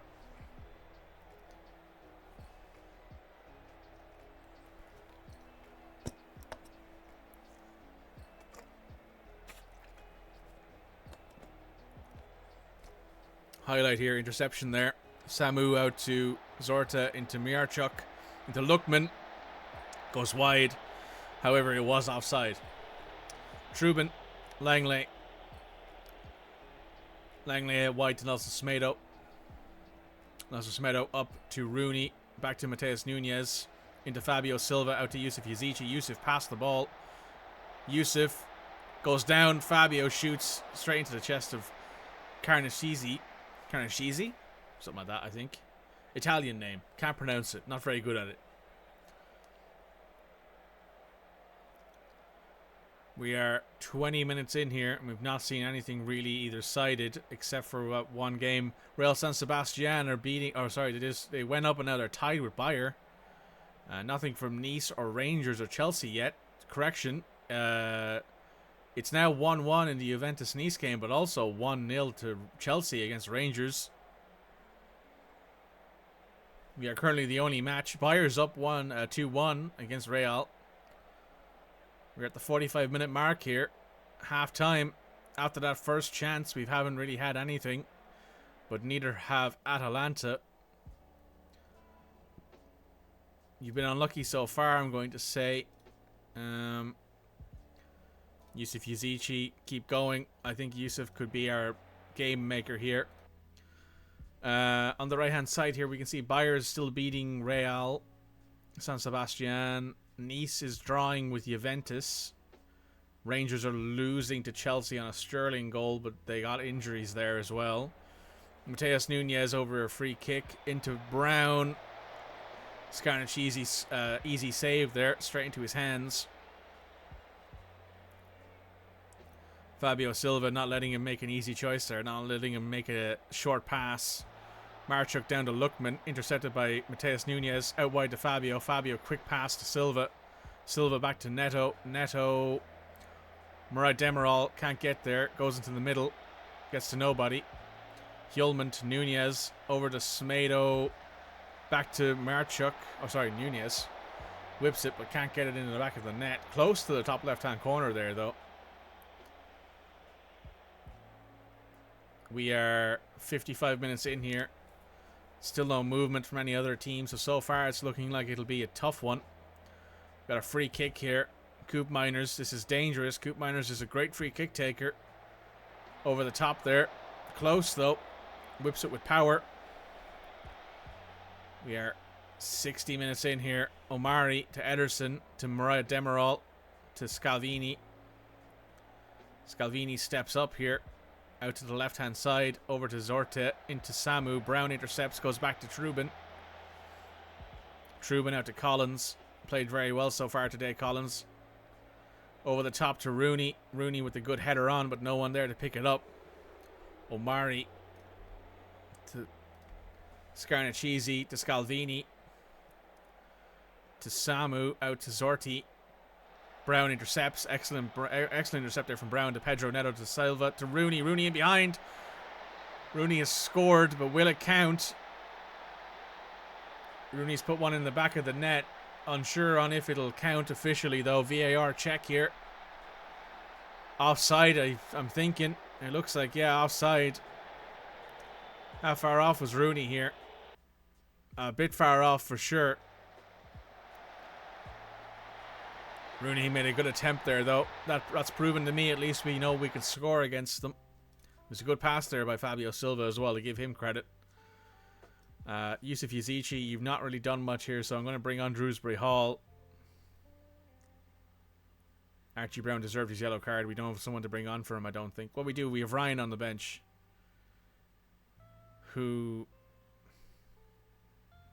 I think we're okay with.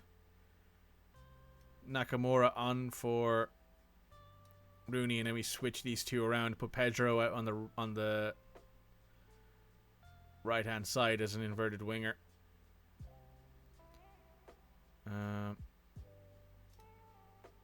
Actually, no. Mateus Cunha is recommended for 45 minutes of action. I'm going to bring him on for Pedro. No, actually, I'm going to move Pedro over to the right and bring on Mateus Cunha for Rooney. Give these two a run together. They've played well together before.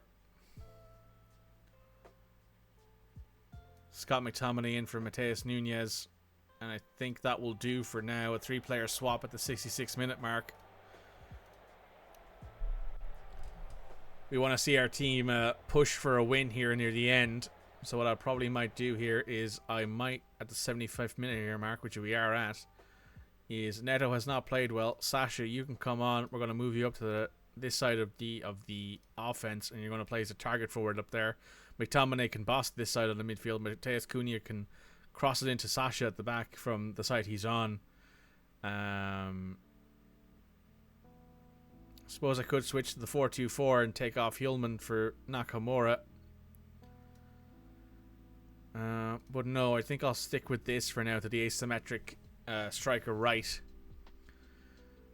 We will take off Archie Brown because he is quite tired, and that will be our last substitute for the match here.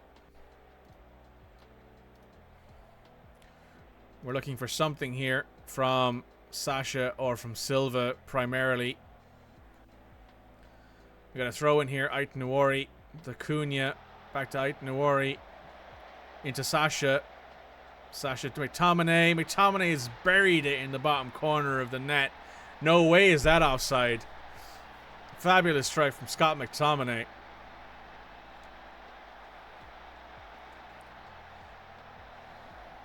Cunha, Ait Nuori into the middle there. Sasha could have turned and struck it, but passes it instead.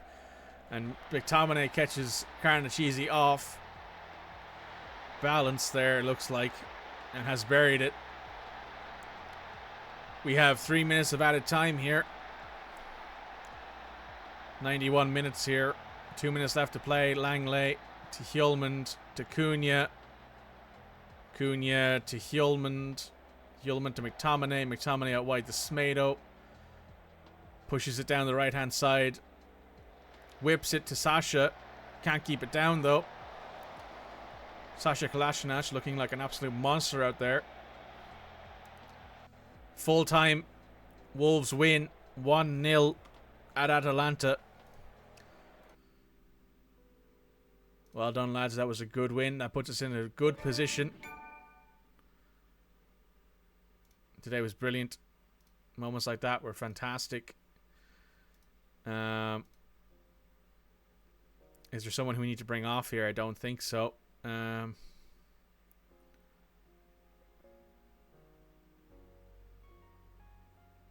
Mateus Cunha played well for the few minutes he played. Evan Ferguson might be fit for the next match, but probably won't play. Pedro, you're coming off for Mateus for this match at least. Scott McTominay, you can start there. Where is Kusov is injured. Gabriel Moscardo, you can start as the ball-winning midfielder. Sorry, the ball-winning midfielder. Actually, no, you can't. I need Drewsbury Hall. I guess you're starting as the ball-winning midfielder. That's not really your specialty, though, and I don't necessarily like that idea. I might end up putting someone else in there, or maybe I will rest. Where is he? Mjorton for 2 days. Hopefully, he'll be fit by the time we get there. Rooney can start on the right. Cunha, and we're going to start Sasha up top. Give him a run as a starting striker for a game. Given he's still managed to score 4 goals, even though he's not really been very, very active in the first team. Win is a win. Indeed, a win is a win. means that if we tie the second game 1-1, we will win the aggregate. So having a goal in general is good.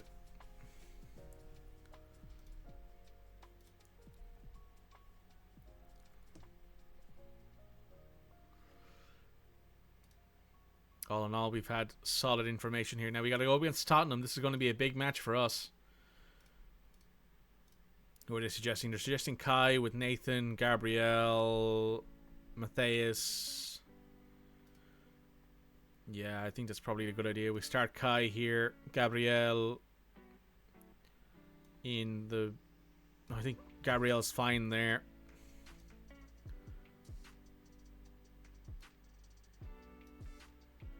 You can start Mateus Nunes there with Drewsbury Hall in at the box at the ball winning midfielder spot, I think.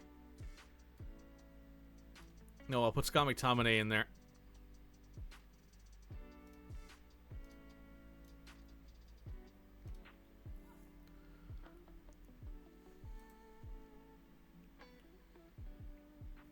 Just for a game, I think.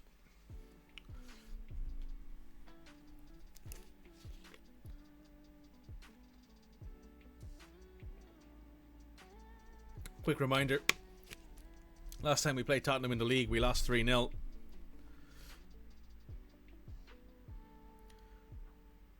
Ferguson might be back. Kusov is not back. Kilman is not back. Felix Anders also back, but we don't really need him. Mjorten, we're going to start, and then we're going to take Teddy off the bench and put McTominay there.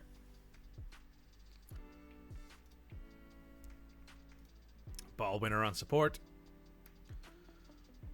Rooney's tired. We'll start Kaito on the right. He needs the match, I think, here.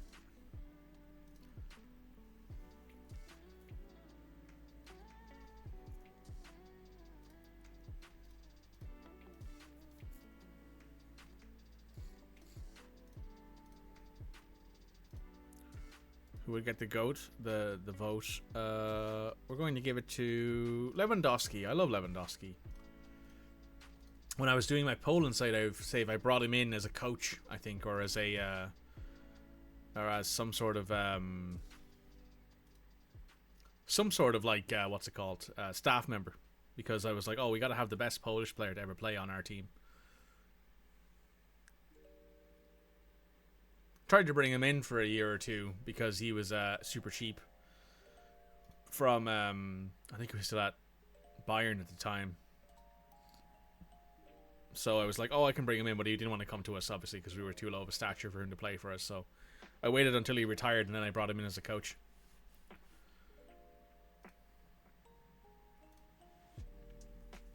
Liverpool have already been crowned champions of the Premier League. Arsenal are on 70 points. We're on 66 points. We have 2 games in hand on them, though. Liverpool have done a double. I think they won the Community Shield, I think it was, at the start of the year. So they've done a domestic double. Evan Ferguson has returned to match fitness. Only recommended to be selected for 45 minutes. So I'm going to leave him on the bench. Sorry, not going to leave him on the bench. I'm going to leave him off the bench. I'm going to leave Fabio on there for this match. We're hoping for a big win here for us, largely because Tottenham are obviously above us. If we win this, it's a big 6-pointer. If we lose it, it's a big 6-pointer. If we draw, nothing happens. So we really do want to win here. Is Rooney capable of playing? Rooney's capable of playing. He's on a heavy match load, though, so I think we leave him off for now. Most of my other players are on a heavy match load, but I have to play who I can play. So this is going to be a big match here, guys, for this one. This will be very, very tight, I think, for all of us on this one. They have Vicario, Pedro Porro, Benjamin Pavard, Christian Romero, Destiny Udunge, Pape Matar Sarr, Yves Basuma, Noah Okafor, Dejan Kulusevski, Alberto Morello, and Heung-min Son up top, with Fraser Forrester, Umar Soleil, Rodrigo Bentancur, Jamie Donnelly, Alan Varela, James Ward-Prowse, Ashley Phillips, Japhet Tangatala, and Davison Sanchez on the bench. With the winner home games.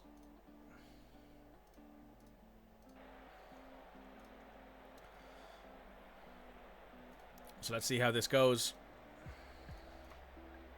We're 2 minutes in. Pedro Porro has a throw in. Pape Matar to Benjamin Pavard. Pavard to Romero. Romero back to Pavard.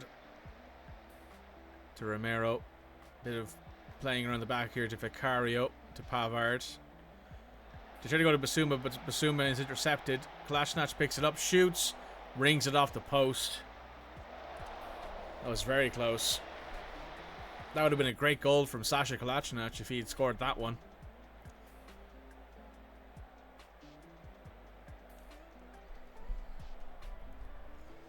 We are 15 minutes in here with no real movement either way, it looks like, on the pitch.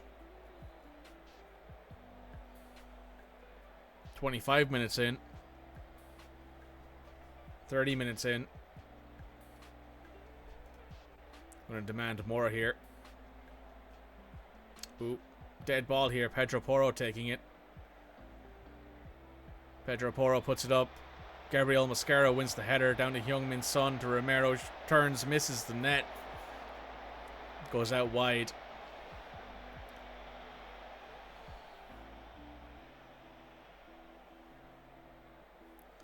Getting close to the halftime marker here. No movement really either way, though. It looks like Tottenham are on top currently.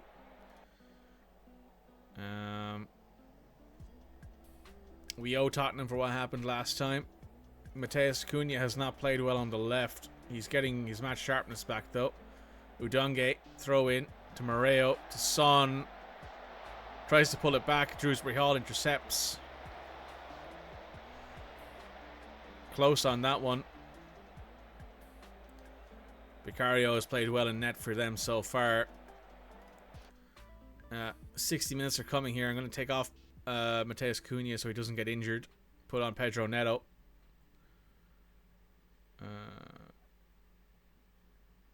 Take off Archie Brown for Ryan as well. He's not played very well. Sasha has apparently played pretty well up top, so we're going to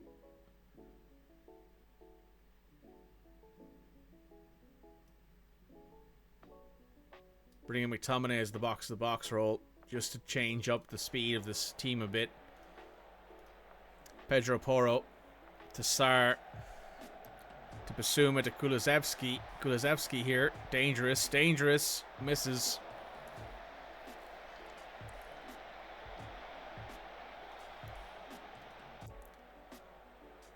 "65 minutes in here. Looking for a goal from either from Wolverhampton Wanderers, preferably. Ward Prowse has come into play in the middle of the offensive side here. Dewsbury Hall. Pedro Neto. Back to Dewsbury Hall. Out wide to Nakamura. Nakamura intercepted by Son, but Nakamura is still working on it. Back to Langley. Back to Nakamura. Goes to Kolasinac, who can't get to it. Moreo. Basuma. Sarr pushing up. Dewsbury Hall intercept. To Hjulmand. To McTominay. McTominay pushes forward here. McTominay shoots. Stupid shot there from McTominay.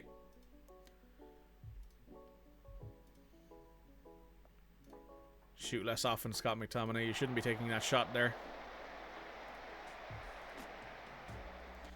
We have 2 more subs to make here.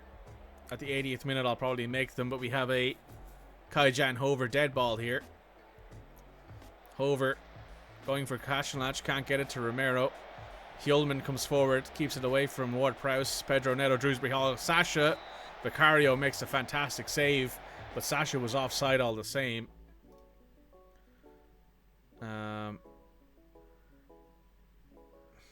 Hjulmand off for Yusuf, who switches with Dewsbury Hall, I'm thinking here. You can be a ball winner on defend. Nakamura has had peaks here of playing at an above 7 rating.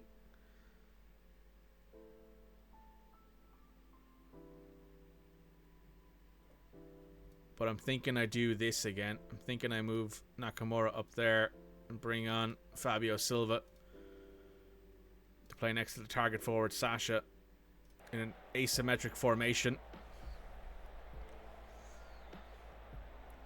Drewsbury Hall out to Hover. Hover up to Sasha, playing a bit out wide here. Cuts a great pass to Yusuf Yazici. Cannot bury it though.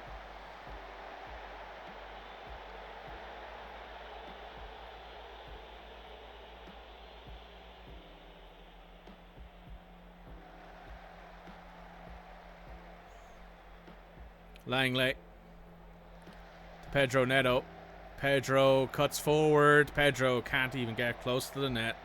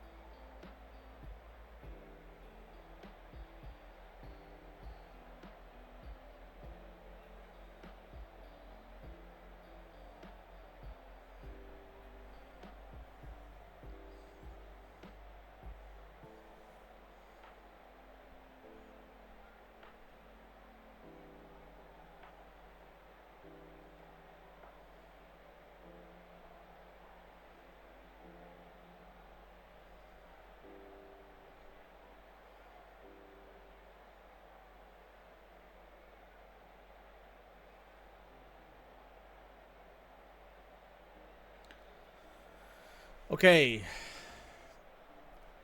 Dressing room. You were unlucky out there. Would have been nice for us to win. Bottom of match of the day if it wasn't such an important game. Absolutely. It does still keep us within touching distance of Arsenal at 70 points. LASK has got their 2 million for our Nakamura. Wolverhampton Wanderers. We've got 10 more matches from Fabio Silva without him scoring. I think he has to go in the summer. As much as I don't want to let him go because he did really well for us this year. Has scored some good goals. Has been very important for us. I think we need our player who is just going to score more clinically. And quite frankly, Fabio has not done that.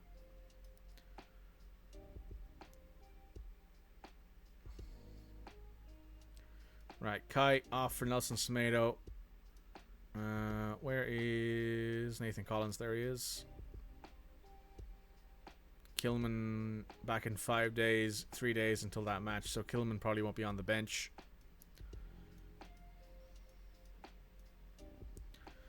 So take off Kaito for Rooney.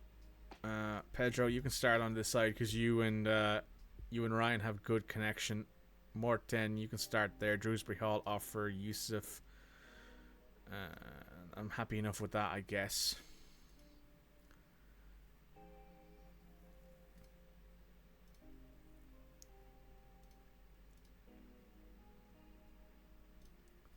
Big match here for us. This Atalanta second leg at home will basically mean whether or not we'll basically decide where we're going up against. What if we have a chance of winning a European trophy this year, which would be very nice to win a European trophy this year, honestly. Atalanta opposition report. Nothing particularly useful there.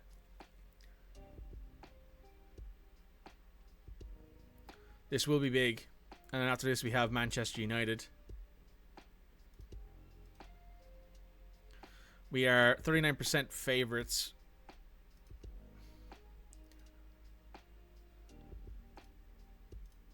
Nouri's back on full training, which is good.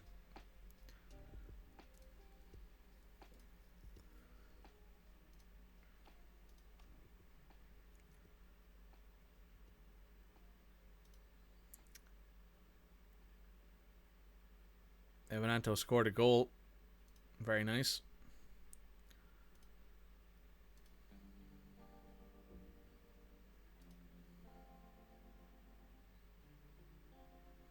Evans fit for 75 minutes. That's fine. He'll start up top. And Max Kilman's looking like he'll be on the bench. Bailey, hey, how you doing, buddy? We have been doing pretty good, all things considered. We're currently tied for third in the Premier League, 3 points behind Arsenal on 67 points. We've had some good games. We've had some mediocre games. When he's selling the boy Neto, ironically, Neto has actually played pretty well recently. He's managed to come in with a few good goals. He's gotten a good few assists. After I took him off, after I basically told him off, hey, for being an absolute shithead after the last stream, he's played really well. Would probably still sell him though in the summer. He is wanted by a Al Nassr. He's wanted by a Saudi Arabian team. So still possible he goes in the summer, but currently he's still here. Maybe heard from some sources that he might be getting transferred. It's possible. He's come back and managed to score a couple of goals and get a couple of assists. He is the fourth leading goal scorer on the squad. Evan Ferguson has 20. Cunha has 12. Yizici has 10. He has 8. I think Cunha also has 8. Can't be complacent here, guys. Confident. He's a fine player. So Ferguson's going to start up top here against Atalanta. We're looking for a win here, or a draw, preferably. Be it 1-1, be it 0-0, be it 2-2. A draw will get us through to the next leg. Karnazici goes up to Lookman. Lookman to Zorta. Zorta goes to Ederson. Ederson's in behind here. Collins intercepts. Superb sliding tackle there, according to this commentary. Back post. Zadir scores. That counts.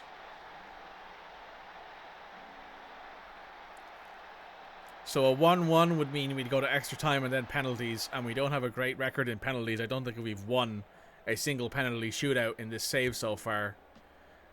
Decent cross. But that tackle from Collins was inspirational. It's a it's really sucky that looks like Clement got the blame for that goal. Looks like Clement couldn't get up to defend. Zorta's taking the throw in here to Samu, to Scalvini, to Mjaric, to Samu, to Zorti. Zorti's being hounded by Ait Nawari, to Scalvini, to Mariah, to Coop Miners, back to Karnazici, over to Scalvini. Scalvini cuts forward, out wide to Zorti. Zorti's being chased down here by Ait Nawari, goes to Miranchuk, back to Zorti. Zorti flicks it back post to Lookman. Lookman can't get it in on the first try, but can on the second. Don't know if that's going to count, though. That's very, very iffy on that one. We'll see if that one counts. Goal disallowed. Good stuff. How far offside was he? Quite a bit offside, actually.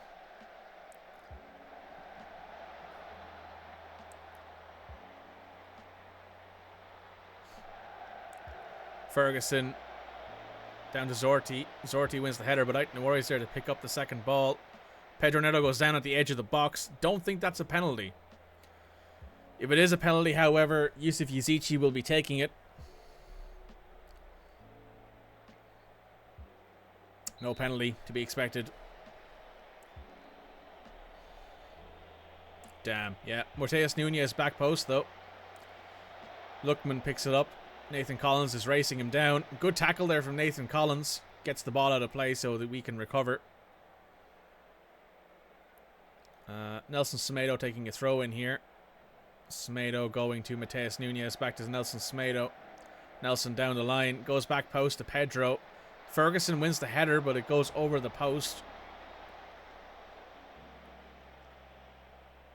Their left and right backs are absolutely destroying us, it seems, today. Right. We're 1-0 down here. Not happy with the performance out there, guys. I'm thinking dropping... Well, no. I could drop both these guys down to the center of midfield here and play a 4-1-4.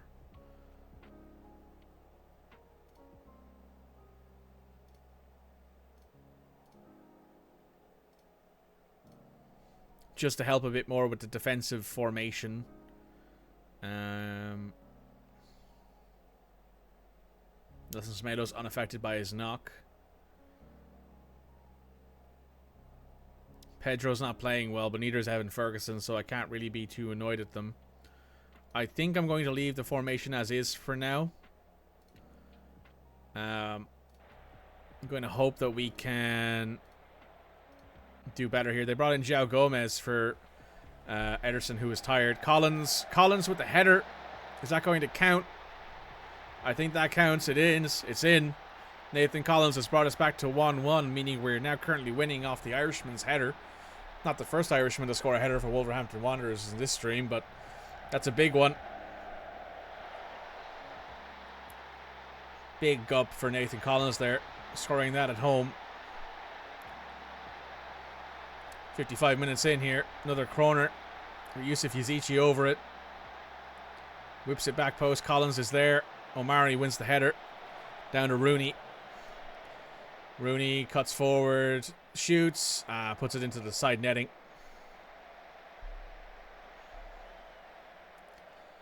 $60 minutes in here. A draw here would see us through to the next round. As a reminder again.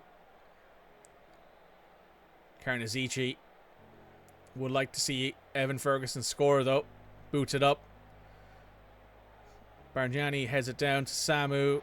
Samu is being held to place here by Langley, who does a great tackle there, but when he puts it into Barnier, shoots. Bargnani scores. That ties us at 2-2 again on aggregate. I think Clement Langley needs to come off here. He has not played well. We're bringing on Max Kilman for him. Ike Nwari's coming off for Archie Brown as well. Kyle Jan Hover's coming on for Nelson Semedo. Currently, Nathan Collins is the only member of our backline who has played well, even without the goal. Rooney, you're coming off for Kaito Nakamura, and we're bringing on Mateus Cunha for Pedro Neto. Making those changes for sure. It's a full 5-man swap. We've put on players who I think are better at taking penalties as well. So, if needs must, we can do it. Yusuf Yazici over a corner here. Kilman back post. Can't win it over Murad Demiral. Nakamura picks up the loose ball. Back to Kilman. Kilman goes out to Brown wide. Brown attacks. Coop Miners takes it away. Lookman picks up the loose ball. João Gomez to Parisi. Intercepted by Nakamura. Nakamura pushes forward. Yusuf Yazici takes it up. Shoots. Karnazici doesn't even need to try there. Goes well over the post. Mateus Nunez is on the sideline there. Hurt, it looks like. Hjulmand to Yusuf. Mateus is back on. Kilman intercepts. Great ball from him. Pushes up the left-hand side here. Pushing hard into Cunha. Cunha to Yazici. Don't know what Yazici's doing there, taking that shot. Awful shot there from Yusuf Yazici. He can bury those, but he would have been better off there making a pass. Bargnani taking a dead ball here. Bit scared about this. Murad Demiral over the top of the net. Goal kick. 5 minutes of added time. Coop Miners. Trubin with the save. Lookman out in the corner. Corner here with Coop Miners over it.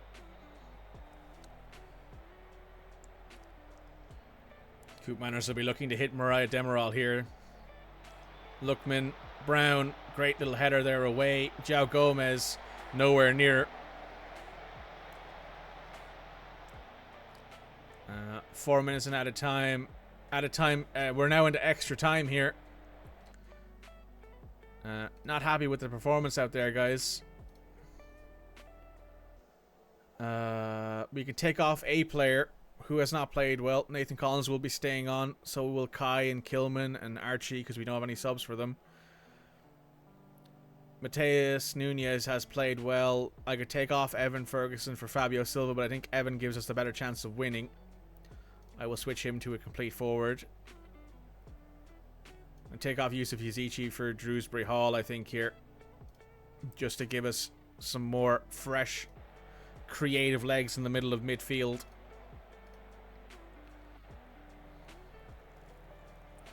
Throw in here for Brown. To Cunha. Back to Brown. Drewsbury Hall. Ferguson. Will it count? Evan Ferguson has put it in off the fantastic feed there from Drewsbury Hall. That might be it. That might be what wins Wolves this match. Evan Ferguson's goal. Excellent bit of play there. Lovely looped ball. Excellent pass straight down into Evan Ferguson's foot. Let's see how this goes. We still got a full half of extra time to play here.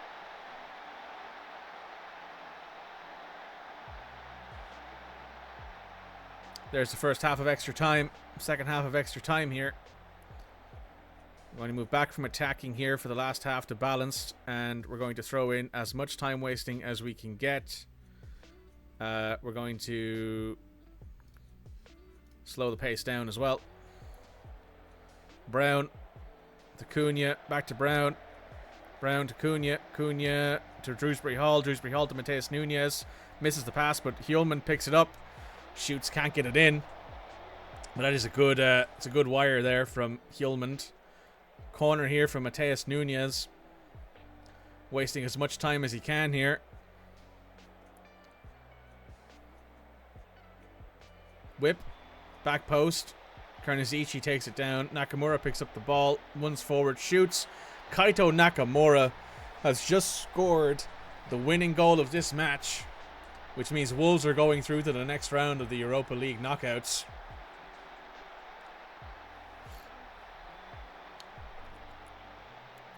What a terrible little punch out there from Castarini, who cannot get back into position to make that save. Nakamura sees an opening and takes it. That is the end of this match, I'm pretty sure. We got 3 minutes left. 2, 1, and an added minute. And we are done. Full-time Wolverhampton Wanderers have won. Entirely deserved from Wolves here, I think. On the XG, they should have scored 2.5, 3 goals. 34 shots, 9 on target. 6 shots for Atalanta, 2 on target. Both went in. Altenay Truman had a bad game, but we covered it. We did very well there. Evan Ferguson scored. That's what we wanted to see. Nelson Semedo's injured. His bruised his ribs. Wolves have received 1.5 million. We are taking on Juventus in the next leg. In the semi-finals. Drewsbury Hall impresses with his pass there. You're at your creative best. Good stuff from him. A Europa League quarterfinal provides no shocks. Let's check out the results here. Chelsea beat Rangers 4-2 in aggregate. Close, though. Juventus beat Nice 4-2, 7-4 aggregate. Real San Sebastian win against Bayern on penalties. It was against Bayer Leverkusen on penalties with a 1-0 loss, but they still win on penalties on aggregate.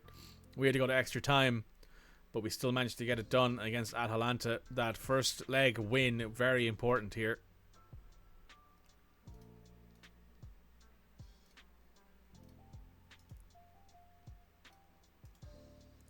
We've now got Juventus. Big match for us. Arguably one of the biggest matches of our season here. We got fixture congestion here, which they're recommending we use, which I am 100% fine with. There will be no training sessions this entire week, just a lot of reviews and recovery sessions. Next week we'll have defensive training with a review there and a extracurricular team bonding and a we'll put a physical in here. We've not had any physical training I think all year, so we'll put a quickness training in there. That's a good match for us, boys. That's a really, really good match. We got Man City up next. Tottenham's Pepe Mata Sarr is a group of players who might be winning the Young Player of the Year award. Who won between Nice and Juve? Juve. Unfortunately. We'll put Scott McTominay in there. We'll put Dewsbury Hall in for Yusuf Yazici. We'll put nobody in there at the minute. I think we'll leave Mateus Nunez there. Nelson Semedo's injured. Nathan Collins has been playing really well. Clement Langley has not, but we'll leave him on there for now. Evan Ferguson scored, but we'll take him off for a match, and we'll start Mateus Cunha and Kaito Nakamura, I'm thinking, just for a match here against Manchester.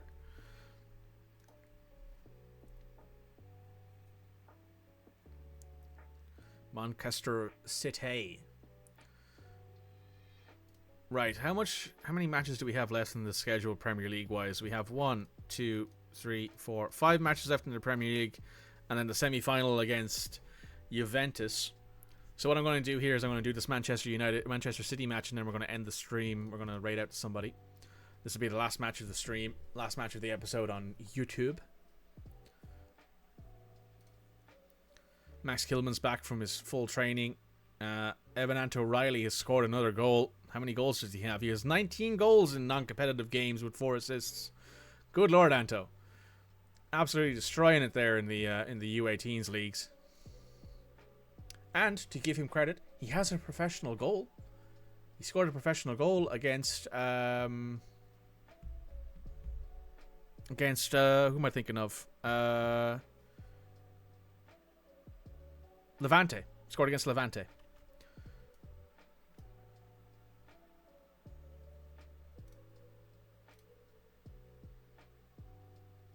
Just going to share that real quick.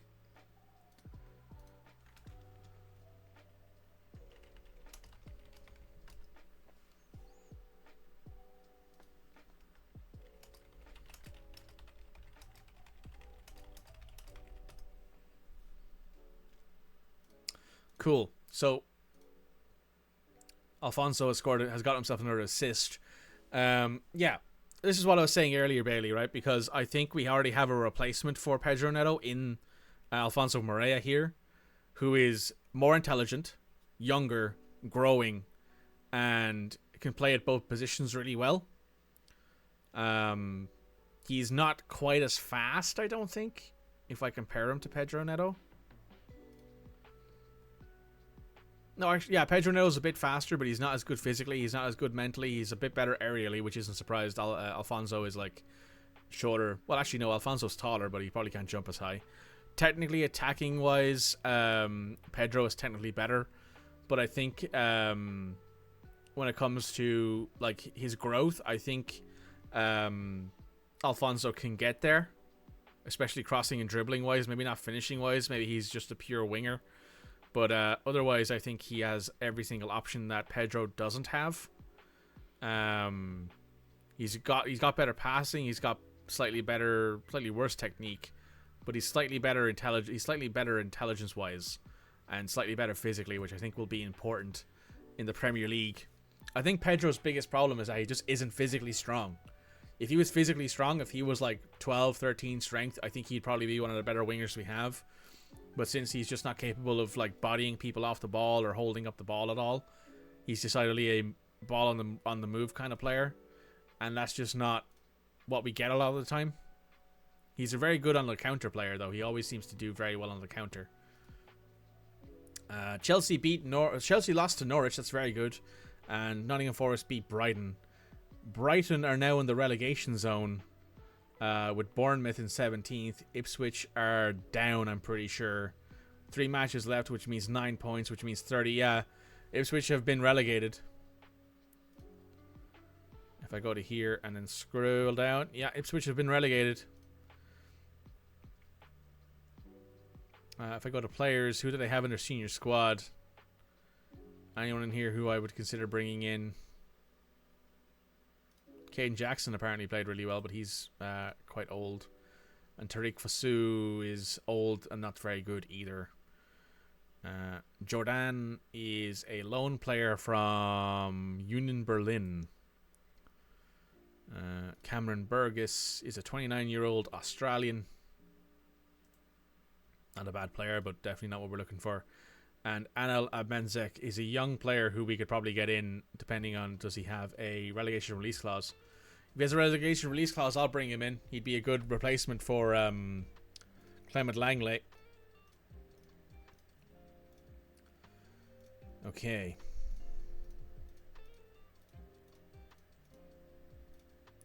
We're going to head into this match here now.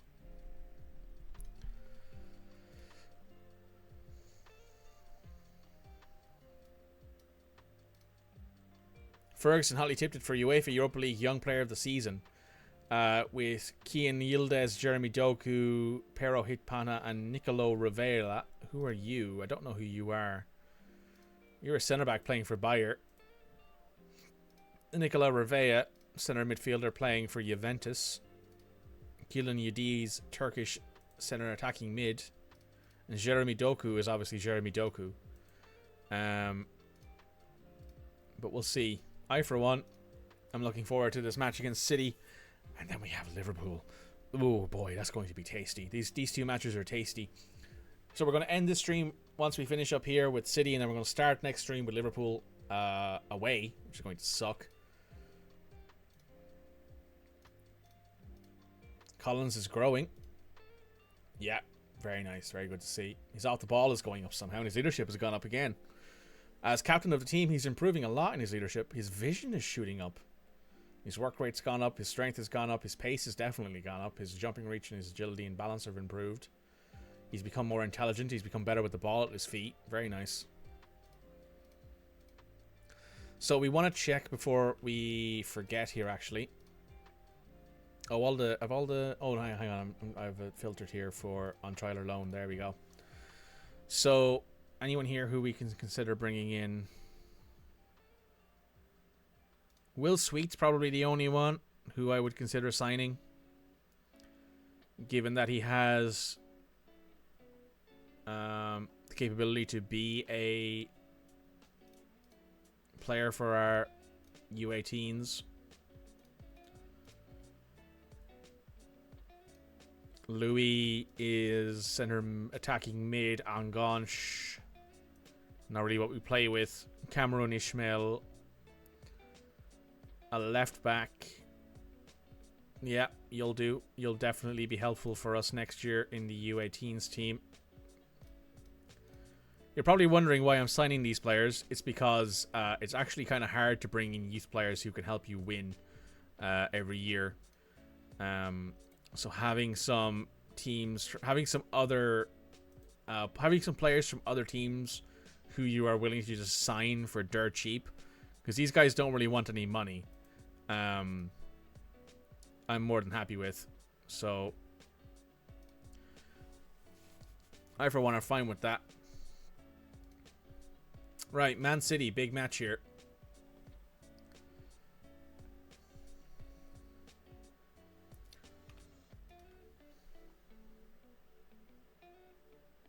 Tactical meeting here. They're suggesting we bring in Rooney, Evan Ferguson, Morton, and Nelson Semedo. I will go to positive, though. This is going to be tough. It's going to be very tough, I think. Clement, we're going to start Kilman. 75 minutes of action. Yeah, that's fine. Who are you wanted by, Nathan? Wanted by Real Madrid. Nathan Collins is wanted by Real Madrid. When's his contract up? 2 years from now?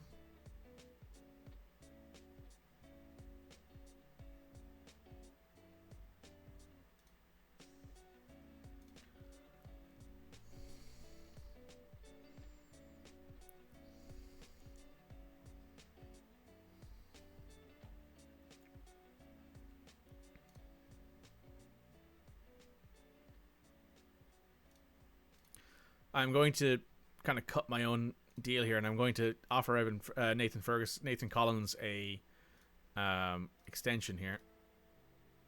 Minimum free release clause. I won't give you a minimum free release clause, Nathan. What I'll do is, in the Champions League, I want to get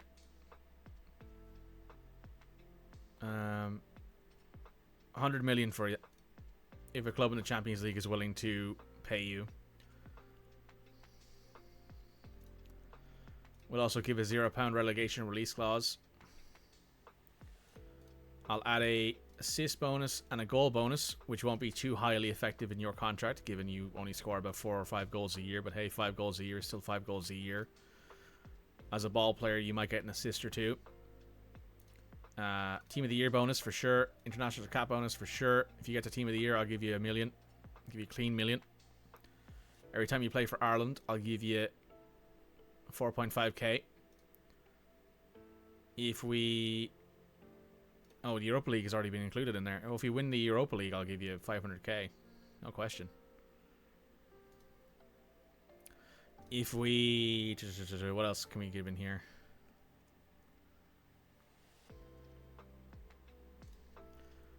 Let's see if we can get you for 50k on that. Okay. He doesn't seem too unhappy with that. Will you come down to 65k a week? What about 65k a week? What about 70k a week?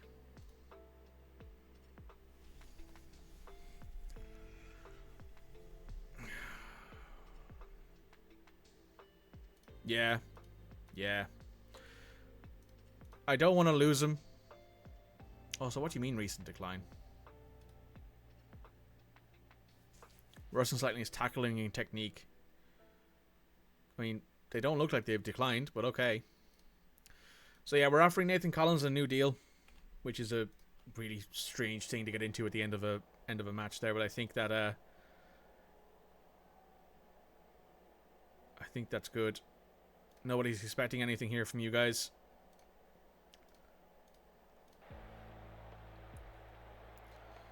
So we are 3-1-1. We've won 3, lost 1, drawn 1. Manchester United are 1-2, drawn 3. Not sure why they're not doing very well this year. Honestly, they haven't lost any players from their starting lineup. As a heads up, I have all the overlays built tonight so you can prep shit. Fantastic. Thank you, thank you, thank you, Mr. Modgeman. For those of you who are curious about what that's about, check out the CaponeCast link that you'll see in the chat sometimes. You might want to watch us play tabletop RPGs. I'm running one for the next few weeks on Tuesday evenings. Stones to Rodrigo. Fabio Silva. Asensio loses the ball. Can't keep it up though. Asensio picks it back up again to Ederson. Ederson to Laporte. De Bruyne over the top to Phil Foden. Hover keeps it down. Akanji to Rodrigo to Foden. Foden attacks from the left. Cuts inside. Keeps attacking. Pulls it back to Kevin De Bruyne. Kevin De Bruyne has scored the first 15 minutes of the match. That will put us in 4th in the Premier League and only a point ahead of Man United. I think, yes, that will put Man City in 5th and us in 4th. And it's a point ahead of them.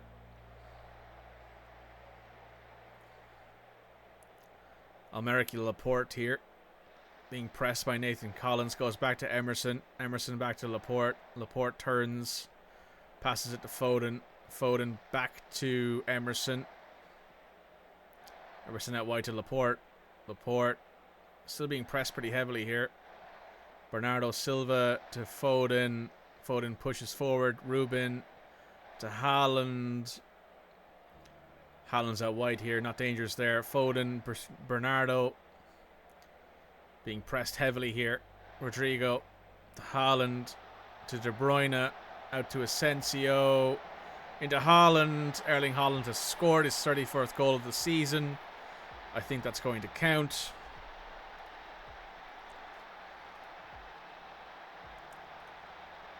We shall see, though. It's not going to count. That's important. It's good for us.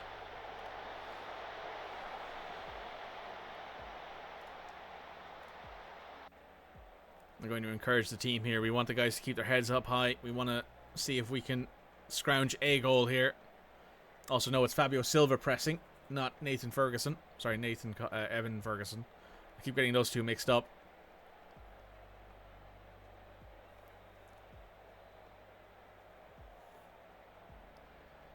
Half time here. We have had more XG than them. Show me something else in the second half here, folks. Ruben Diaz has come off for Jan Kotu. We are 55 minutes in here. I would like to see us pull back something here, honestly. It would be nice. Aitan Nuori off for Archie Brown. Nakamura off for Rooney.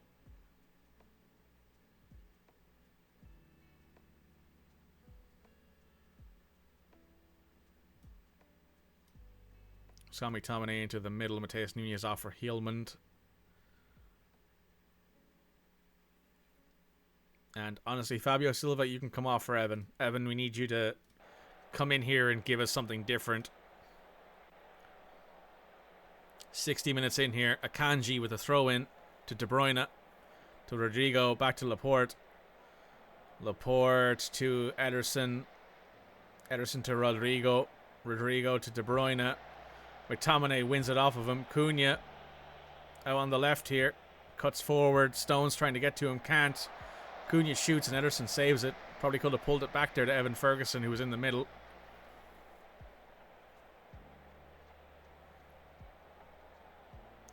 I'm going to move to attacking here. Phil Foden. Laporte. Phillips. Jan Kutu. Haaland. Bowen. Archie Brown doing good job to cover him.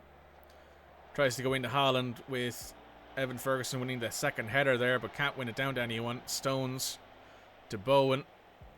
To Phillips. Ferguson presses well there. Almost gets his foot to the ball. Collins intercepts. Puts it out to Rooney. Rooney is on his own here though. Pulls it back to Hover. Hover into Hjulmand. Hjulmand to Drewsbury Hall. Drewsbury Hall cuts it up to Rooney. Rooney cuts in. Shoots. Rooney Bargani has scored his 8th goal of the season. Assist from Drewsbury Hall. It counts. Excellent bit of play there. Good stuff. That's what we like to see. Looking for more of that. Jared Bowen with the corner. Trubin comes out to claim it. Mateus Cunha is up there on his own. Trubin hovers with it. Rolls it out to Hjulmand. Hjulmand out wide to Brown. Brown pushes forward here.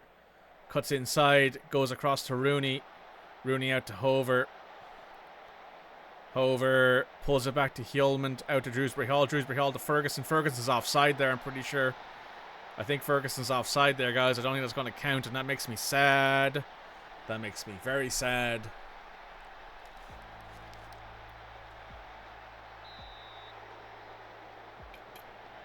No goal. How far offside was Evan Ferguson here? A mile. Rooney was onside, but Evan was not. Lewis. Laporte. De Bruyne. Haaland. Tries to go across to Bowen, but Brown wins it down. Bernardo Silva here. Attacking Haaland. Intercepted by Brown. Goes back to Trubin. Puts it to Kilman. Kilman to Collins. Collins has played really well second half here. McTominay out to Rooney. Rooney back to Hover. Almost loses the ball but keeps it. Goes up to McTominay. McTominay doing really well here. Cuts in. Goes back post to Evan Ferguson. Ferguson. That one counts. Evan Ferguson has scored his second goal. Well, his second goal. First one that counts today.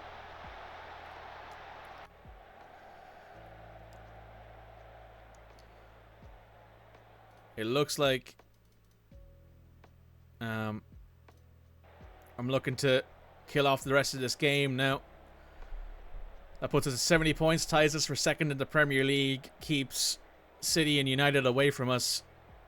Full time, 2-1 win Wolves. pulled it back from nothing there, guys. Excellent substitute there for Ferguson. McTominay with a great assist. Shrewsbury Hall with a great assist. Our back line did okay there. We're going to snooze this ad break because we're not going to get to it. Proud of the performance out there, boys. Good stuff. Excellent win. That was very, very close, but an excellent goal there. Excellent late goal from Evan Ferguson. And that puts us tied in second with Arsenal and 4 points clear of Man United and 7 points clear of Man City and 3 points clear of Tottenham. We will do this press conference and then I will find us someone to raid for the evening because I am hungry. We're going to filter this again so that way it doesn't show us players on loan. Excellent, excellent. Cool. Oh, Guardiola. I got Guardiola sacked.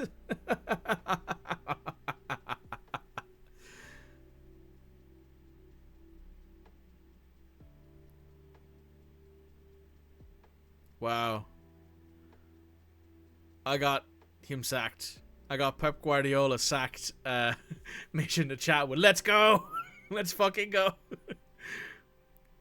Oh my goodness. Look at his fucking stats as well. He's played 117 games. He's a 65% win rate and has won 13 cups in 6 leagues and still got fired. Holy shit. There's a player who was good who actually became a great manager. Pep Guardiola was a great player.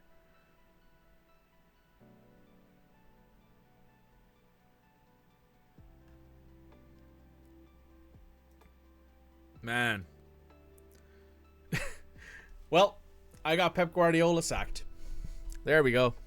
That's the end of the stream today, guys. Thank you so much for your time. I'm going to raid out to a Football Manager streamer.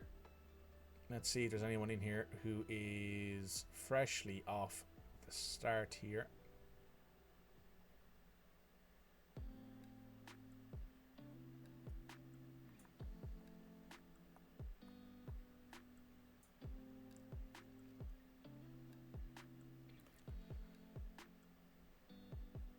Have a good evening, everyone. Indeed, everybody have a good evening. Let me just find somebody here real quick. Oh, Kent Hammer FM is playing West Ham right now. He's playing in the, I think it's his network game. Yes. So we're going to give him a raid. He's playing West Ham. Everyone come over, say hello to Kent. Give him a quick follow. Make sure you say hello. I'm going to jump over here real quick and we will say hello to him. I will then go and deal with my lunch because I am starving. Right, guys. See you tomorrow. Have a good one.